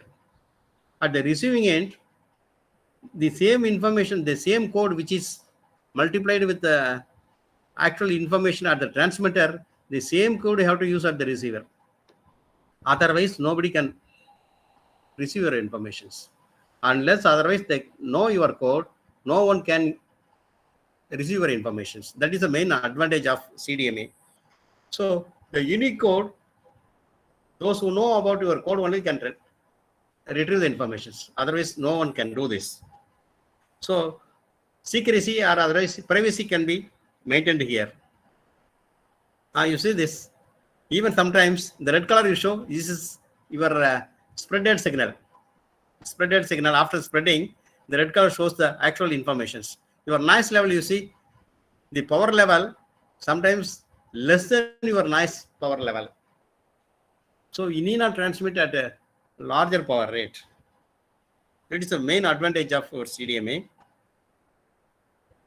So what are the benefits of spectrum? Spectrum technology or otherwise CDMA? Low power spectral density. So you can use only low power. You need not go for a higher power rate. Then the interceptions is very less. The probability of interception is very low. High humidity to jamming and interference. Interference is considerably reduced. Interference in the sense, the overlapping of two signals, two informations will be reduced considerably. Even intentionally, somebody want to intentionally to jam your informations, that is also reduced considerably here. No one can retrieve your informations. So multiple access capability, anyone can access using the proper technique. Multipath interference is the major drawback. When a signal is transmitted in the atmosphere, it is not going only straight line. Yes, it may be diffraction, scattering, reflection, refraction, everything taking place in the atmosphere. So signal may travel a longer distance, shorter distance. So definitely there will be interference. That multipath interference. So signal cannot be transmitted from the source to destination in a single line or single path. It will take multiple paths. So that interference, due to this multipath, there will be interference. That is also considerably reduced here. You can and secure your data. That's what I said. It is a privacy. No one can steal or no one can tap your informations. That's well suited for secured, jam-proof, reliable communications. Then just you can compare with the TDMA and the CDMA. TDMA, when compared to frequency division multiplexes, normally we cannot use it because it requires higher frequencies. So that is not possible. So to avoid this, we are going for TDMA. It is 3 to 4 times more than FDMA. When come to CDMA, it is introduced in 1995. 10 times more capacity than TDMA. Capacity is enhanced 10 times. Instead of single user, 10 user making use of. For example, in TDMA, suppose there will be 100 users. In the CDMA, 1,000 users make use of these facilities.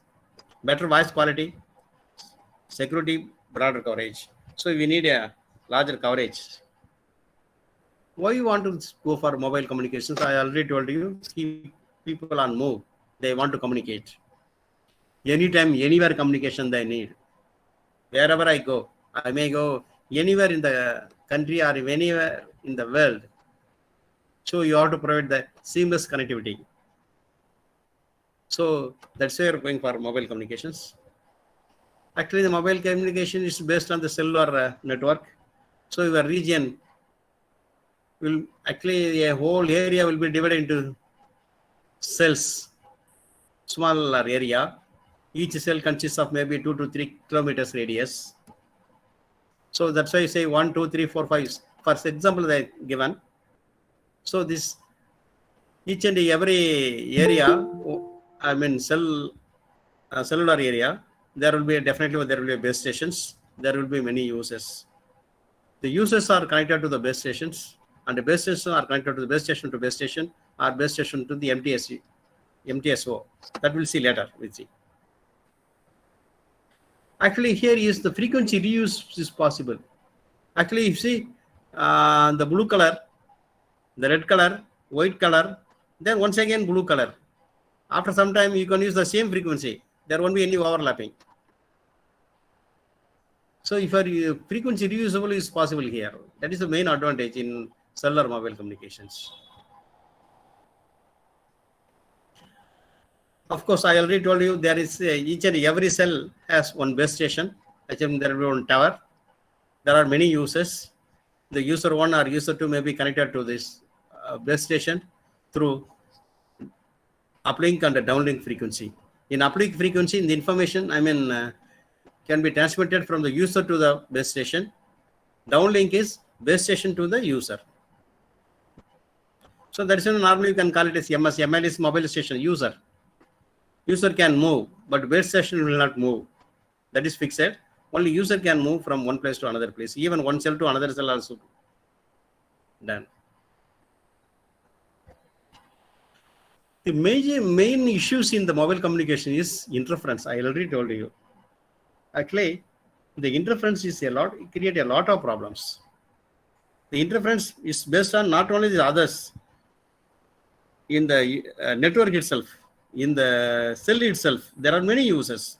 Otherwise, you can say co-users. Co-users using the same channel. So due to that, there will be interference. So interference definitely will be avoided. Otherwise, it leads to crosstalk. Similarly, adjacent channels. One is co-channel, the same channel. Adjacent channel also, there will be interference due to the neighbor cell. There will be interference. Then capacity is limited, number of users is limited. See, most of the time, when you're talking over the mobile network, maybe the 10 years before or even 5 years before that, the network, all routes are busy, you will get it. What do you mean by that? Whatever the bandwidth available in the network, it's utilized by some other users. So you will not be allowed, you are not allowed into the network at all. Whenever I am making a call, I will get the busy tone. So I will not be allowed in the network. There is no free bandwidth. There is no path at all. So my phone will not be allowed. My call will not be originated. So that means the capacity is full. Otherwise, I can say the capacity is very limited. The number of users in the network is limited. It's not sufficient. We want more bandwidth. Then roaming. Roaming in the sense, I want to move from here, I mean, cell to cell or area to area, that is different. I want to move to, actually, you know that whenever, I mean, 5 years back, when I'm moving from one state to another state, it is roaming. You got to pay extra cost, extra paisa. Now it is same. Everywhere you can move in the country. Even if you want to move from one country to another country, then it is roaming. So it has to, that issues also you have to take care of. So generation is the best of 1G, 2G, 3G, 3.5, whatever it is, you see this, it is based on the evolution of the mobile communication systems. Actually, initially, 1980s, it started 1G, then 2G. I think IS-95 is introduced in 2095. CDMA is also introduced, I think, 1995. Then 3G, 4G. Now we are in 5G. It is based on why, sir? What is the difference? What is the different generations? Sir, initially only you used only voice. Then you introduced voice and data. Third one, you can video also introduced. Then voice quality, data rate. It depends. One thing I want to tell you, the communication network, it has to support. Any communication network has to support the seamless connectivity. Wherever I go, there should be connectivity. So normally we see this, sir, we are moving from this place to that place, or we are moving to the corner of this. No, you will not get the connection. You will not get the connectivity. Sir, you talk here. When you are talking in the room, you will not get the connectivity. Go outside. Or some place, sir, don't go to the garden, you will not get the connectivity. It should not be like this. I said it's a seamless connectivity. Wherever I go, any part of the country or any part of the world, the network connection should be available. So seamless connectivity is very, very important.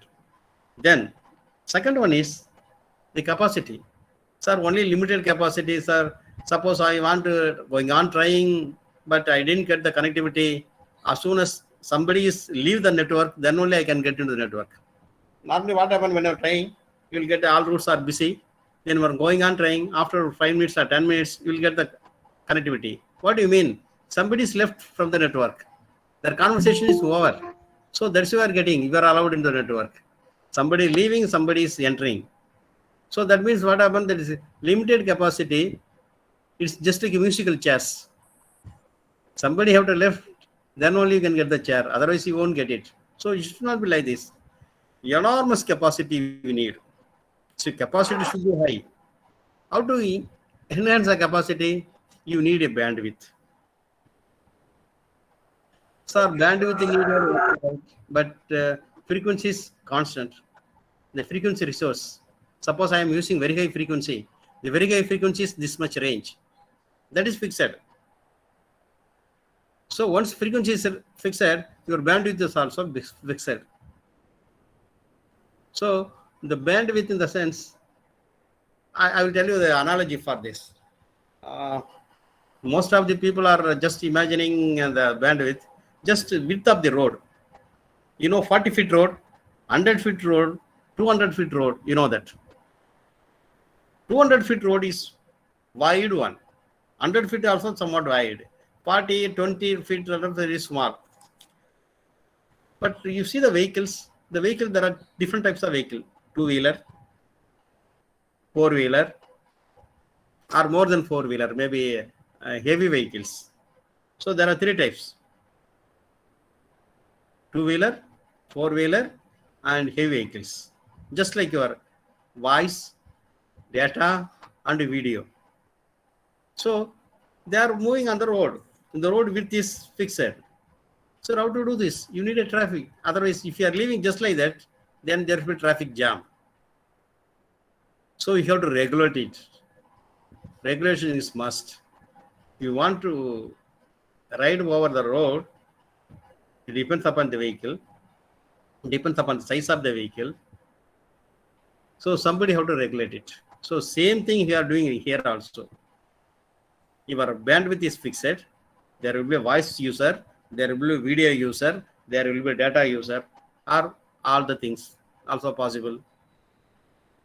So when you will get traffic more and more, we cannot predict. But by statistics, you can say, sir, office time, morning time, 9 o'clock, there will be heavy traffic. Afternoon, heavy traffic. Midnight, that traffic will be very less. Even you know that 5 years back or 10 years back, even most of the network providers, I mean service providers, the service cost is very less when you are using in the night, because the users are very, very less. Bandwidth is not, actually just road is not at all utilized during the night time. Very few users. So that's why they're giving more incentives. But nowadays it's very high because the technology is completely changed. So the bandwidth you have to improve, and connectivity you have to improve, capacity you have to improve. Next is quality of service. Sir, when I am talking over the phone, I am not get the clear voice. Then the quality of service is very, very poor. Without sacrificing the quality of the service, we have to give the connectivity, the network systems. So quality of service is very important, and its rate. So suppose I want to download a picture from the net. Sir, it takes hours together. It is waste. It should be fast. If you want to transmit any signals or uploading any picture or from one, suppose I am using WhatsApp, I want to transmit some message, or maybe the data, no problem, it will go fast because it requires less bandwidth. Suppose I have some video clipping I want to transmit, it will take more time. It should not be like this. Data rate should be very high. Bandwidth should be very high. Capacity should be very high. Then seamless connectivity. Noise should be very less. Interference should be very less. So based on this, we are going on 1G, 2G, 3G, 4G. Now we are in 5G. Maybe 2030, it may be 6G also possible. Generations. Actually, first generation, I think we might have seen this in the literature itself. The limitations only because it's analog and only voice. It's bulky systems. Do you know that? I will tell you when I want to share these things. In 1995, I think Government of India introduced the cell phone first time. That time the cost of the cell phone is very high. It is almost 30,000 rupees and above. And the weight is almost 2.5 kilogram. You just imagine 2.5 kilogram weight. Then what about the service? Outgoing, suppose you want to originate a call, you want to talk to somebody else, you have to pay 20 rupees per minute. Unfortunately, for incoming call also you have to pay 10 rupees per minute. Now you see, incoming calls are free. Outgoing calls depends upon your options, your schemes. Even a minute, seconds also counted. Maybe 10 paise, 20 paise. There is no paisa value in the market. If you are giving 50 paise or even 25 paise, if you are giving to any shopkeeper, they will not accept it. Even they will not bother about 1 rupee, 100 paisa. There is no paisa value in the market. But there is a still value in the telecom industry. That is the main advantages. Paisa will be counted here. For 30 seconds, sir, 30 paise or 25 paise. It depends upon the talk. It is a 2G. GSM, first time it is introduced. Then GSM architecture is given. I think it need not go from this. This is a specification of GSM. Normally the frequency range is 890 to 915 for uplink, and the downlink frequency is 935 to 960. The carrier spacing from between the two carriers 200 kilohertz. Okay. Then this advantage bandwidth is reduction when compared to 1G, nice immunity, great security. Previously in 1G there is no security at all. security is provided only in the 2G. The limitations, you know that capacity is not sufficient, limited bandwidth, data rate is waste, only voice and data, and regional roaming. Then advantage of 3G, we are going for seamless global roaming, support for high speed data and multimedia. Actually, this is the 144 kilobits per second while moving. While moving in the sense, while moving the car.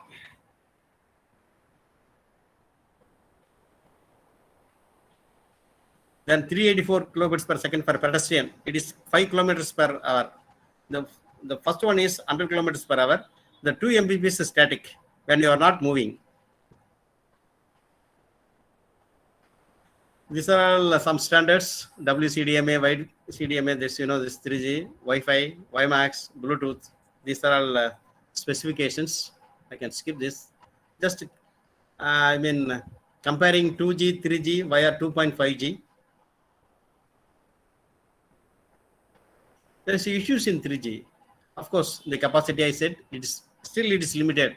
Even though we are using CDMA, the capacity is not sufficient. The data rate is not sufficient. I want still high data rate. When I'm not moving, 2 Mbps is very less. Still interference, fading. See, when you're transmitting the signals from one place to another place, definitely it undergoes the multipath. The multipath leads to the fading. Fading in the sense, there is a fluctuations in the received signal strength. It is not a loss or something, or not interference. Fading in the sense, you want to receive the constant value of the received signal strength. But here it is not like this. It is going on changing. The received signal strength is going on changing with the time. That is fading. That is dangerous. That we have to provide. Change it or eliminate it. Then you want more services. Where do we go and where we want this? Okay. So we are going for orthogonal FTM. You see this. Normally, you know, the frequency division multiple axis. For each and every channel, in between there will be a guard band. To avoid the overlapping, we are providing the guard band between the two frequencies. For example, you see, this is traditional FDM. The red color you see, between the two red color, there will be a gap. That is guard band. Some of the frequencies wasted, no other go, to avoid the overlapping between the two stations or two users. Now, the same red color is arranged like this. You see, in green color, you see. See, you see, for the first green color, the peak value is high. At the peak of the second one, you see this, the first of peak, the first one, first green color, the center one is nothing but the second one of 0 of second one. Similarly, second of this is orthogonal. Orthogonal in the sense, only one frequency at a time, I. Other frequencies are 0. You see this, the second one. In the second one, what happened? The first one and the third one are 0. The first one, the second one is the highest value, peak value. So what happened when you are considering a particular frequency, all other frequencies are 0. So if you are arranging like this, is nothing but orthogonal property. By providing this orthogonality, you can, if you are arranging the spectrum like this, you can save larger bandwidth. Half of the frequency bandwidth you can save. So using this technique, you can go for higher bandwidth. Actually, bandwidth is fixed, that we are not going to change, but accommodating more users. See, I already told you the resource is fixed, the frequency is fixed, bandwidth is fixed. How we are effectively utilizing the bandwidth properly? For example, I will give one example. Suppose I have the fixed frequency or fixed bandwidth, but many users are there. How they will make use of this? I have only fixed frequency range. that is bandwidth. There are many users that want to make use of this bandwidth. Normally, what you will do this, I'll give the analogy for this. I have 9 rotis. There are 3 children. Normally, what you will do, based on the children, we'll provide the chapati or what you call roti. 9 roti, 3 children. So each child will get 3 rotis, isn't it? 9 divided by 3. So each child will get 3 rotis. Normally partitioning we do in the family like this.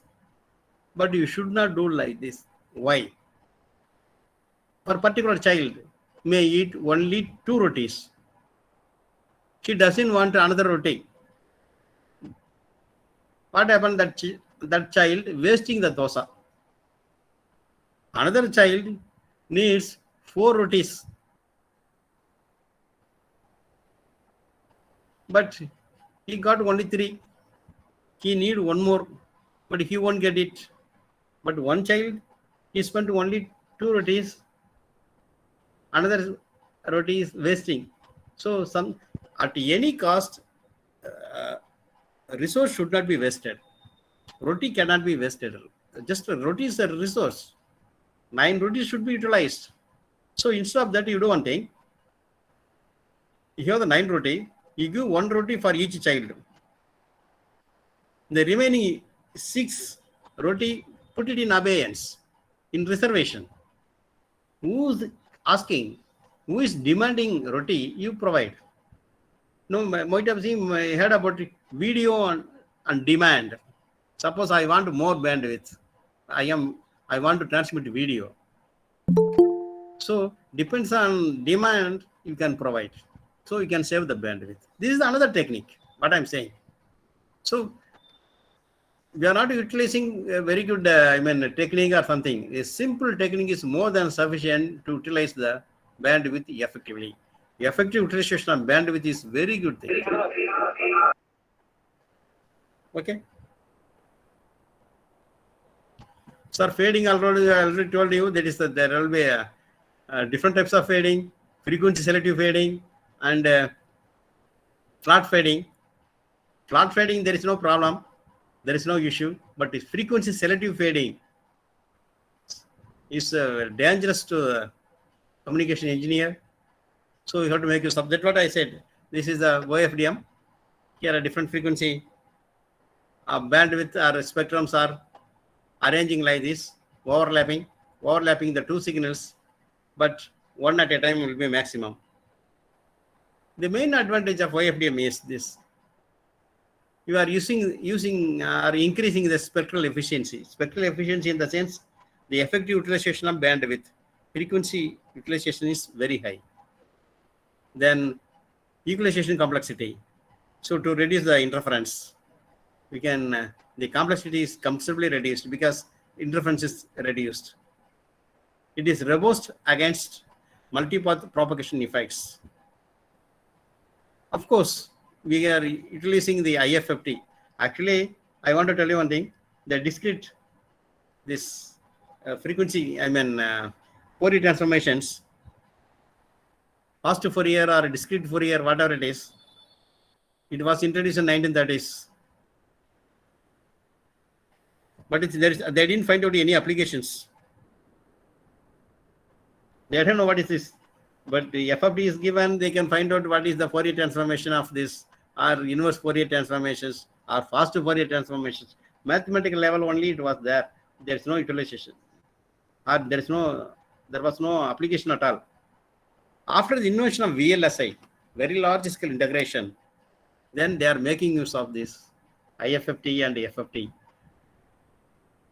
So it gives a lot of applications, especially the conceptually reduce the size and utilization of bandwidth effectively. Then when I coming to the multiple carrier, I will explain this. Then next one is, it has to be transmission model and bandwidth, and no continuous spectrum is required. Actually, whenever you need bandwidth, you want continuous. Here it is not like this. Even discrete bandwidth is also enough. Then need for multi-carrier CDMA. Why you want to go for, so far you have seen CDMA, YFDMA have seen to enhance the bandwidth. Now it is multi-carrier. What is the use of multi-carrier here? I already told you that there will be a fading. Frequency selective fading is the most dangerous one. Then the advantage of FC CDMA will come to later. That's why I will come to later. What do you mean by multi-carrier? Normally, if you want to transmit your voice or video or data, you need a carrier. A carrier signal is generated at the transmitter, which carries your information to transmit for longer distance. For each and every signal, if you want to transmit, it needs a separate carrier. Suppose I want to transmit n signals, you need n carriers. Okay. But here, in the multi-carrier, for transmission of one signal, you want more carriers. More carriers you need. Sir, what is the advantage? Sir, actually, I will tell you one thing. For even generating a single carrier is not a joke. It's very, very difficult. At a particular frequency, particular amplitude. At any, suppose you take All India Radio, Bhubaneswar, it is a single frequency. That frequency should not constant. That should not vary. The amplitude should not vary. So you have to create or generate a carrier with the constant amplitude, with the constant frequency. It's very difficult actually. Instead of here, now what I will say is, you send a more carrier for single signal. For one signal, you want more carriers. Sir, one carrier itself is a problem, but you want more carriers. That's why I said, using your wireless technology, using IFFT, using FFT, we can generate any number of carriers. Multiple carriers is possible. It's one advantage. Then what is the advantage of multiple carriers? Sir, I will give another analogy.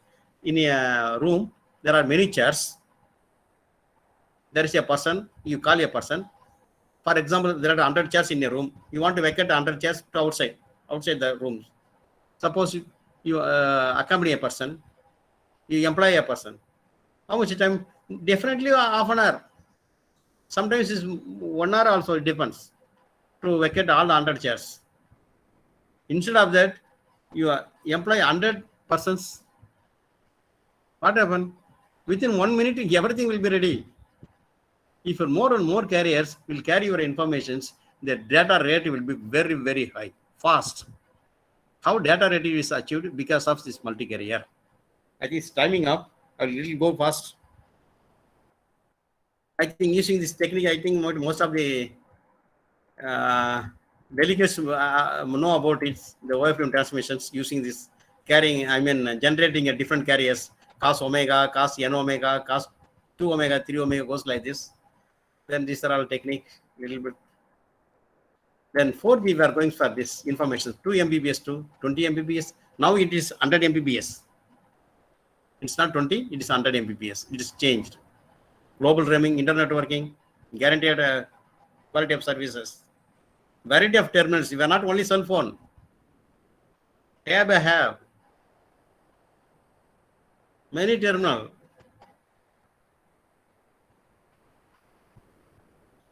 So this is the 4G is entered. Combination of YFDM and multi-carrier you are using for 4G. This LTE is another terminal. The 3G LTE is long-term evaluations. Nowadays it is available in India also. Most of the service providers making use of this LTE to provide a higher data rate. I think these are all my yes. Sir, my voice is audible? Yes, yes, sir. Sir, actually we are running short of time. Yes, yes, sir. That's why I'm going fast. I'm going to finish. Sir, please. No, that's why. Sir, please. Actually, these are all your PhD challenges. I think I'll leave these slides after some time. Then Sir, go through this. actually, other speaker, they are waiting. Yes. Thank you, sir. Yes, sure.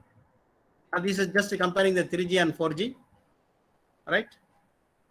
Actually, not only the frequency range, your bandwidth and the data rate is extremely high.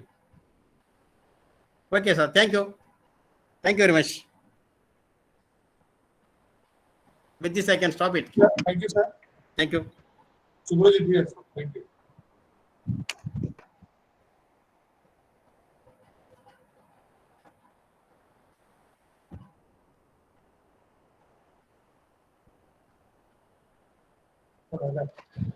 Thank you, sir.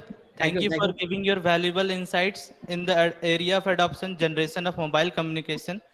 Sir, I hope this address would have paved way to understand the strategies of conversing to smart and sustainable technologies. Thank you, sir. Thanks a lot.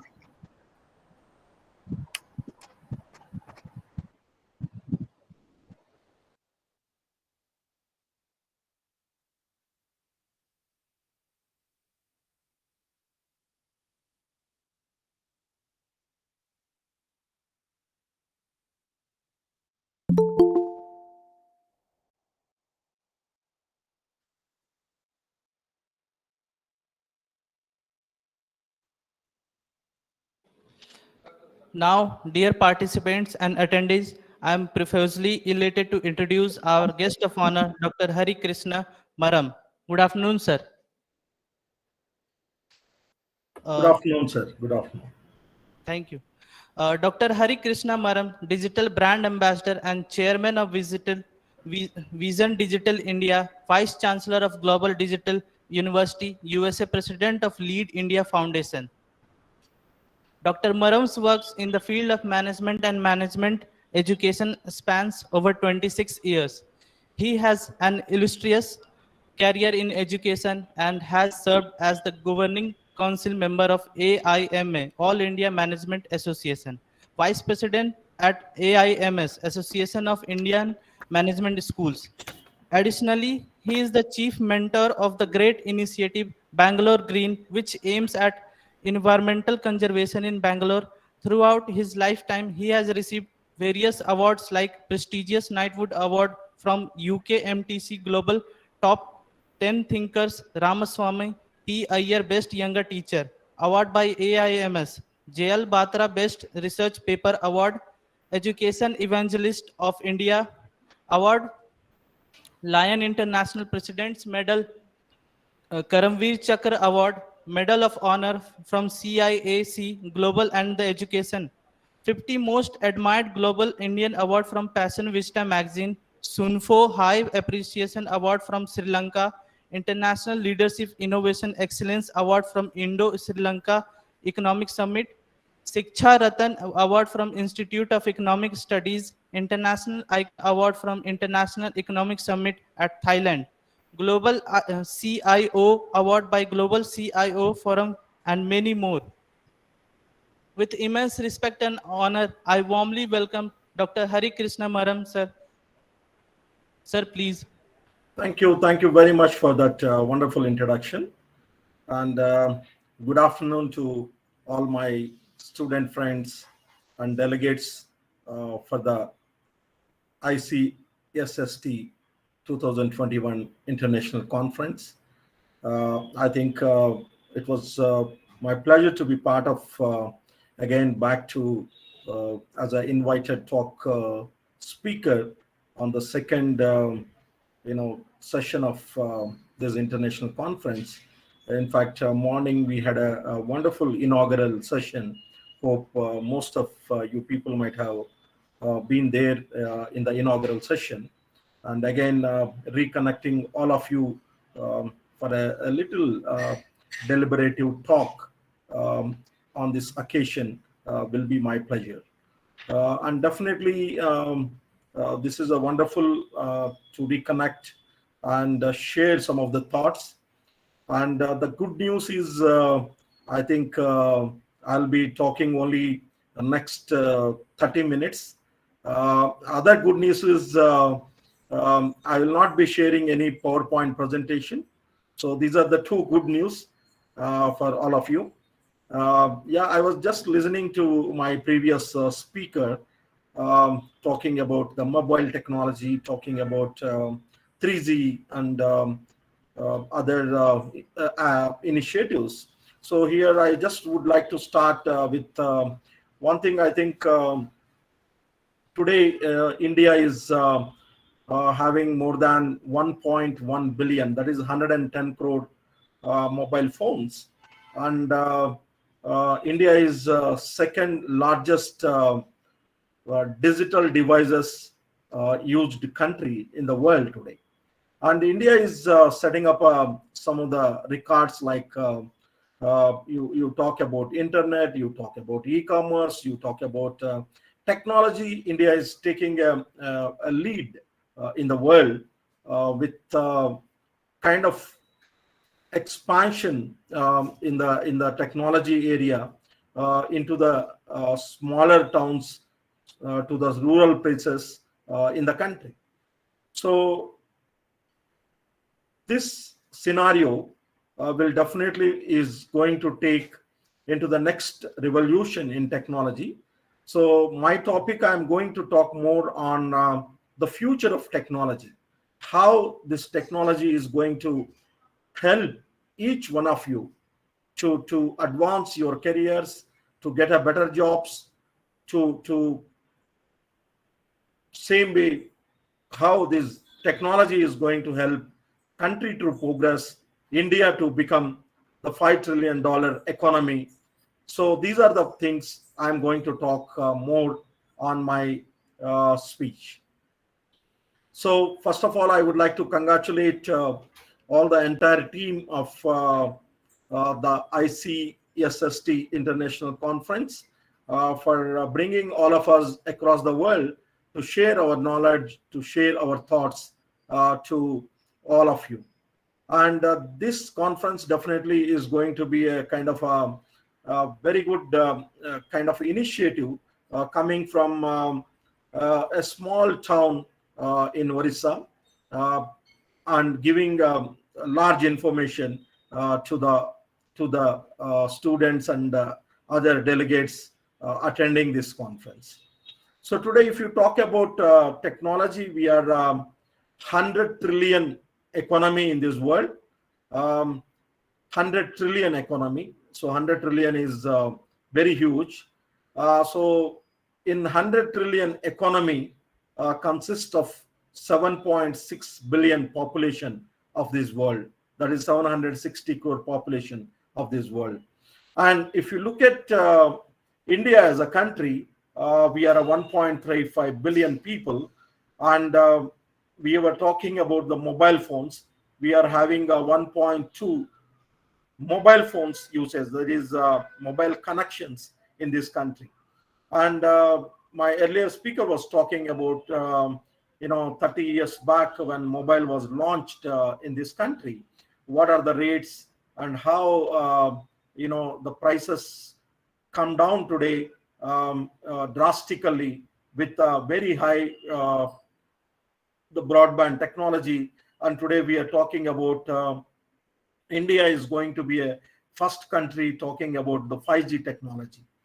Just imagine a 1 minute without internet. What will happen to this world? Just 1 minute without internet in this world. What is going to happen? Just think. What is going to happen to you? What is going to happen to country?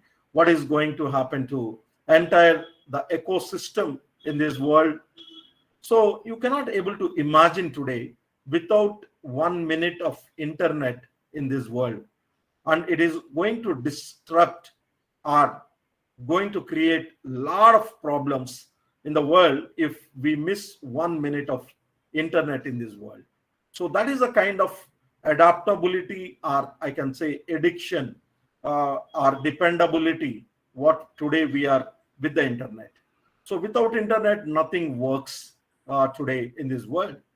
And the same way, if you look at the top 10 companies of this world, exactly 15 years back, if you look back, the the top 10 companies of the world, typically the top 10 companies of this world consist of companies of FMCG, companies of steel, companies of media, companies which are related to healthcare, and few IT companies. I'm talking about exactly 15 years back. And today, if you look at the top 10 companies of the world, the Fortune 10 companies of the world, typically out of 10, 7 companies are related to technology. So these all changes are happened just over a decade. It just happened over a decade. So you take companies, the number one company in this world today is again Microsoft with a market capitalization. So Microsoft is a 2.7 trillion market capitalization. It is I think closer to the Indian economy. The Microsoft one company is closer to Indian economy. And the next biggest company in this world is Google with the market capitalization of closely 2 trillion. And the third one is the Apple. And today, if you talk about the richest people in this world, again, a decade back, 10 years back, the richest people in this world are not related to IT.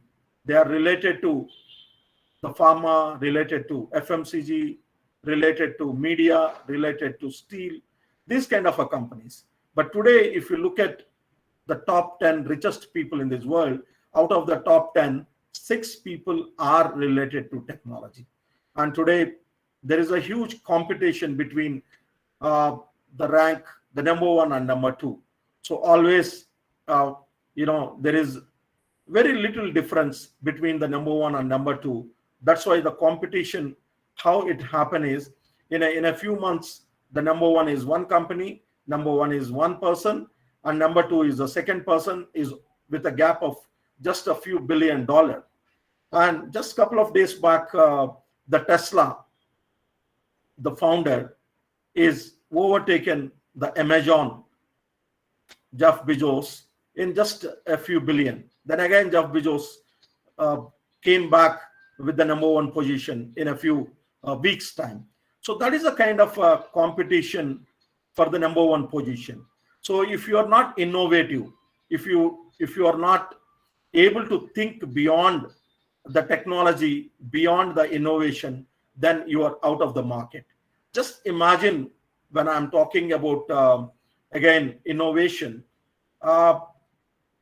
exactly again 10 years back, if you talk about the number one mobile phone in this world is Nokia.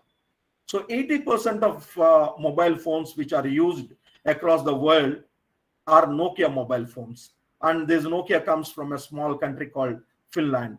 And the entire economy is depending on one product called Nokia. And today, if you look at what is the position of Nokia, nowhere. So the other companies are overtaken or killed Nokia. And the main reason is they are unable to innovate depending on the need of the people. And today, if you see every product in that way. So 15 years back, if you look at companies like Kodak, Konica, they were producing the photo reels because photo reels are the most common thing that time. Today, the photo reel is out of the market. Today, the technology is overtaken and these companies are nowhere in the list and they become bankrupt. So like that, there are hundreds of examples, hundreds of companies which unable to innovate, unable to think beyond imagination, beyond the four walls, beyond the four boundaries. So they are unable to grow, and these companies become bankrupt and they are unable to continue. So innovation is a key to success. And today, if you talk about in technology, the same way is happening. So just imagine in the last 2 years, from December, I think 31st, 2019 to now 2021, December 16th, almost 2 years, because of the COVID scenario, entire education is changed. Today, closely 1.5 billion, that is 150 crore students from primary education to PhD, unable to attend classes in universities, in colleges, in schools. And if you look at the kind of investments these universities, colleges, and schools are done, are not becoming any use, because any stakeholder, including the promoters, the owners, are unable to come and open the doors of these universities in the last few months during the COVID peak time across the world. I'm talking. So at the same time, student, parents, faculty, no one can able to reach to the campus. Entire campuses are locked down. So entire country was, so many countries were locked down, and now slowly the normalcy is happening. Even a country like Australia, last 2 years, the borders are closed. They just opened the borders just 2-3 days back. So similarly, the kind of investment you look to setting up a university, to setting up a college, setting up a school is a huge. And today, the entire education is moved to the digital education, online education. We are attending classes using this technology. And today, nobody thought that international conferences will happen in this way. And today, it is becoming a true that all the conferences, all the meetings are happening through online. So thanks to the technology, we are able to use. Today, a company like Baiju, which is coming from a town where I am sitting here, the Bangalore, just 10 years back, this company is a very small company, started from a small office. And today it become the world's largest technology company with a market capitalization of $16 billion. Can you imagine? To become a $16 billion, Infosys took almost 25 years. And this company just took less than 4 or 5 years to become $16 billion company and the number one edtech company in this world. So what I'm trying is, earlier we used to say the sky is the limit. Now even we are going beyond the sky. Today, sky also not able to stop the way the technology is moving. Today, if you talk about the number one car company, it is Tesla. And the Tesla founder is able to become the richest man in this world. And this company is able to become number one in the world. And this company become a number one car company in this world with a very limited car production.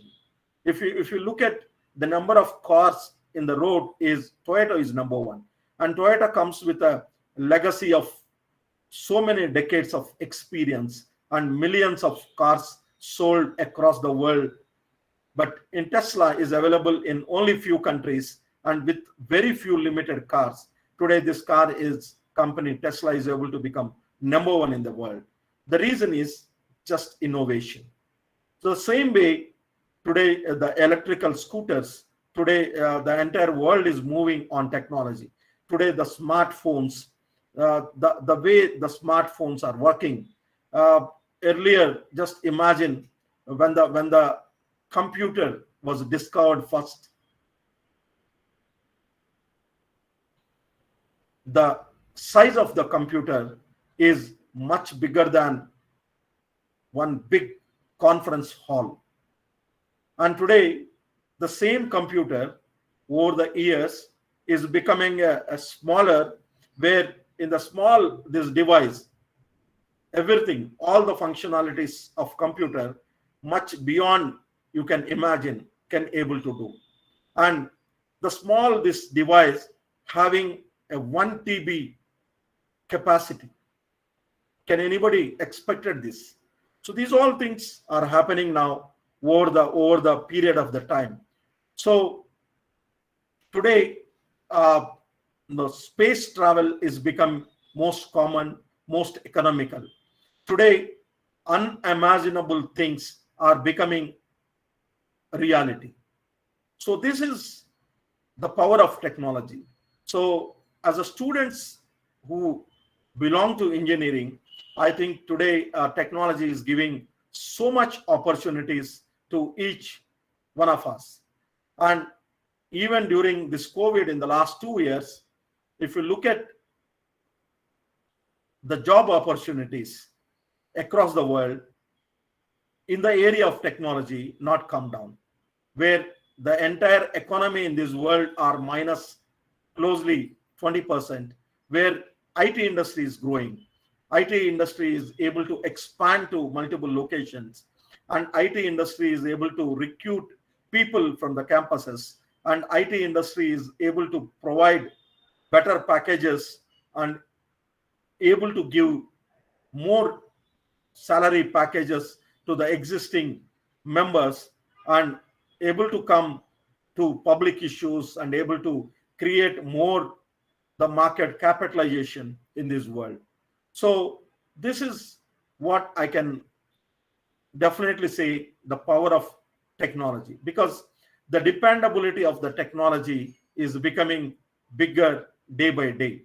Today nothing works without technology, whether it is a small enterprise, whether it is a large enterprises, they are mainly depending on the technology. So when we talk about the technology today, India is playing a very crucial and important role in the global technology market. Today, if you talk about the IT exports, IT services, largely the Indian people are the highest numbers in the world.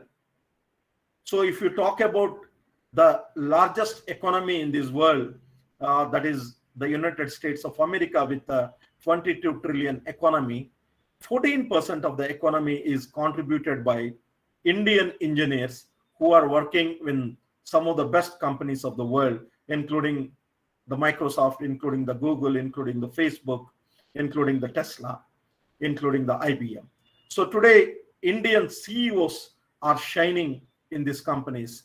So not only the CEO positions, today most of these leading IT companies, 15% of their employee size are none other than Indians. So today, if you talk about our Indian education system, we are slowly moving towards concentrating on the STEM education. What is this STEM education? Is science, technology, engineering, and mathematics. These are the 4 areas our study is moving around from primary education. So definitely this STEM knowledge, STEM education is going to create and give a lot of result to India. Definitely our Indian students will have a brighter chances. So maybe some of you people might have thinking, what will happen to your future in the coming years because of this COVID scenario, because so many people are losing the jobs, so much economic loss, so many human loss, but nothing to worry. India is definitely shining.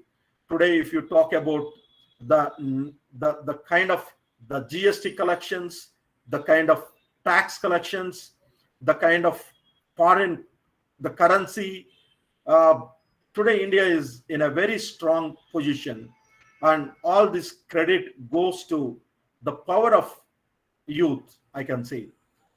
Morning also I was talking about the advantage of demographic dividend. So today India is having the largest youth population. 65% of our 1.35 billion is a youth below 35 age. So this is the future of India. This is the future of the world, I can say, because we are not only constrained to Indian economy.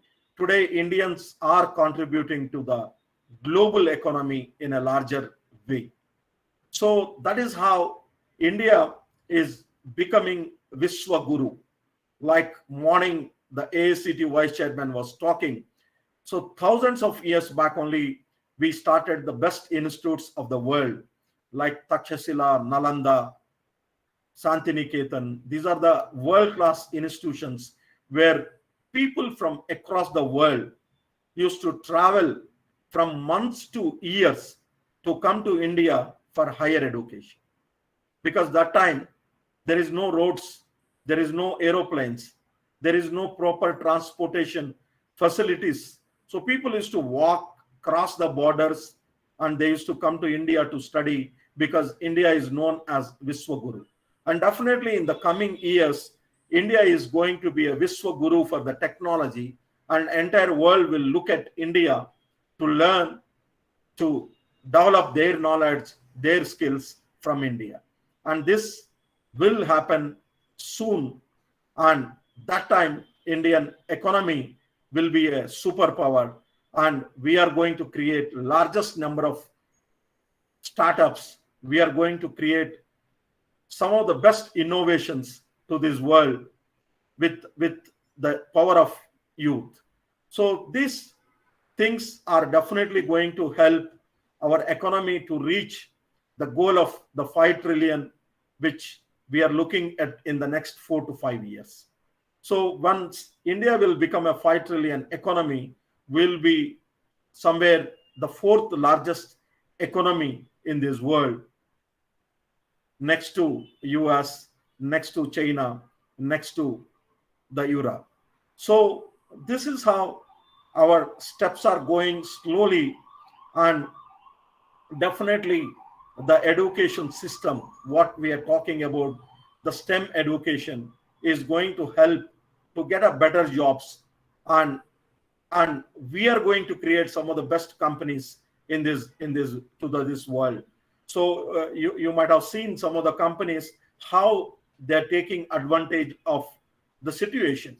So just imagine a few years back when the demonetization happened in India, so many people suffered, so many organizations are affected.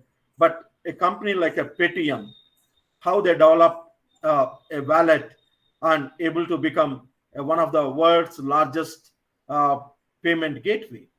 So that is how the innovations are required. Today, if you look at the Red Bus, today, if you look at the IRCTC, the railway ticket booking platform, are the greatest innovations in the world.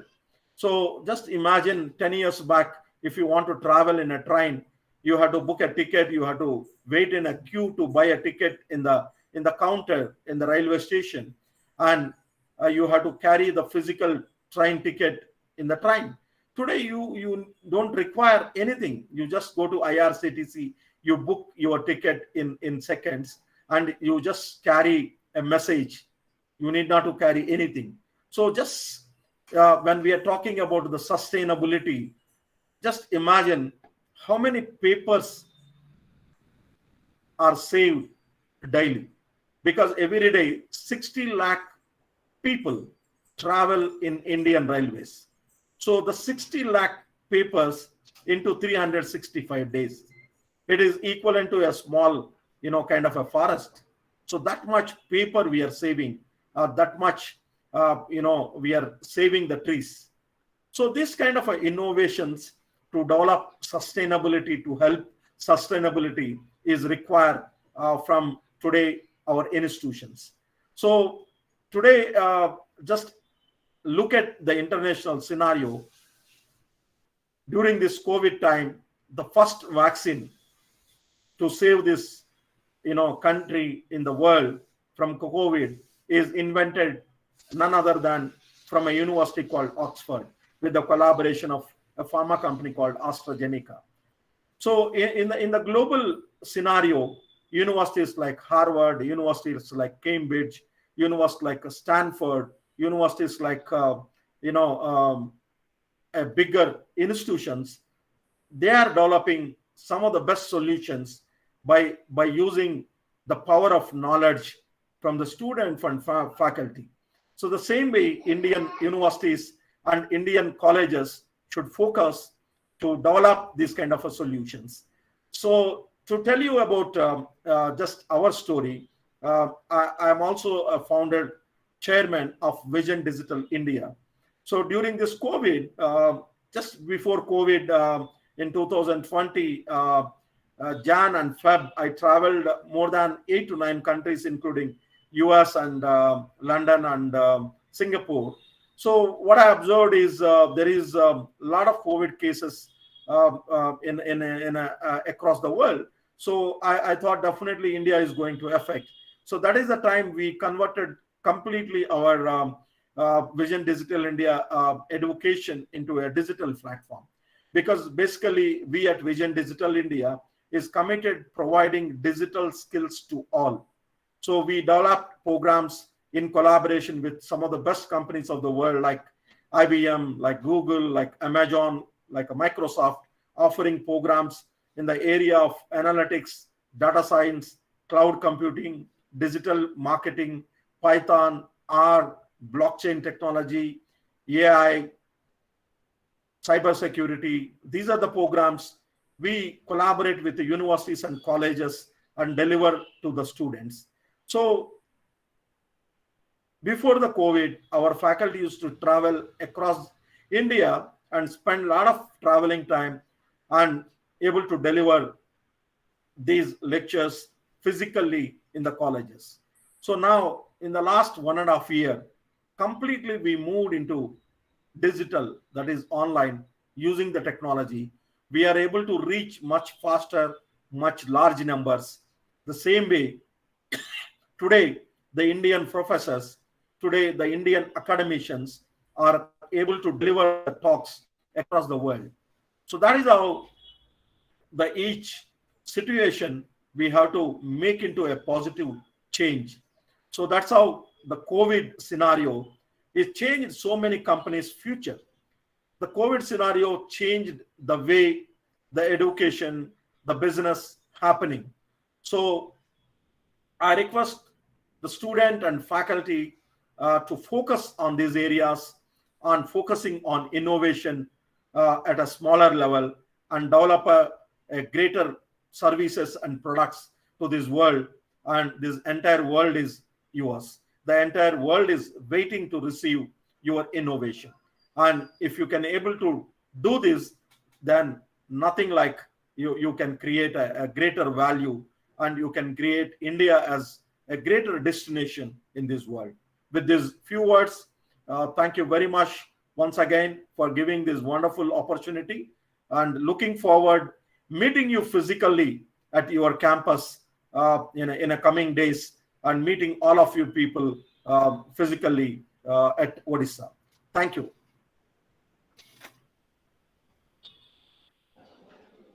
Thank you, sir. Thank you for giving your valuable insights in the area of adoption technology advancement for smart and sustainable technologies. Sir, I hope your words would have paved way to understand the strategies of smart and sustainable technologies. Thank you, sir. Thank you. Thank you very much. All the best.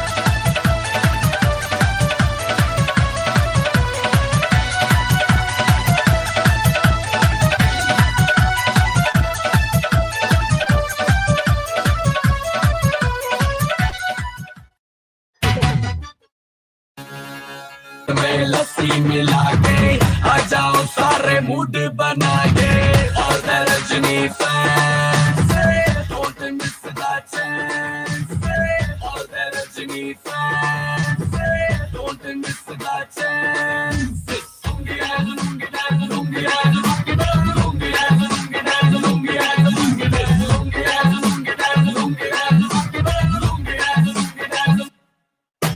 जदो जवानी बड़ा जोर सी बेदार रजनी का fan सी बेदार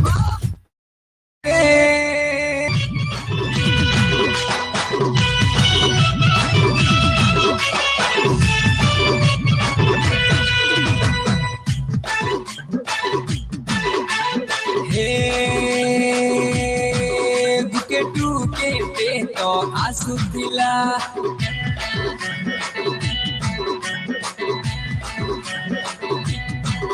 दादी ही सारा बिजू दिला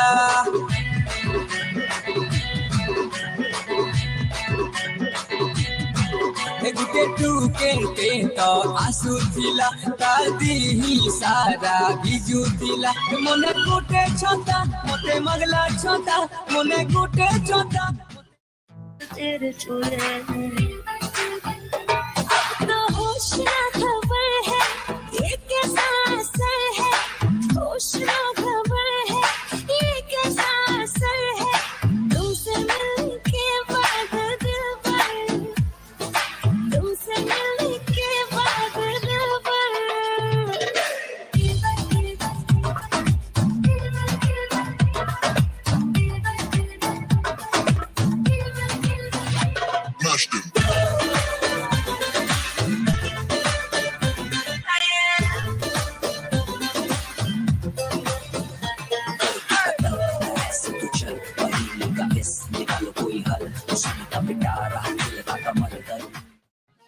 लागी मोर दिल दीवाना हैला फिलिप करिलो माने चालो तोर लागी मैं पागला ओ बेबी दिल रो ताजमहल की तोते मुमताज बनावा देसी पिला ओ बेबी लव राइजे तोते रानी बनावा देसी पिला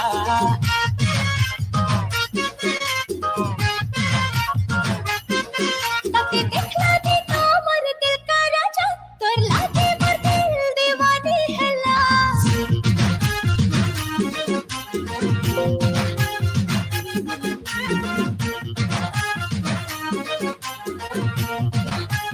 तके देखला दे मोर दिल का राजा तोर लागे मोर दिल दीवानी हैला दिल कर रे मानी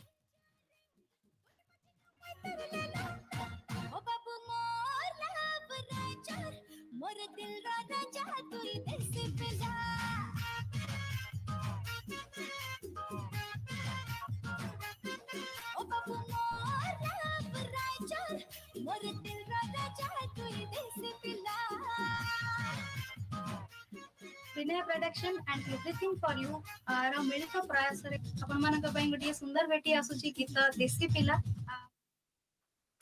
उच्ची हट्टी ही यादा उच्ची हट्टी ही यादा दिल पे से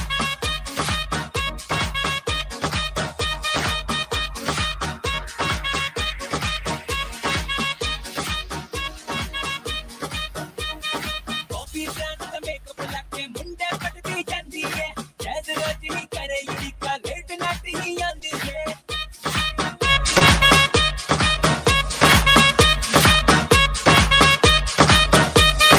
कॉफी ब्रांड का मेकअप लगे मुंडे पटती जाती है जैसे रोज ही करे युड़ी का लेट नाटी ही आंदी है इकट्ठी मन सब जने आप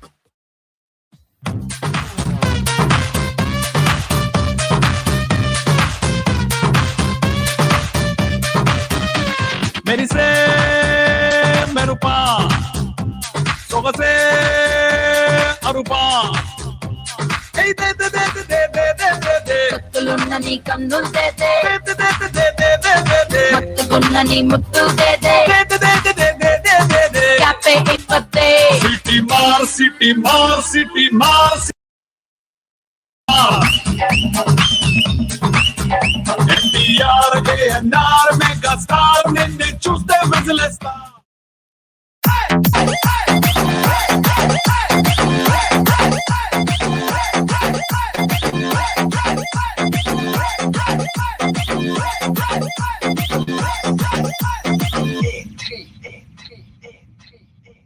कुत्ते के मुंह से हड्डी और 30 बार खा की नोटों की गड्डी दोनों छीना बेकार हेलो प्रसन्न शुणा जाऊनी हेलो हेलो शुभुचे ना क्लियर गीतटा देलो गीतटा दियो गीतटा दियो गीतटा दे गीतटा दे गीतटा दे गीतटा दे आउ गोटे माइक से गोटे माइक दियो माइक चेक आउ गोटे माइक सेटा दी माइक दी दे खाली आइबे बोलछटा कहया hello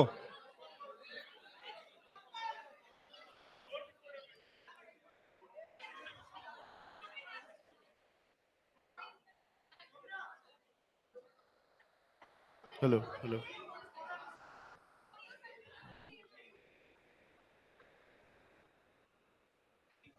hello so just 1 minute I don't want to stop your enjoyment okay so thanks to all for supporting us for today's program especially very thanks to third year students second year students I got as a coordinator I got some students from third year they are coordinated very well but as a participants okay very less participants okay leave it but tomorrow also we have program okay we need same kind of cooperations and everybody has to report by right time okay so this is your program you will miss out your class days but this days always memorable for everybody okay after 2 years we are starting this program okay I need same kind of support from third year students also from your heart not forcefully okay final year students are not here we cannot expect the same thing from them exact by tomorrow as your class timing please come to the respective venue we will also enjoy tomorrow program or day after only first half day after tomorrow only first half thank you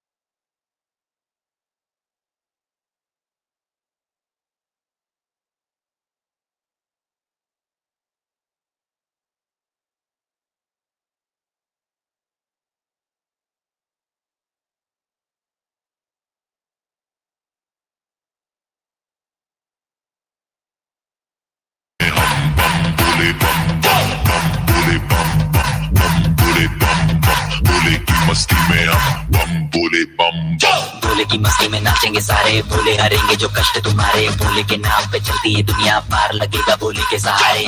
भोले के नाम के दीवाने हुए हम, फिर भूल गए हम तो सारे जिंदगी के गम। तुझे देंगे भोले दर्शन साक्षात सामने, जैसे हनुमान जी को दिए श्री राम ने। भोले की भक्ति में मिल के सारे आज बोले, हर हर महादेव महाकाल बम बोले, बम बोले, बम बोले।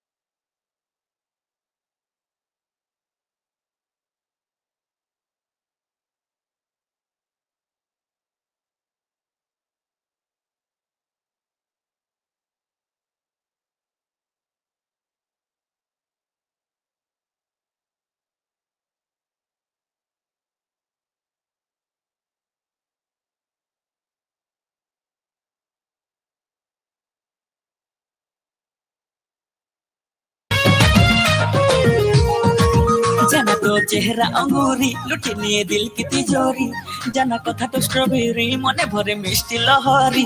जाना धीरे धीरे धीरे प्रेम हेई जाओ थरे, जाना धीरे धीरे धीरे प्रेम हेई जाओ थरे। लाइफ लॉन्ग लव सॉन्ग बाबा बजेई, तो कलर पला जाई मोह हृदय रे दिए निया लगई, तो कलर पला जाई मोह हृदय रे दिए निया लगई।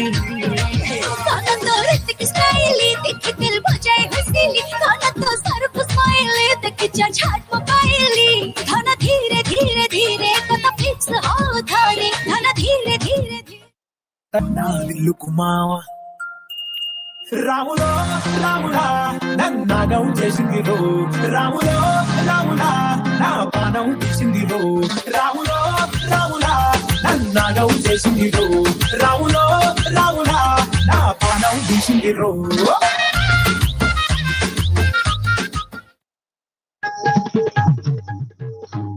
के पग घुंघरू बांध मीरा नाचे थे,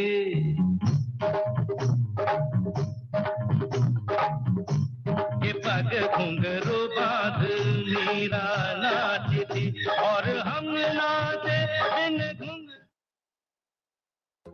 77 गाया प्रेम तो रब को मस्त तू चीज बड़ी है मस्त मस्त, मैं चीज बड़ी हूँ मस्त। Shit.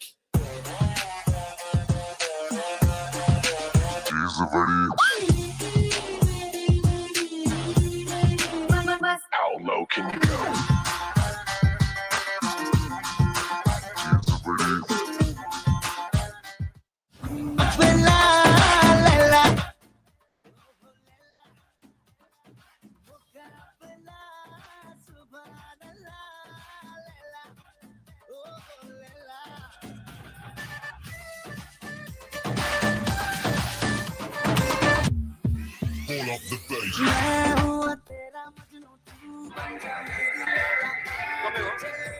यूट्यूब यूट्यूब यूट्यूब कहाँ है? हाँ यूट्यूब लिंक मिला ना सबको, यूट्यूब का लिंक मिला ना, व्हाट्सएप में शेयर कर दो, दूसरों को तो पता चले। व्हाट्सएप में शेयर करो, किसी में भी शेयर कर दो, ठीक है, ग्रुप में भी शेयर कर दो। यूट्यूब का लिंक मिला ना, ओके।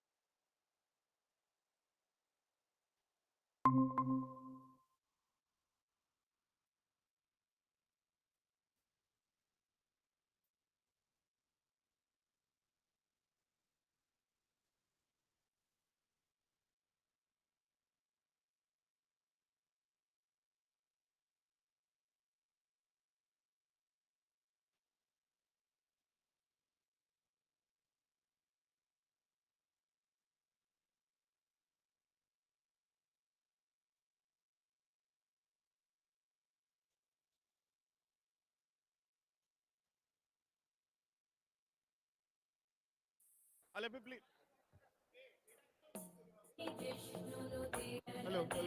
A sound के वे कमी बोली. It off होगा ना. Hello. All please settle down. We'll start our program soon. Please settle down. Huh?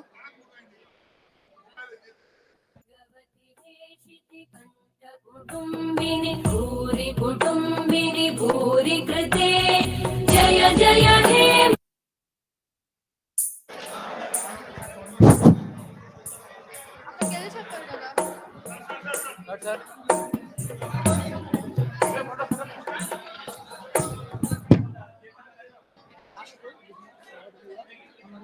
University team से खेलने जाएंगे अभी.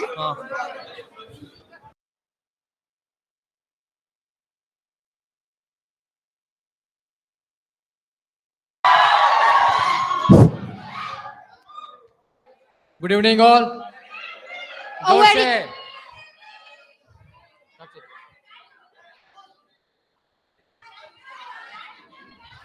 Silence. 5 minutes. सब लोग. A very good evening to everyone present here. Our honored guests, respected faculty members, our dear seniors, and our fellow classmates. I'm Ms. Sahitya.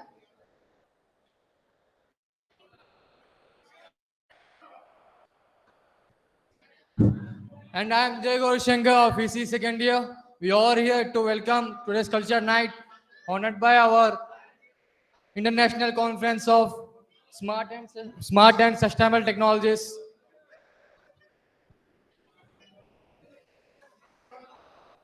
So after a long pause, we finally got this opportunity to be present over here and celebrate this cultural night. So I can already feel you guys being excited.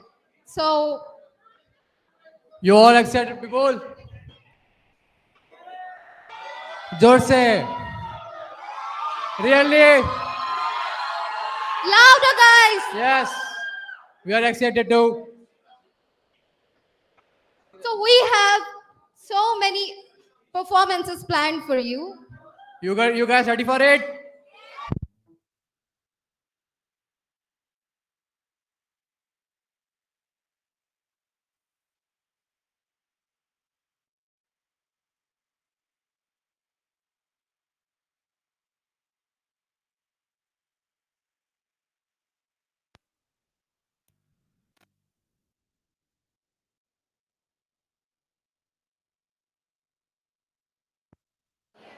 Hello. Are you guys ready? जोर से. So let's get started. So through the ages, dance has been used as a form of storytelling. So now we invite Ms. Sudipta Rajguru for her gracious classical performance.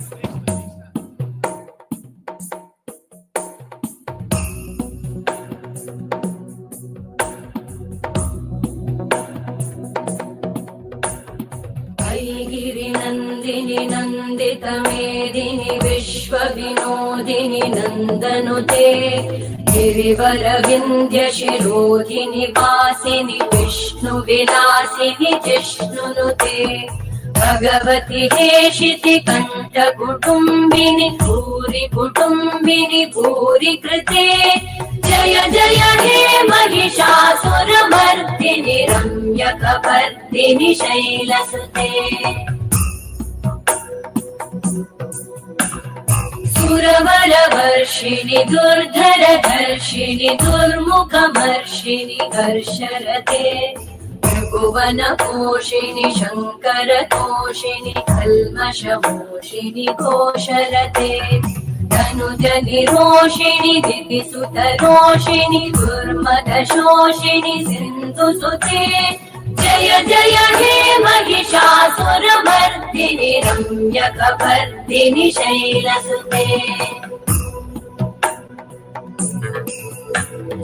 अयि जगदम्ब मदम्ब कदम्ब one प्रियवासिनि हासरते शिखरि शिरोमणि तुङ्ग हिमालय शृङ्ग निजालय मध्यगते मधु मधुरे मधु कैटभगञ्जिनि कैटभभञ्जिनि रासरते जय जय हे Mahishasuramardini रम्यकपर्दिनि शैलसुते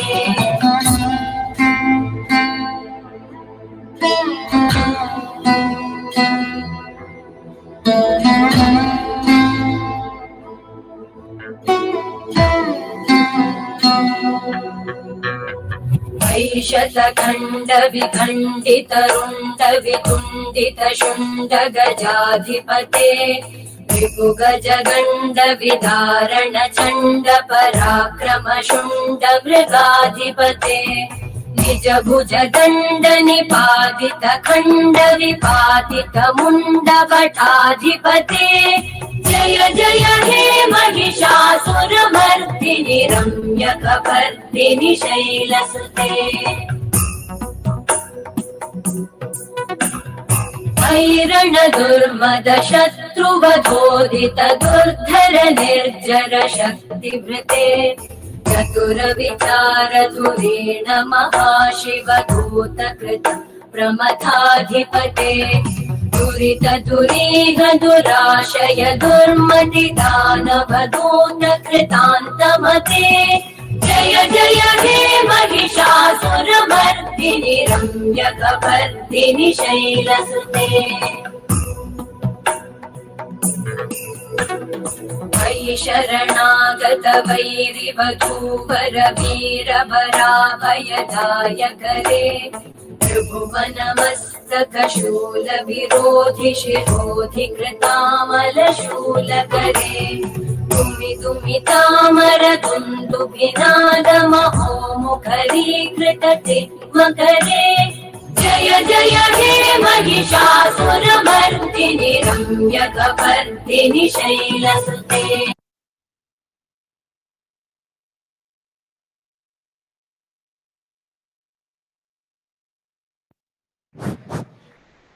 It was really amazing performance.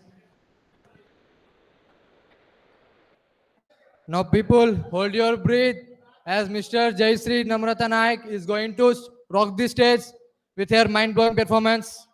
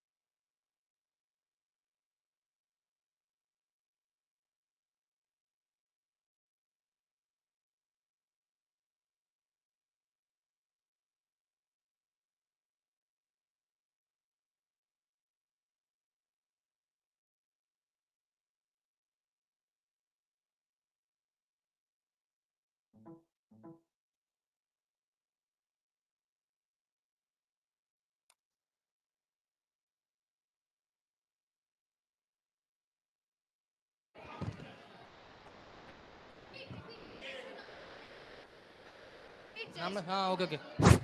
Guys, now people hold your breath as Jayshree Namrata Naik is going to set the stage with her mind-blowing performance. Round of applause.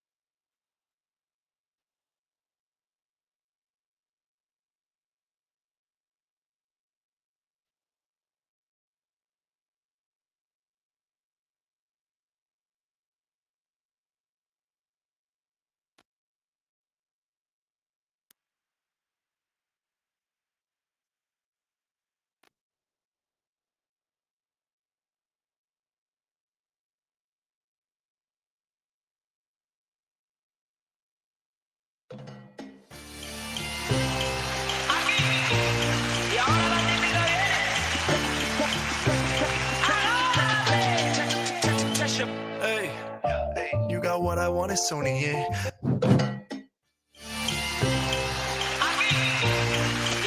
Guys, chill up.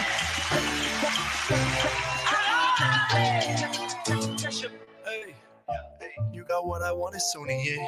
Mithi galan karke tu na ja chhad ke. Hey, I think about it every day. Baby looking like Khana Khazana on a plate. Hey, like mithai, like kulfi, rasmalai. Hey, pista barfi, sardiyan vich garmi lagdi. Jad vi tu mere raah vichon chaldi. Yeah, club vich mere kolo langdi. Throw it back and bubble up in front of me. Everybody trying to figure out your recipe. I'm just trying to get a piece. Baby, I know that you wanna get crazy. Shawty, take it slow, then chitty.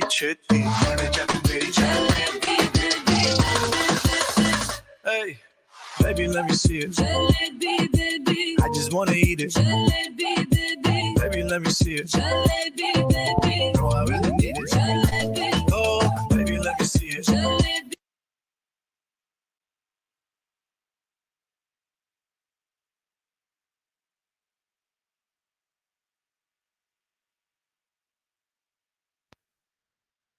I just wanna eat it. I know the things that you like.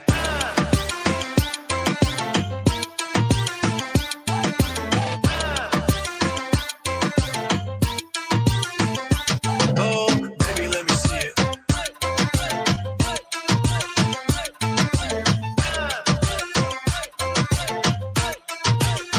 Yeah, hey, tell me how you feel. Looking like a movie star, doing it for reals. Looking like a snack, looking like a whole meal. Gucci and Chanel with your red bottom heels.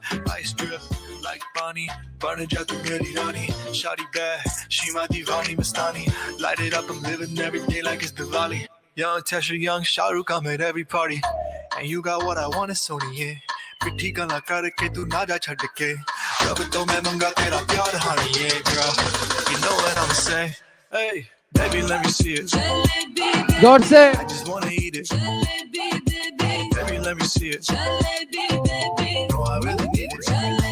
Oh, baby, let me see it. I just wanna eat it. I know the things that you like. Baby, let me see it. I just wanna eat it. Baby, let me see it. No, I really need it. Oh, baby, let me see it. I just wanna eat it. Baby, let me see it.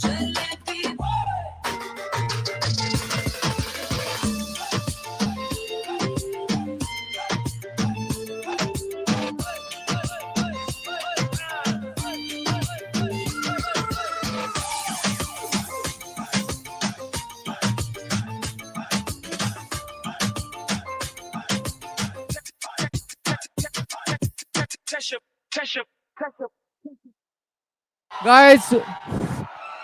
Hello.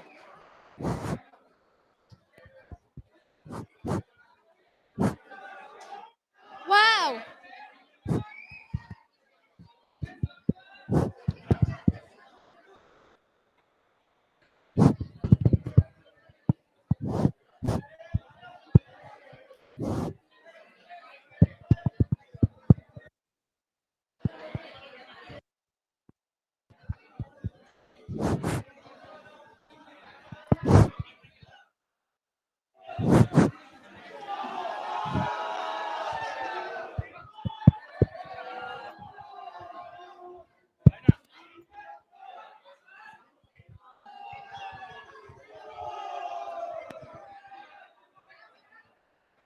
This mic isn't working.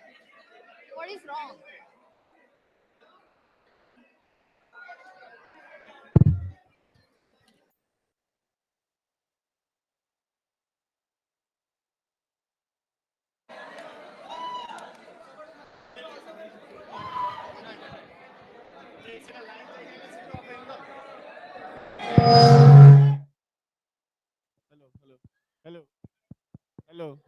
Hello. Hello. Guys, round of applause. Wow.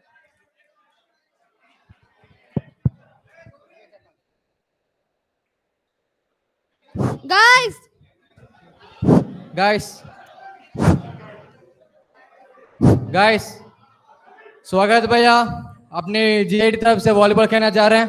All the best सबके लिए, बोलो all the best भैया।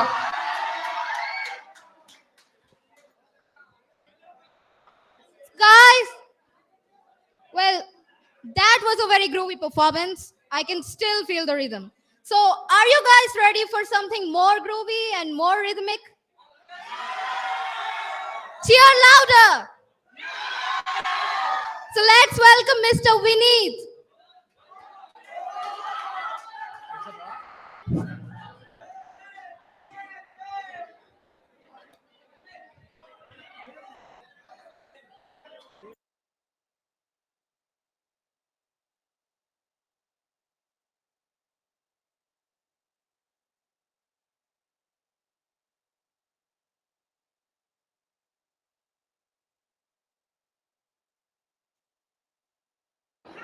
जय चिल्लाप जोर से।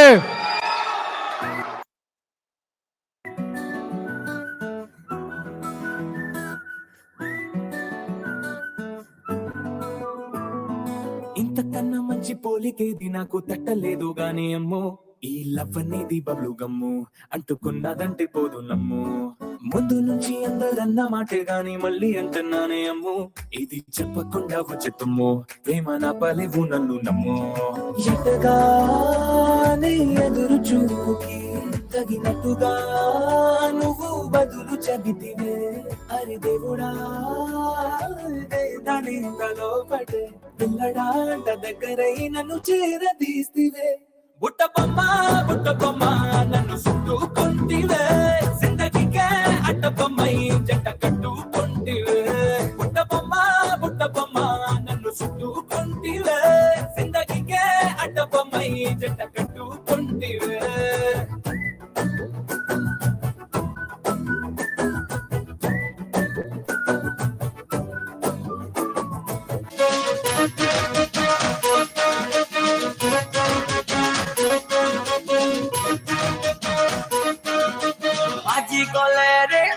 Gandasa naina chikahi ji dulki chipare dul dul dul ama samol puri ya babu.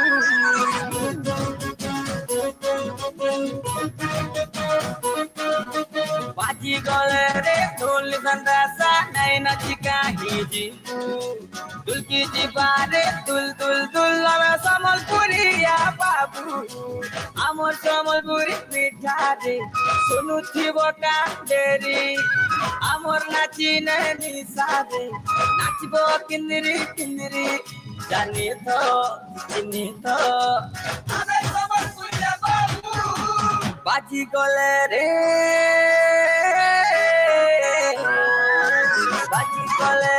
dol ganda sa nai nachika tulki chipare tul tul tul ame samar punya babu.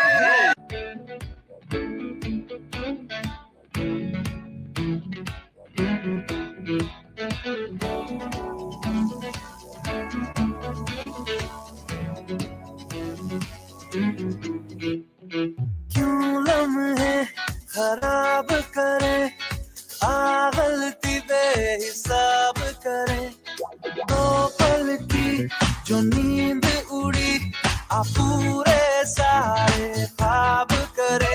क्या करने हैं उम्रों के वादे, ये जो रहते हैं रहने दे आने. दो बार नहीं एक बार सही, एक रात की कर ले तू यारी. सुबह तक मान के मेरी बात, तू ऐसे सोच ना जी आज. ये घुंघरू टूट गए, ये घुंघरू टूट गए.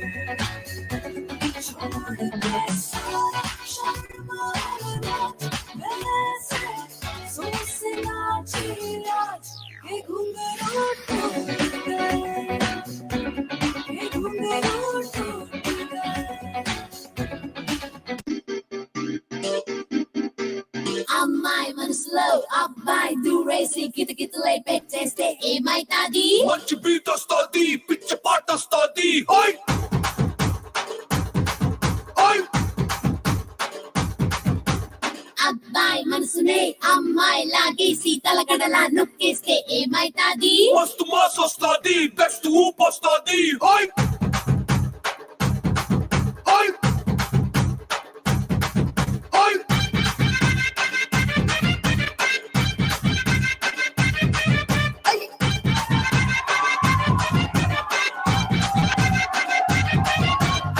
రాయే రాయే నా రాకాసే నువ్వే పైటేసి అట్టా దోపేస్తే టాపులేసి పోదే పోదే పప్పు టాపులేసి పోదే పోదే పప్పు రారో రారో నా శివ కాసి అగ్గి రాజేసి సిగ్గు చేస్తే టాబులేసి పోతే పోతే పోపో టాబులేసి పోతే పోతే పోపో చెట్టు మీద మ్యాంగోలా నువ్వెంత చక్కగున్నావే చాకులాంటి పిల్లాడే ఎంత షార్పుగున్నాడే చాకొచ్చి మ్యాంగో కోస్తే టాపులేసిపోతే కన్నే కొట్టాబంటే టాపులేసిపోతే ముచ్చే పెట్టాబంటే టాబులేసిపోతే చెయ్యే పట్టాబట్టే టాపు టాపు టాబులేసిపోతే రో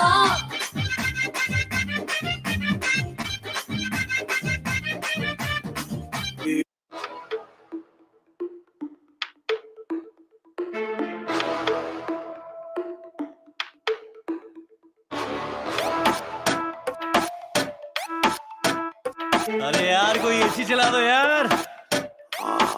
सही है सही है। बाकी सारी फेक लगे देख के तुझको ब्रेक लगे दूर दूर से ठीक है रानी पास आऊं तो सेक लगे पारा इतना हाई हुआ कि थर्मामीटर टूट गया सैया जी का टपक टपक के हाय पसीना छूट गया कैसी गुंडागर्दी है बंदी तू बेदर्दी है सर्दी में भी कर दी है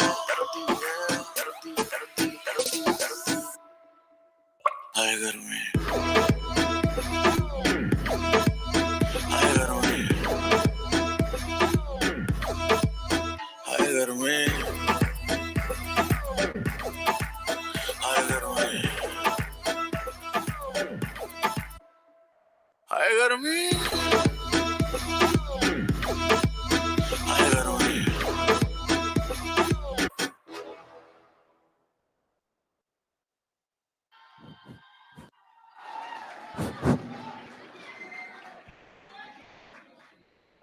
Thank you, Vinit Bhaiya.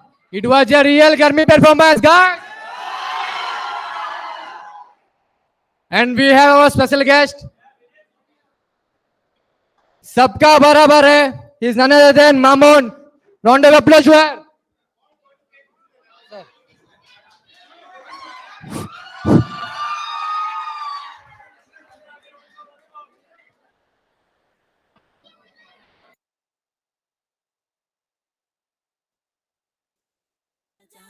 तू हो रे रसिया खेलन क्यों ना जाए तू हो रे खेलन क्यों ना जाए तू हो रे रसिया खेलन क्यों ना जाए तू हो रे रसिया तुझे है कोई सारी भुइयां कहाँ है बदरी की दुल्हनिया कुर्ती पे तेरी मलूक लाल रंग बता ब्लू या लाल एयर में तेरे उड़ते बाल आजा रंग दो दोनों गाल अरे सारा रा रा कबीरा सारा रा रा बेबी के देखे झुमके लगा दे चार ठुमके छोरे नाचे जमके यूपी में दिन दहाड़े विंडो और छत पे ताड़े हम देखे आंखें फाड़े अरे अरे अरे तुझ पे टिकी है मेरी नौटी नजरिया तुझको बना करके तुझको बना करके तुझको बना करके ले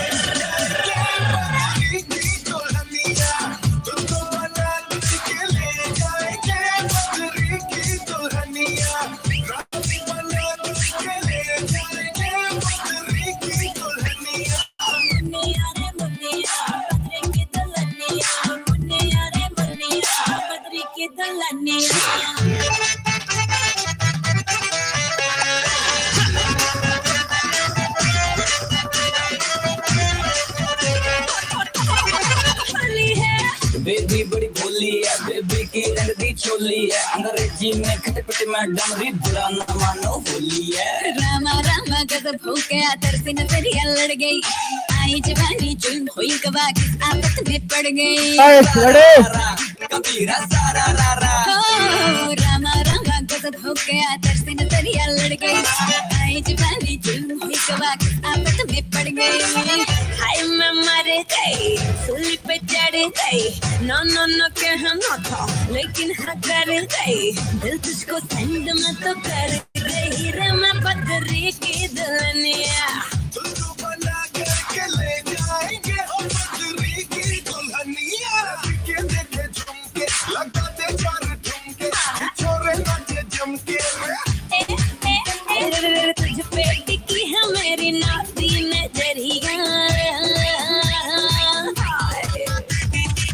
तुझको बना करके, तुझको बना करके, तुझको बना करके बदरी की दुल्हनिया।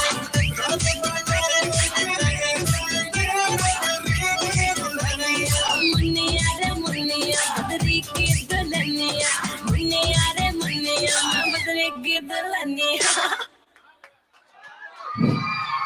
Hello hello hello.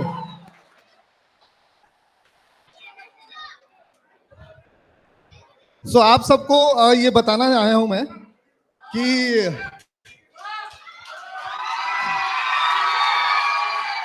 ये जो नन्ही सी चिड़िया जो अभी आपके सामने इतना अच्छा परफॉर्मेंस दे के गई है, वो कंपनी कहाँ है जो मैन्युफैक्चर करती है ऐसी प्रोडक्ट। तो मैं चाहूंगा कि स्टेज पे वो कंपनी को बुलाऊं जिसका प्रोडक्ट का परफॉर्मेंस इतना बढ़िया था,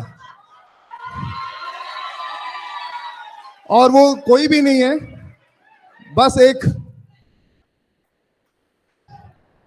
एक मां है, Ranjita Raut. Mrs Ranjita Raut, please come on the stage. I am calling you, please ma'am, you have to be on the stage with Mamoon. Come here.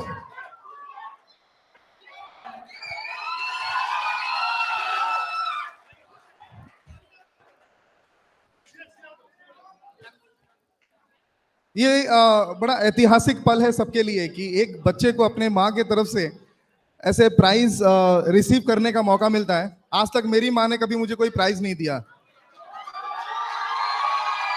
Ma'am please ये ऐतिहासिक पल आप अपने एक बच्चे के साथ शेयर करें।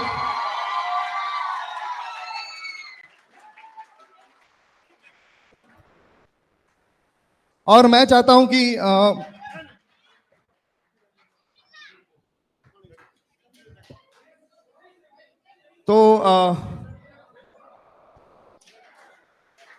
अगला मोमेंटो देने के लिए मैं बुलाना चाहता हूं स्टेज पे हमारे राजगुरु भाईना। प्लीज राजगुरु भाईना जहां पे भी हो आप स्टेज पे आए।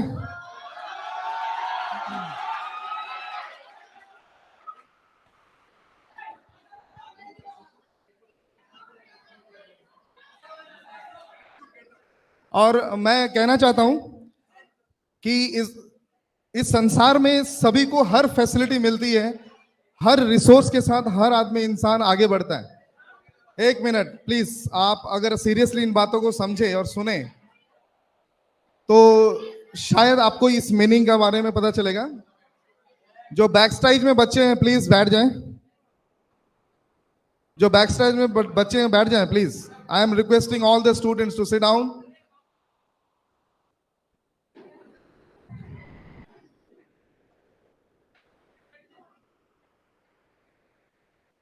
बहुत मुश्किलों का सामना करते हुए हमारे राजगुरु भाई ना आज इस स्टेज पे हैं।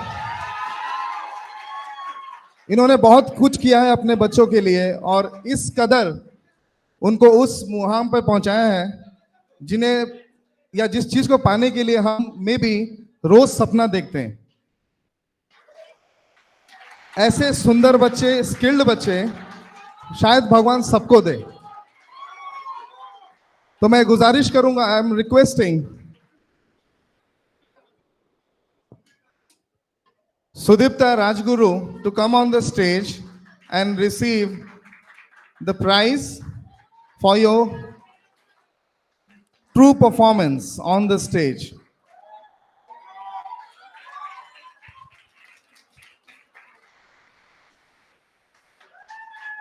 Please, Talia.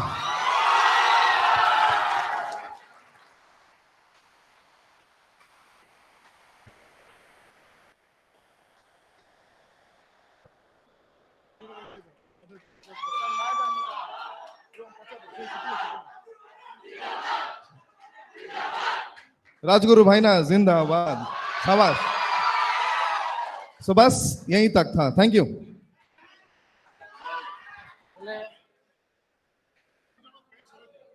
सर बीएससी ଝିଅଟା ନା କଣ ଜୟଶ୍ରୀ ଦେଇ ଦିଅ ପ୍ରାଇଜ ଦେଇ ଦିଅ ସର ଦେବ ଏମାନେ କହି ଦେବେ ପ୍ରାଇଜ ଦିନା ସର ଦେବା ପ୍ରାଇଜ କି थैंक यू आपको दे दो थैंक यू दे दो सर दे दो हां दे दे आओ जयश्री और नम्रता thank you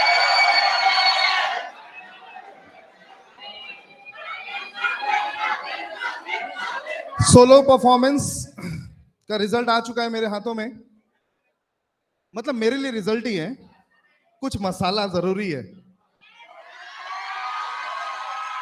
the western solo performance by Jayashree Namrata Nayak I would like to call you on the stage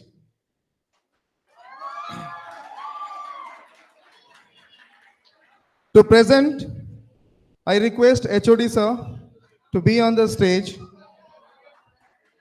This is a great moment for everyone.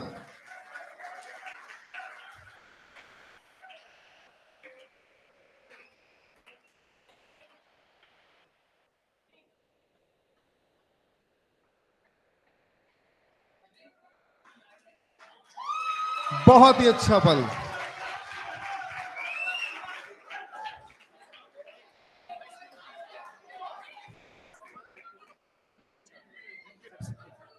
Sir, you have to stay for a while. I would like to call D. Vinith. Vinith, कहाँ पे भाई?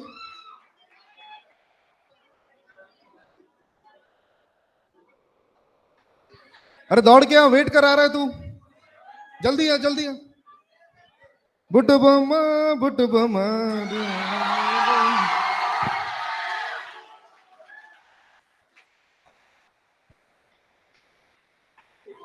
Thank you, HOD sir. Thank you, Vinith. Thank you, all performers. I'm actually. अबे आंदोलन करना है तो बाहर जाके करो. Okay. So the next performance by a little angel.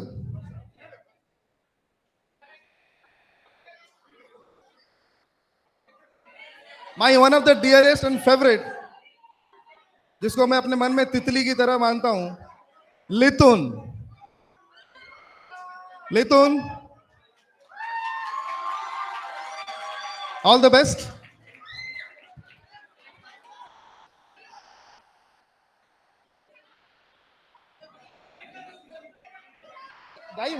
ओहो सॉन्ग वेरी गुड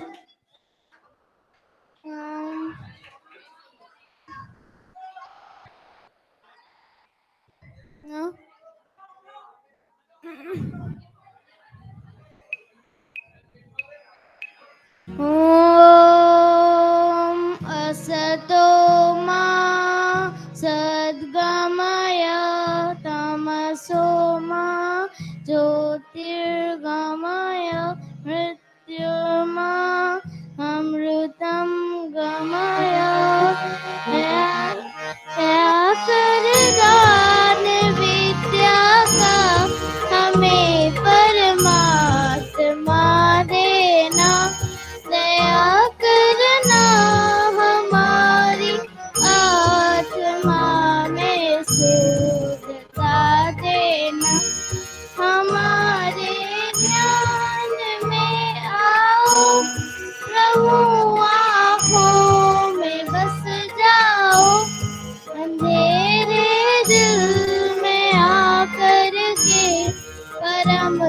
ज्योति जगा देना, बहा दो ज्ञान की गंगा, दिलों में प्रेम का सागर, हमें आपस में मिलजुल कर प्रभु रहना सिखा देना।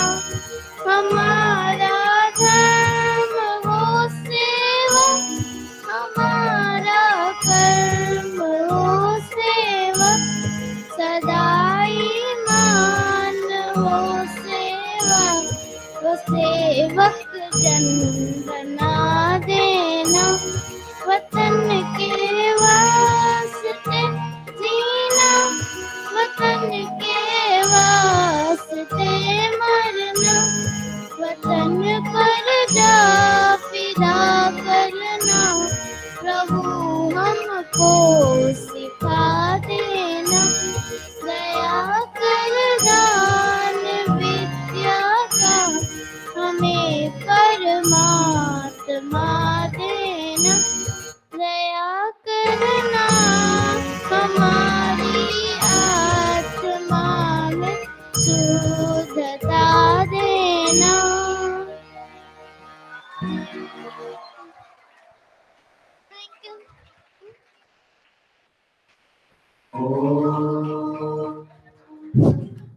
It is really beautiful song sang by Aita. Thank you.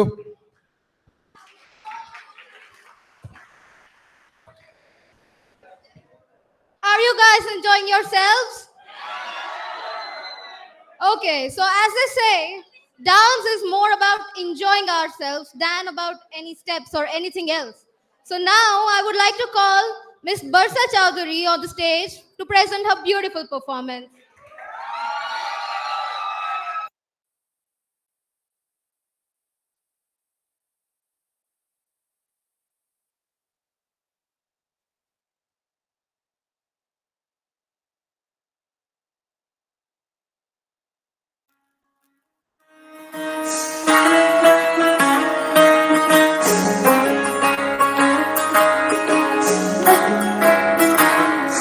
नजर जो तेरी लागी मैं दीवानी हो गई,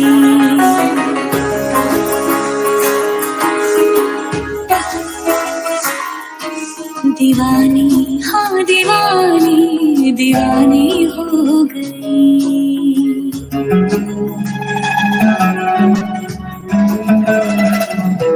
मशहूर मेरे इश्क की कहानी हो गई, जो जब ने न मानी तो मैंने भी ठानी, कहा कि मैं देखो कहाँ चली आई।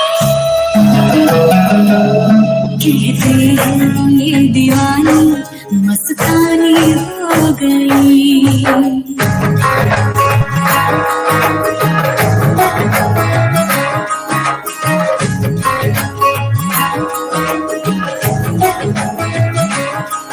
मशहूर मेरी इश्क की कहानी हो गई, जो जब ने न मानी तो मैंने भी ठानी, कहा कि मैं देखो कहाँ चली आई।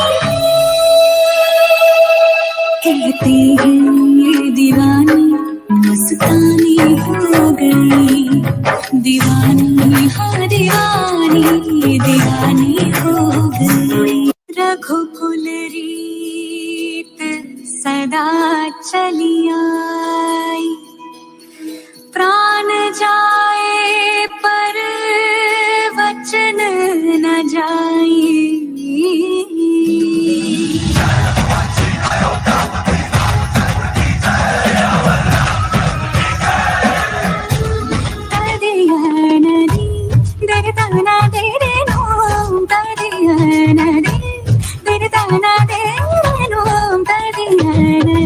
रघुवर के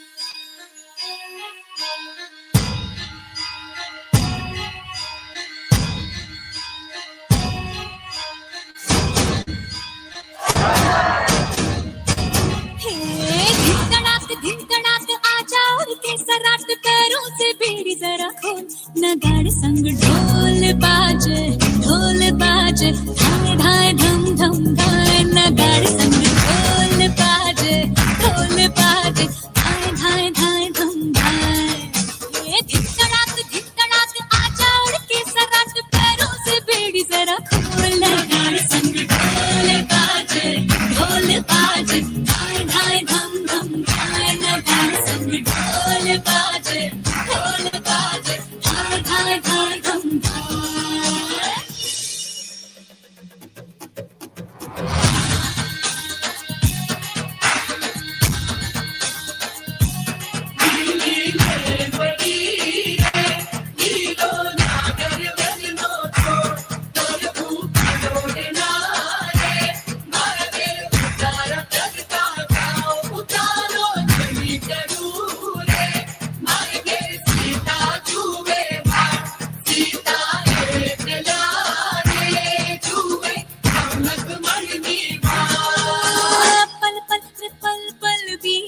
जल जल नाच अब चल आजा रे थर थर थर थर हाँ कांपे थर थर हाँ डर डर जी से डर अब नाना बातों में बोला मोर बदला रे दिल का भूगोल नगाड़े संग ढोल बाजे धाय धाय धम धम धाय नगाड़े संग ढोल बाजे धाय धाय धाय धम धाय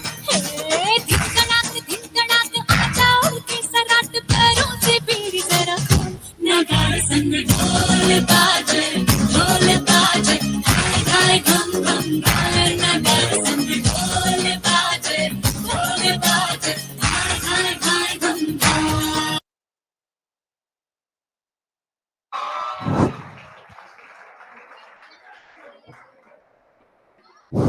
It was really a good performance by Parsa Chaudhary.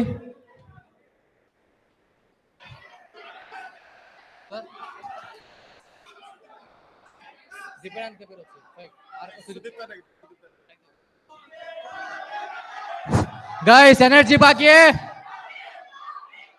energy बाकी है सबका, जोर से. I would like to call another performer, Sudipto Rajguru.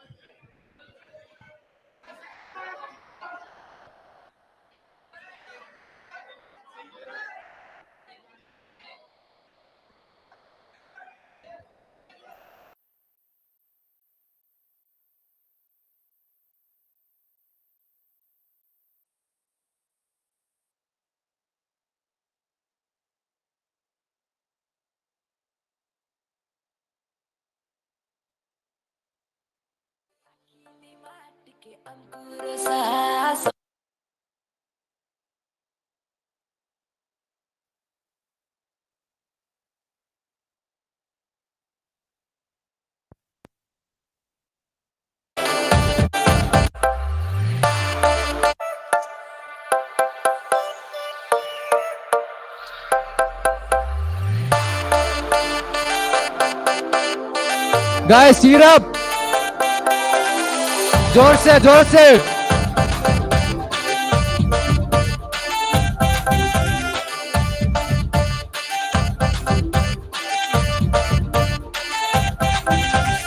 अखिली माट के अंकुर सा संबलपुरिया ब्याट के करबर सा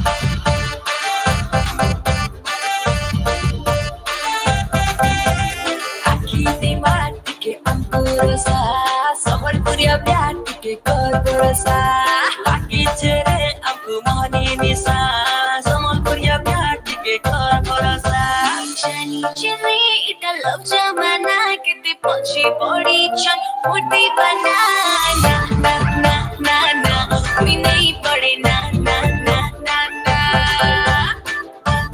अरे कोई तो दीवाना ना ना ना ना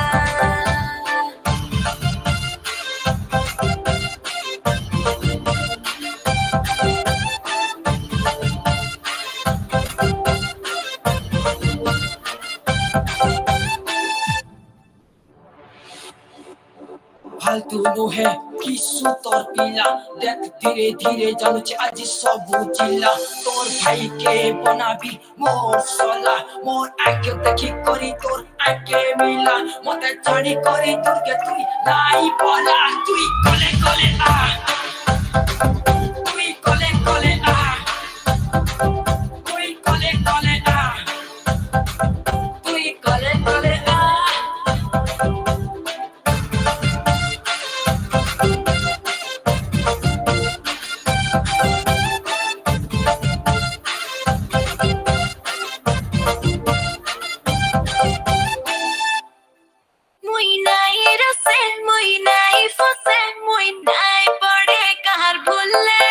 जीता की थी बाजी भाबू थी बामुई तारे में कले कले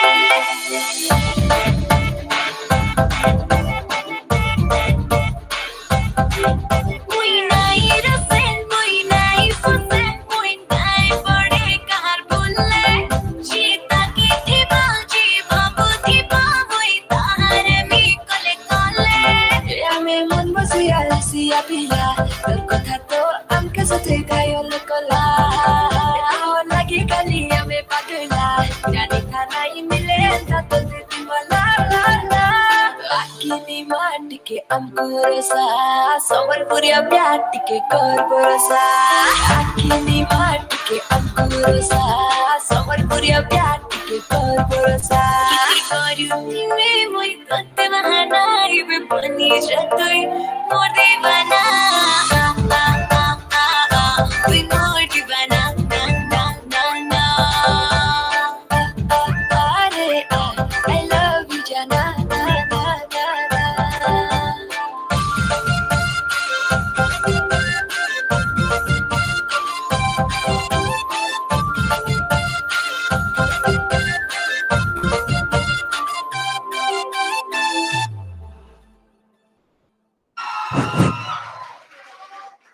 Thank you, Sudipta Rajguru, entertaining for us.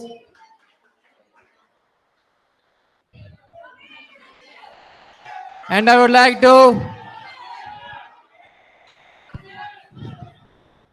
energy है सबको, energy है. Don't focus on the steps, focus on yourself and prove the steps. एक है तो यार है मैं दिव्यानंद कबीर.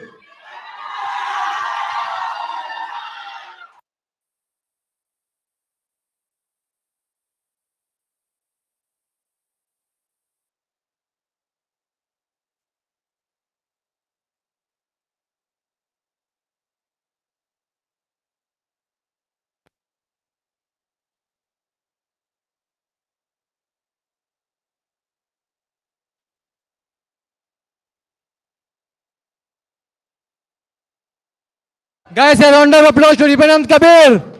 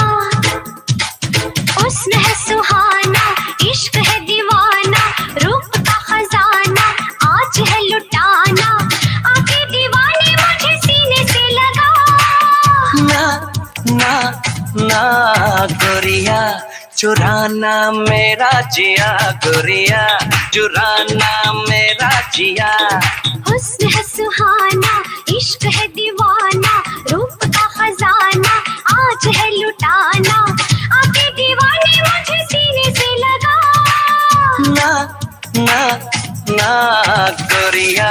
चुराना मेरा जिया गोरिया चुराना मेरा जिया गोरिया चुराना मेरा जिया Nimda, digenim simba simba repos.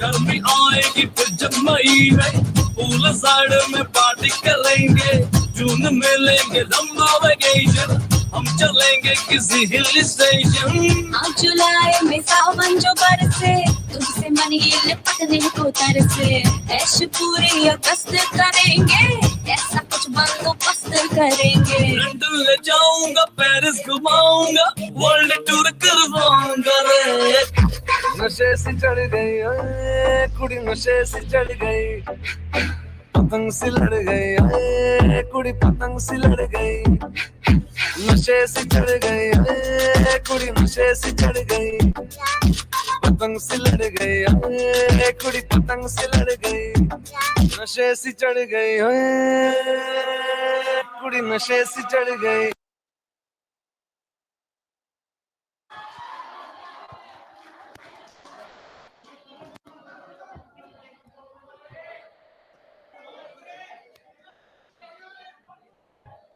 Guys, cheer louder. जोर से जोर से. So now I request you all to sit down.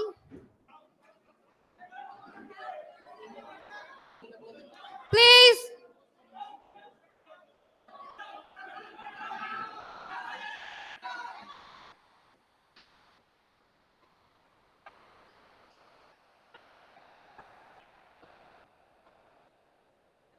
Music is the best companion we all have.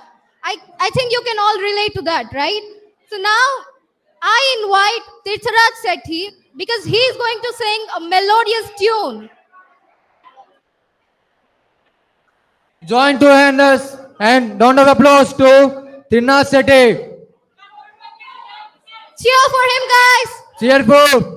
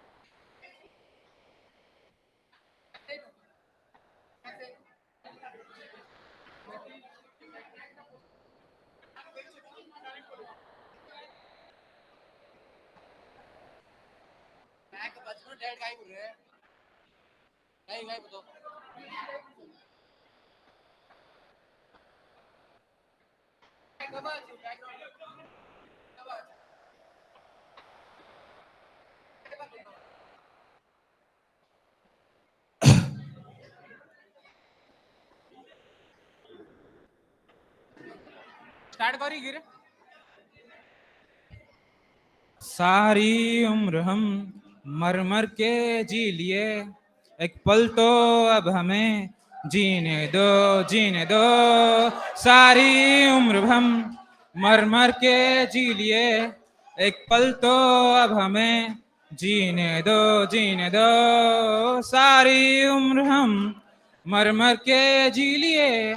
एक पल तो अब हमें जीने दो, ना ना ना ना ना ना ना ना ना ना ना ना ना ना ना ना na na. Give me some sunshine, give me some rain, give me another chance. I wanna grow up once again. Give me some sunshine, give me some rain, give me another chance. I wanna grow up once again. Na na na na na na na na na na na na na na. Na na na na na na na. Okay.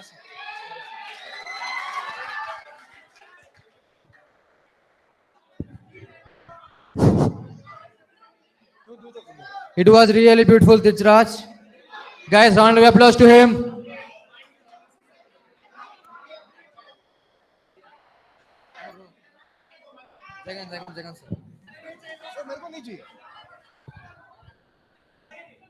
मैं फिर वापस आ गया।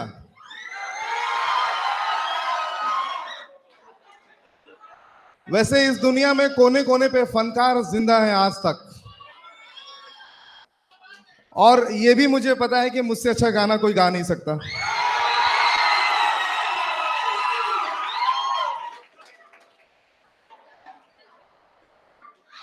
लेकिन एक बंदा मैंने खोज रखा है जो आज भी जिंदा है हर किसी के दिल में,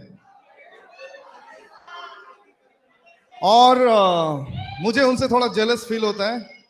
काफी अच्छा गाते हैं वो, काफी अच्छा ही गाते हैं शायद।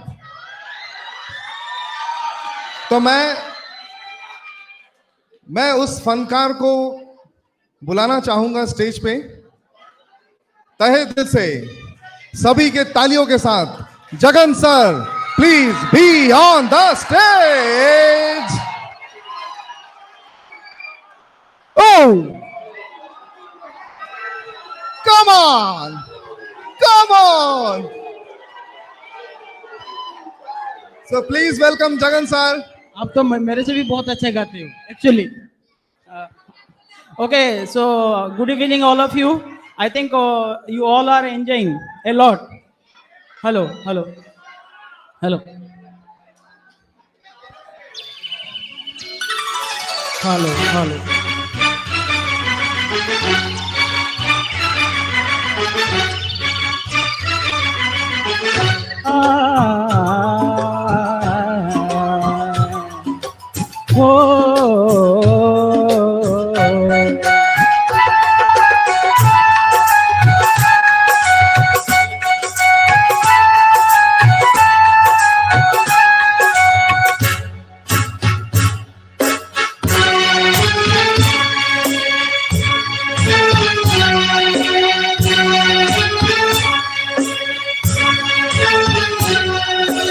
आने से उसके आए बहार, जाने से उसके जाए बहार। बड़ी मस्तानी है मेरी महबूबा, मेरी जिंदगानी है मेरी महबूबा। आने से उसके आए बहार, जाने से उसके जाए बहार।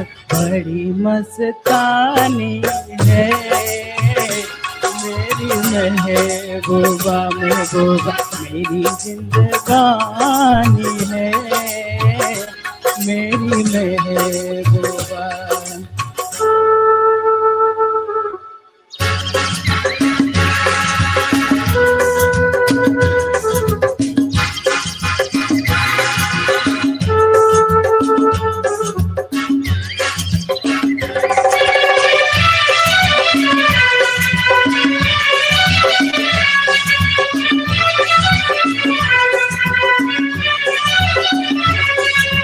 गुनगुना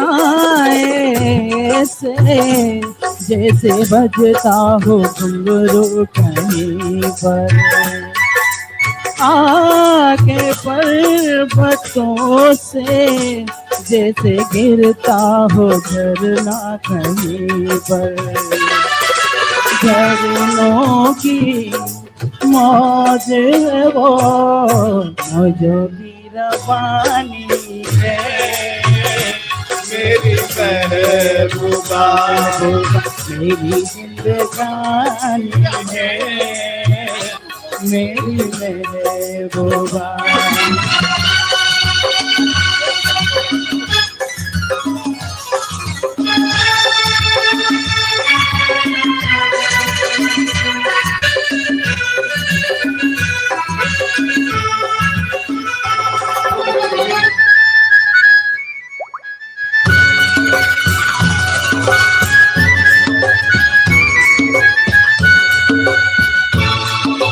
बन सवर के निकले आए सावन का जब जब महीना, हर कोई ये समझे होगी वो कोई चंचल हसीना, पूछो तो कौन है वो तो ये सुहानी है, मेरी महबूबा मेरी जिंदगानी है, मेरी महबूबा।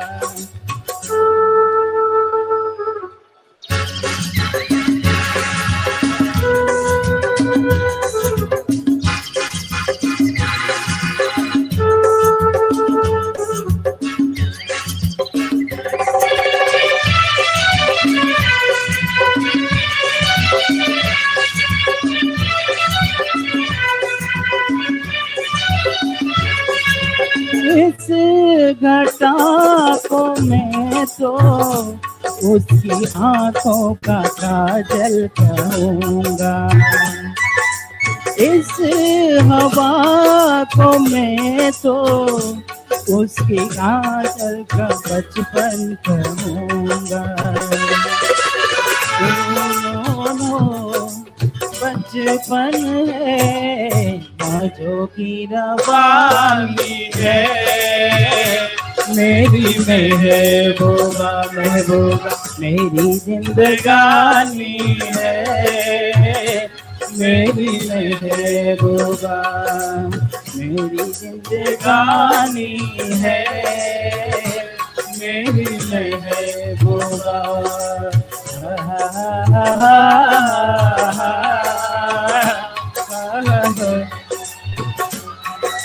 Thank you. Well, one thing I want to say. Actually, one honest thing that I will tell you here. See, Tiwari ji यहाँ पे आके बोले कि मेरे से अच्छा कोई सिंगर नहीं है, बट आपको पता है एक प्लेबैक सिंगर है यहाँ पे, अरे सच में वो उनका कैसेट भी है। देखो देखो देखो। Hello hello. नहीं ये एक्चुअली एक सच बात पता है ना? नहीं सच मत बोलिए सर, सच बात बताएं। प्लीज सच मत बोलिए। वो मेरे से जेलस फील करते हैं, अगर मैं गा लूंगा तो जेलस फील करते हैं, इसीलिए अभी नहीं गा रहे हैं। नहीं, अगर आप लोग चुपचाप रहोगे, एक राज की बात बताऊंगा मैं, एक राज की बात बताऊंगा।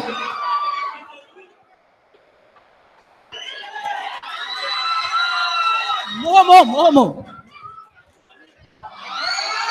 हेलो, देखो चिल्लाओ मत, हार्ट अटैक आ जाएगा।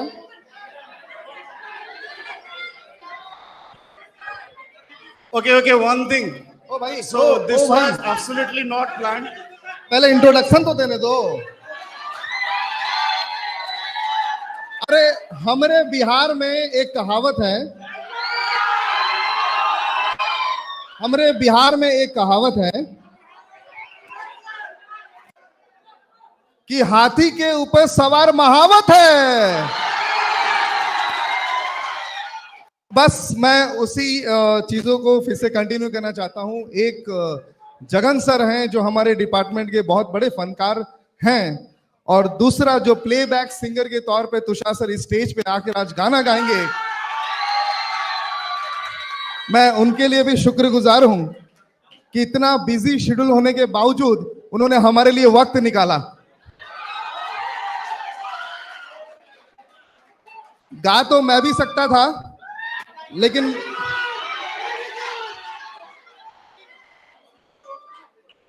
लेकिन मेरे टिकटें बिकती नहीं है। ए गीतो सिलेक्शन है गला की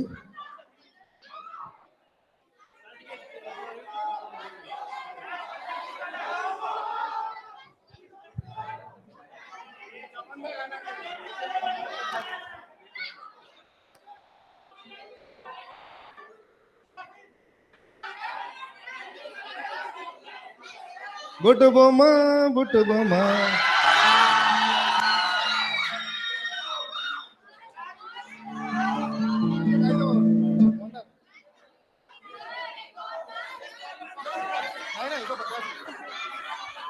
तुषार सर सॉन्ग गाएंगे और आशीष सर डांस करेंगे, हम लोग enjoy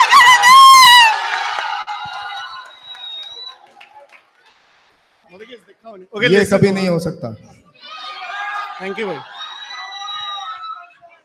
Listen, Please. one thing. This was absolutely not pre-planned.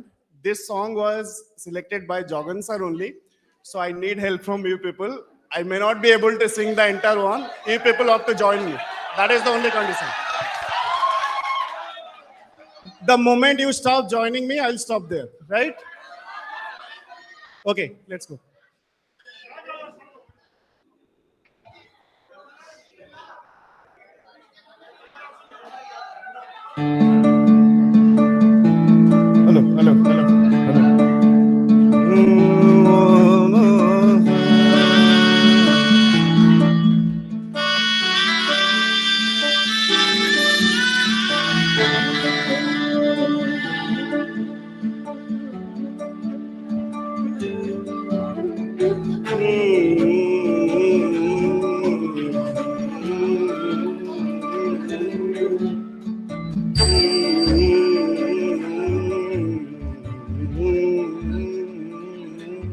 Sound take on करो।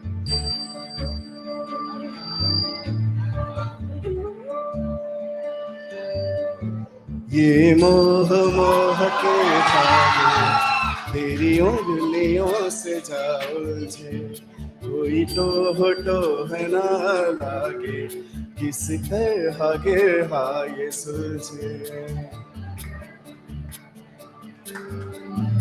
कोई टोह टोह ना लागे, किसी तरह गिरा ये सुलझे, रोम रोम एक तारा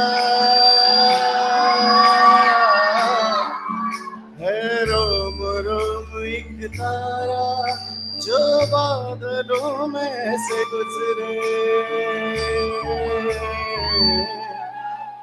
ये मोह मोह के तारे तेरी उंगलियों से जा उलझे।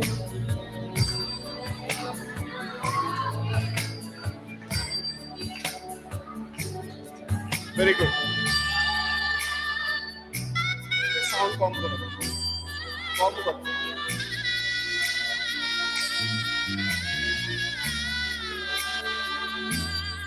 You will join me, sir.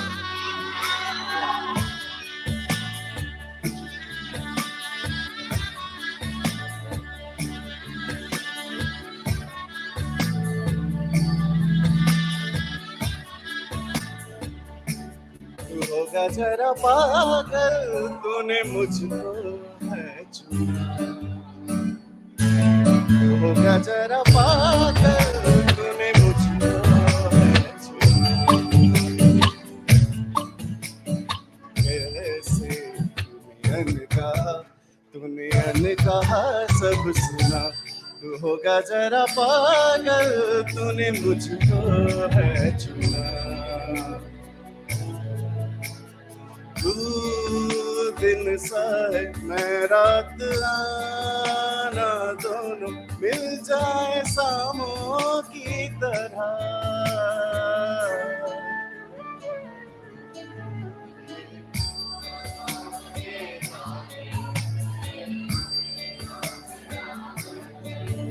कोई तो हटो ना लागे किस तरह गिरा ये सूझे।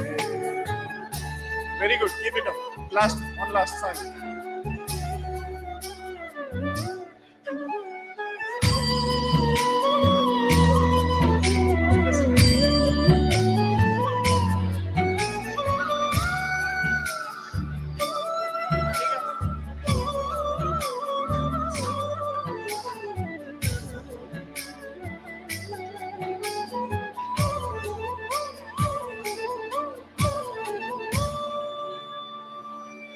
कि ये सबे परवा मन पहले तो न था, कि ये सबे परवा मन पहले तो न था। चिट्ठियों को जैसे मिल गया जैसे एक नया सा पता, कि ये सबे परवा मन पहले तो रातें हम आँखें मूंदे जाए पहुँचे कहीं तो बेवजह। ये मोह मोह के धागे मेरी उंगलियों से जा उलझे, कोई तो हटो ना लागे किस तरह गिरा ये सूझे। Thank you very much.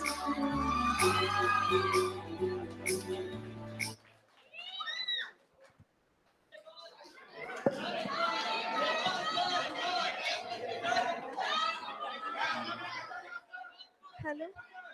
Sir, really thanks for everything. Like, we are really shocked to hear your voice. But I want to announce one thing. Actually, Ashish sir is jealous of Tushar sir and Jagan sir. But I am jealous of Ashish sir. I have sir's video clip dancing. I have secretly took a video. I really request Ashish sir to make dance for Puttamamma. Puttamamma dance. One step, sir. Vibhu sir, we.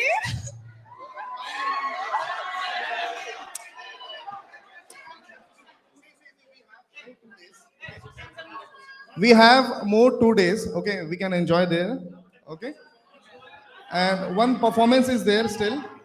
So after that, we can prepare our minds. Okay, accordingly. Huh? Thank you, sir. Thank you so much, Tushar sir, for giving us such a wonderful performance. Guys, round of applause to Tushar sir. Picture खत्म नहीं हो मेरे दोस्त, बाकी है सुनो.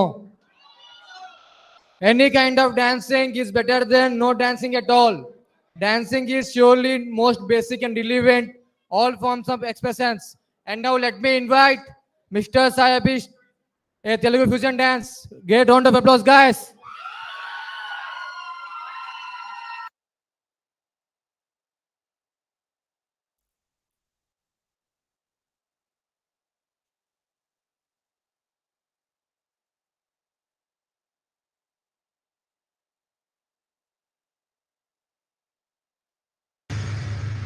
पता है मैं कौन हूँ? शंकर, उस्ताद स्मार्ट शंकर।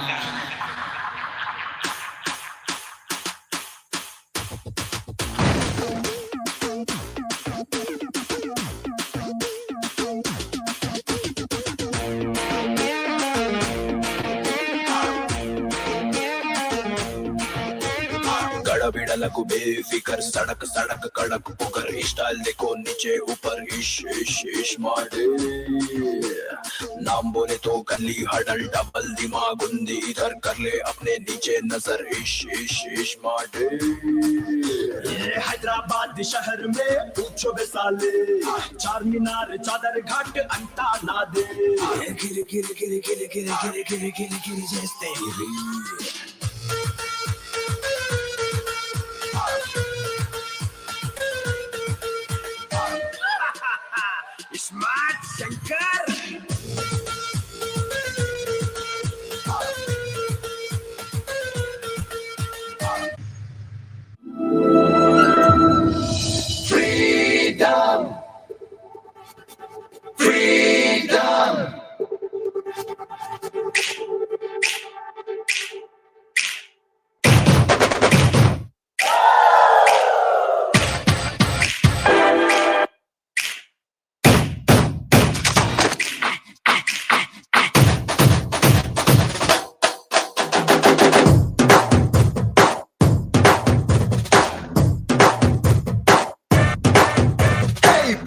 పోటీ మాదే వయసు వేడి మాదే గెలిగే హక్కు మాదే వేదం వేగం మాదే పోరు పంతం మాదే ఉడికే రక్తం మాదే గెలిచే నైజం మాదే ఈ సిద్ధాంతం మాదే ఎవడంత అయినా భయమే ఎరుగని యవ్వన మంత్రం మాదే మాదే మాదే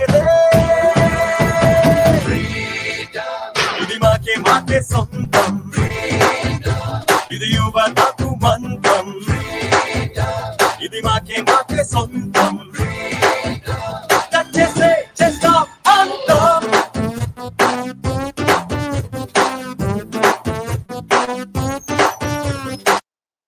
తమ్ముడు తెలుసు కదా సౌండ్ పెట్టి కిప్పని కుదిరితే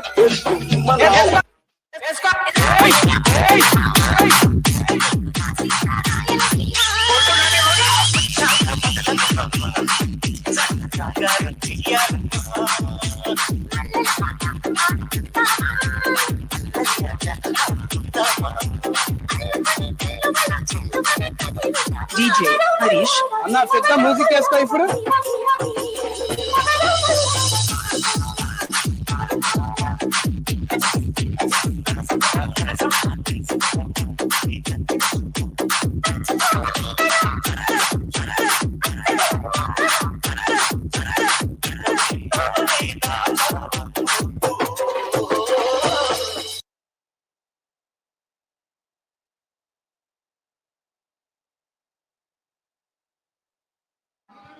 Very good performance.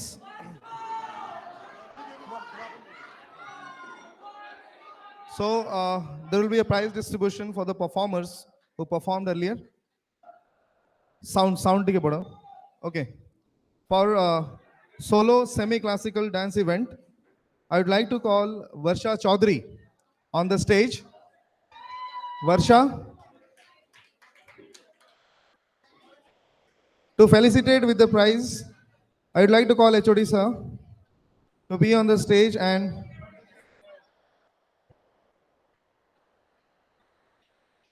give the memento to Varsha Chaudhary.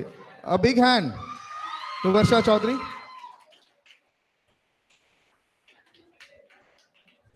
Thank you. Oh, thank you, thank you. Now for a great dance, the modern dance for this Dibyanand Kabir. For me, it's Kabir Khan. Please be on the stage. Come quickly.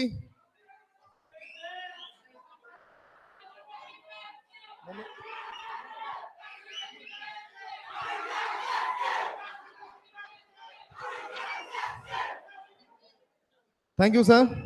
Thank you, Kabir. And a great song performed by Tirthraj Sethi. I would like to call him on the stage to receive the prize.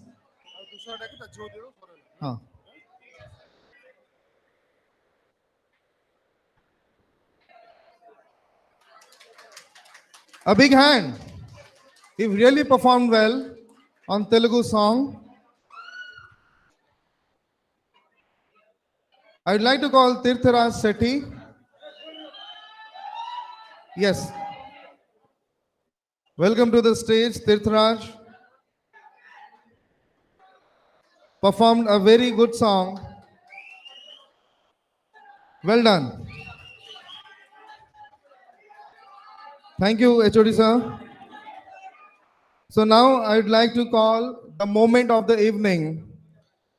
The moment of the evening, I would like to remind you, all of you, like one father is there, his daughter is there, both are performing very well. And believe me, from the bottom of my heart, I would like to call both father and daughter on the stage, Lithun, and for me, it's Pandeji.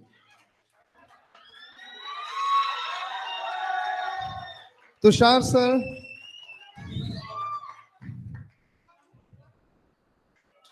It's a great moment. It's a great moment.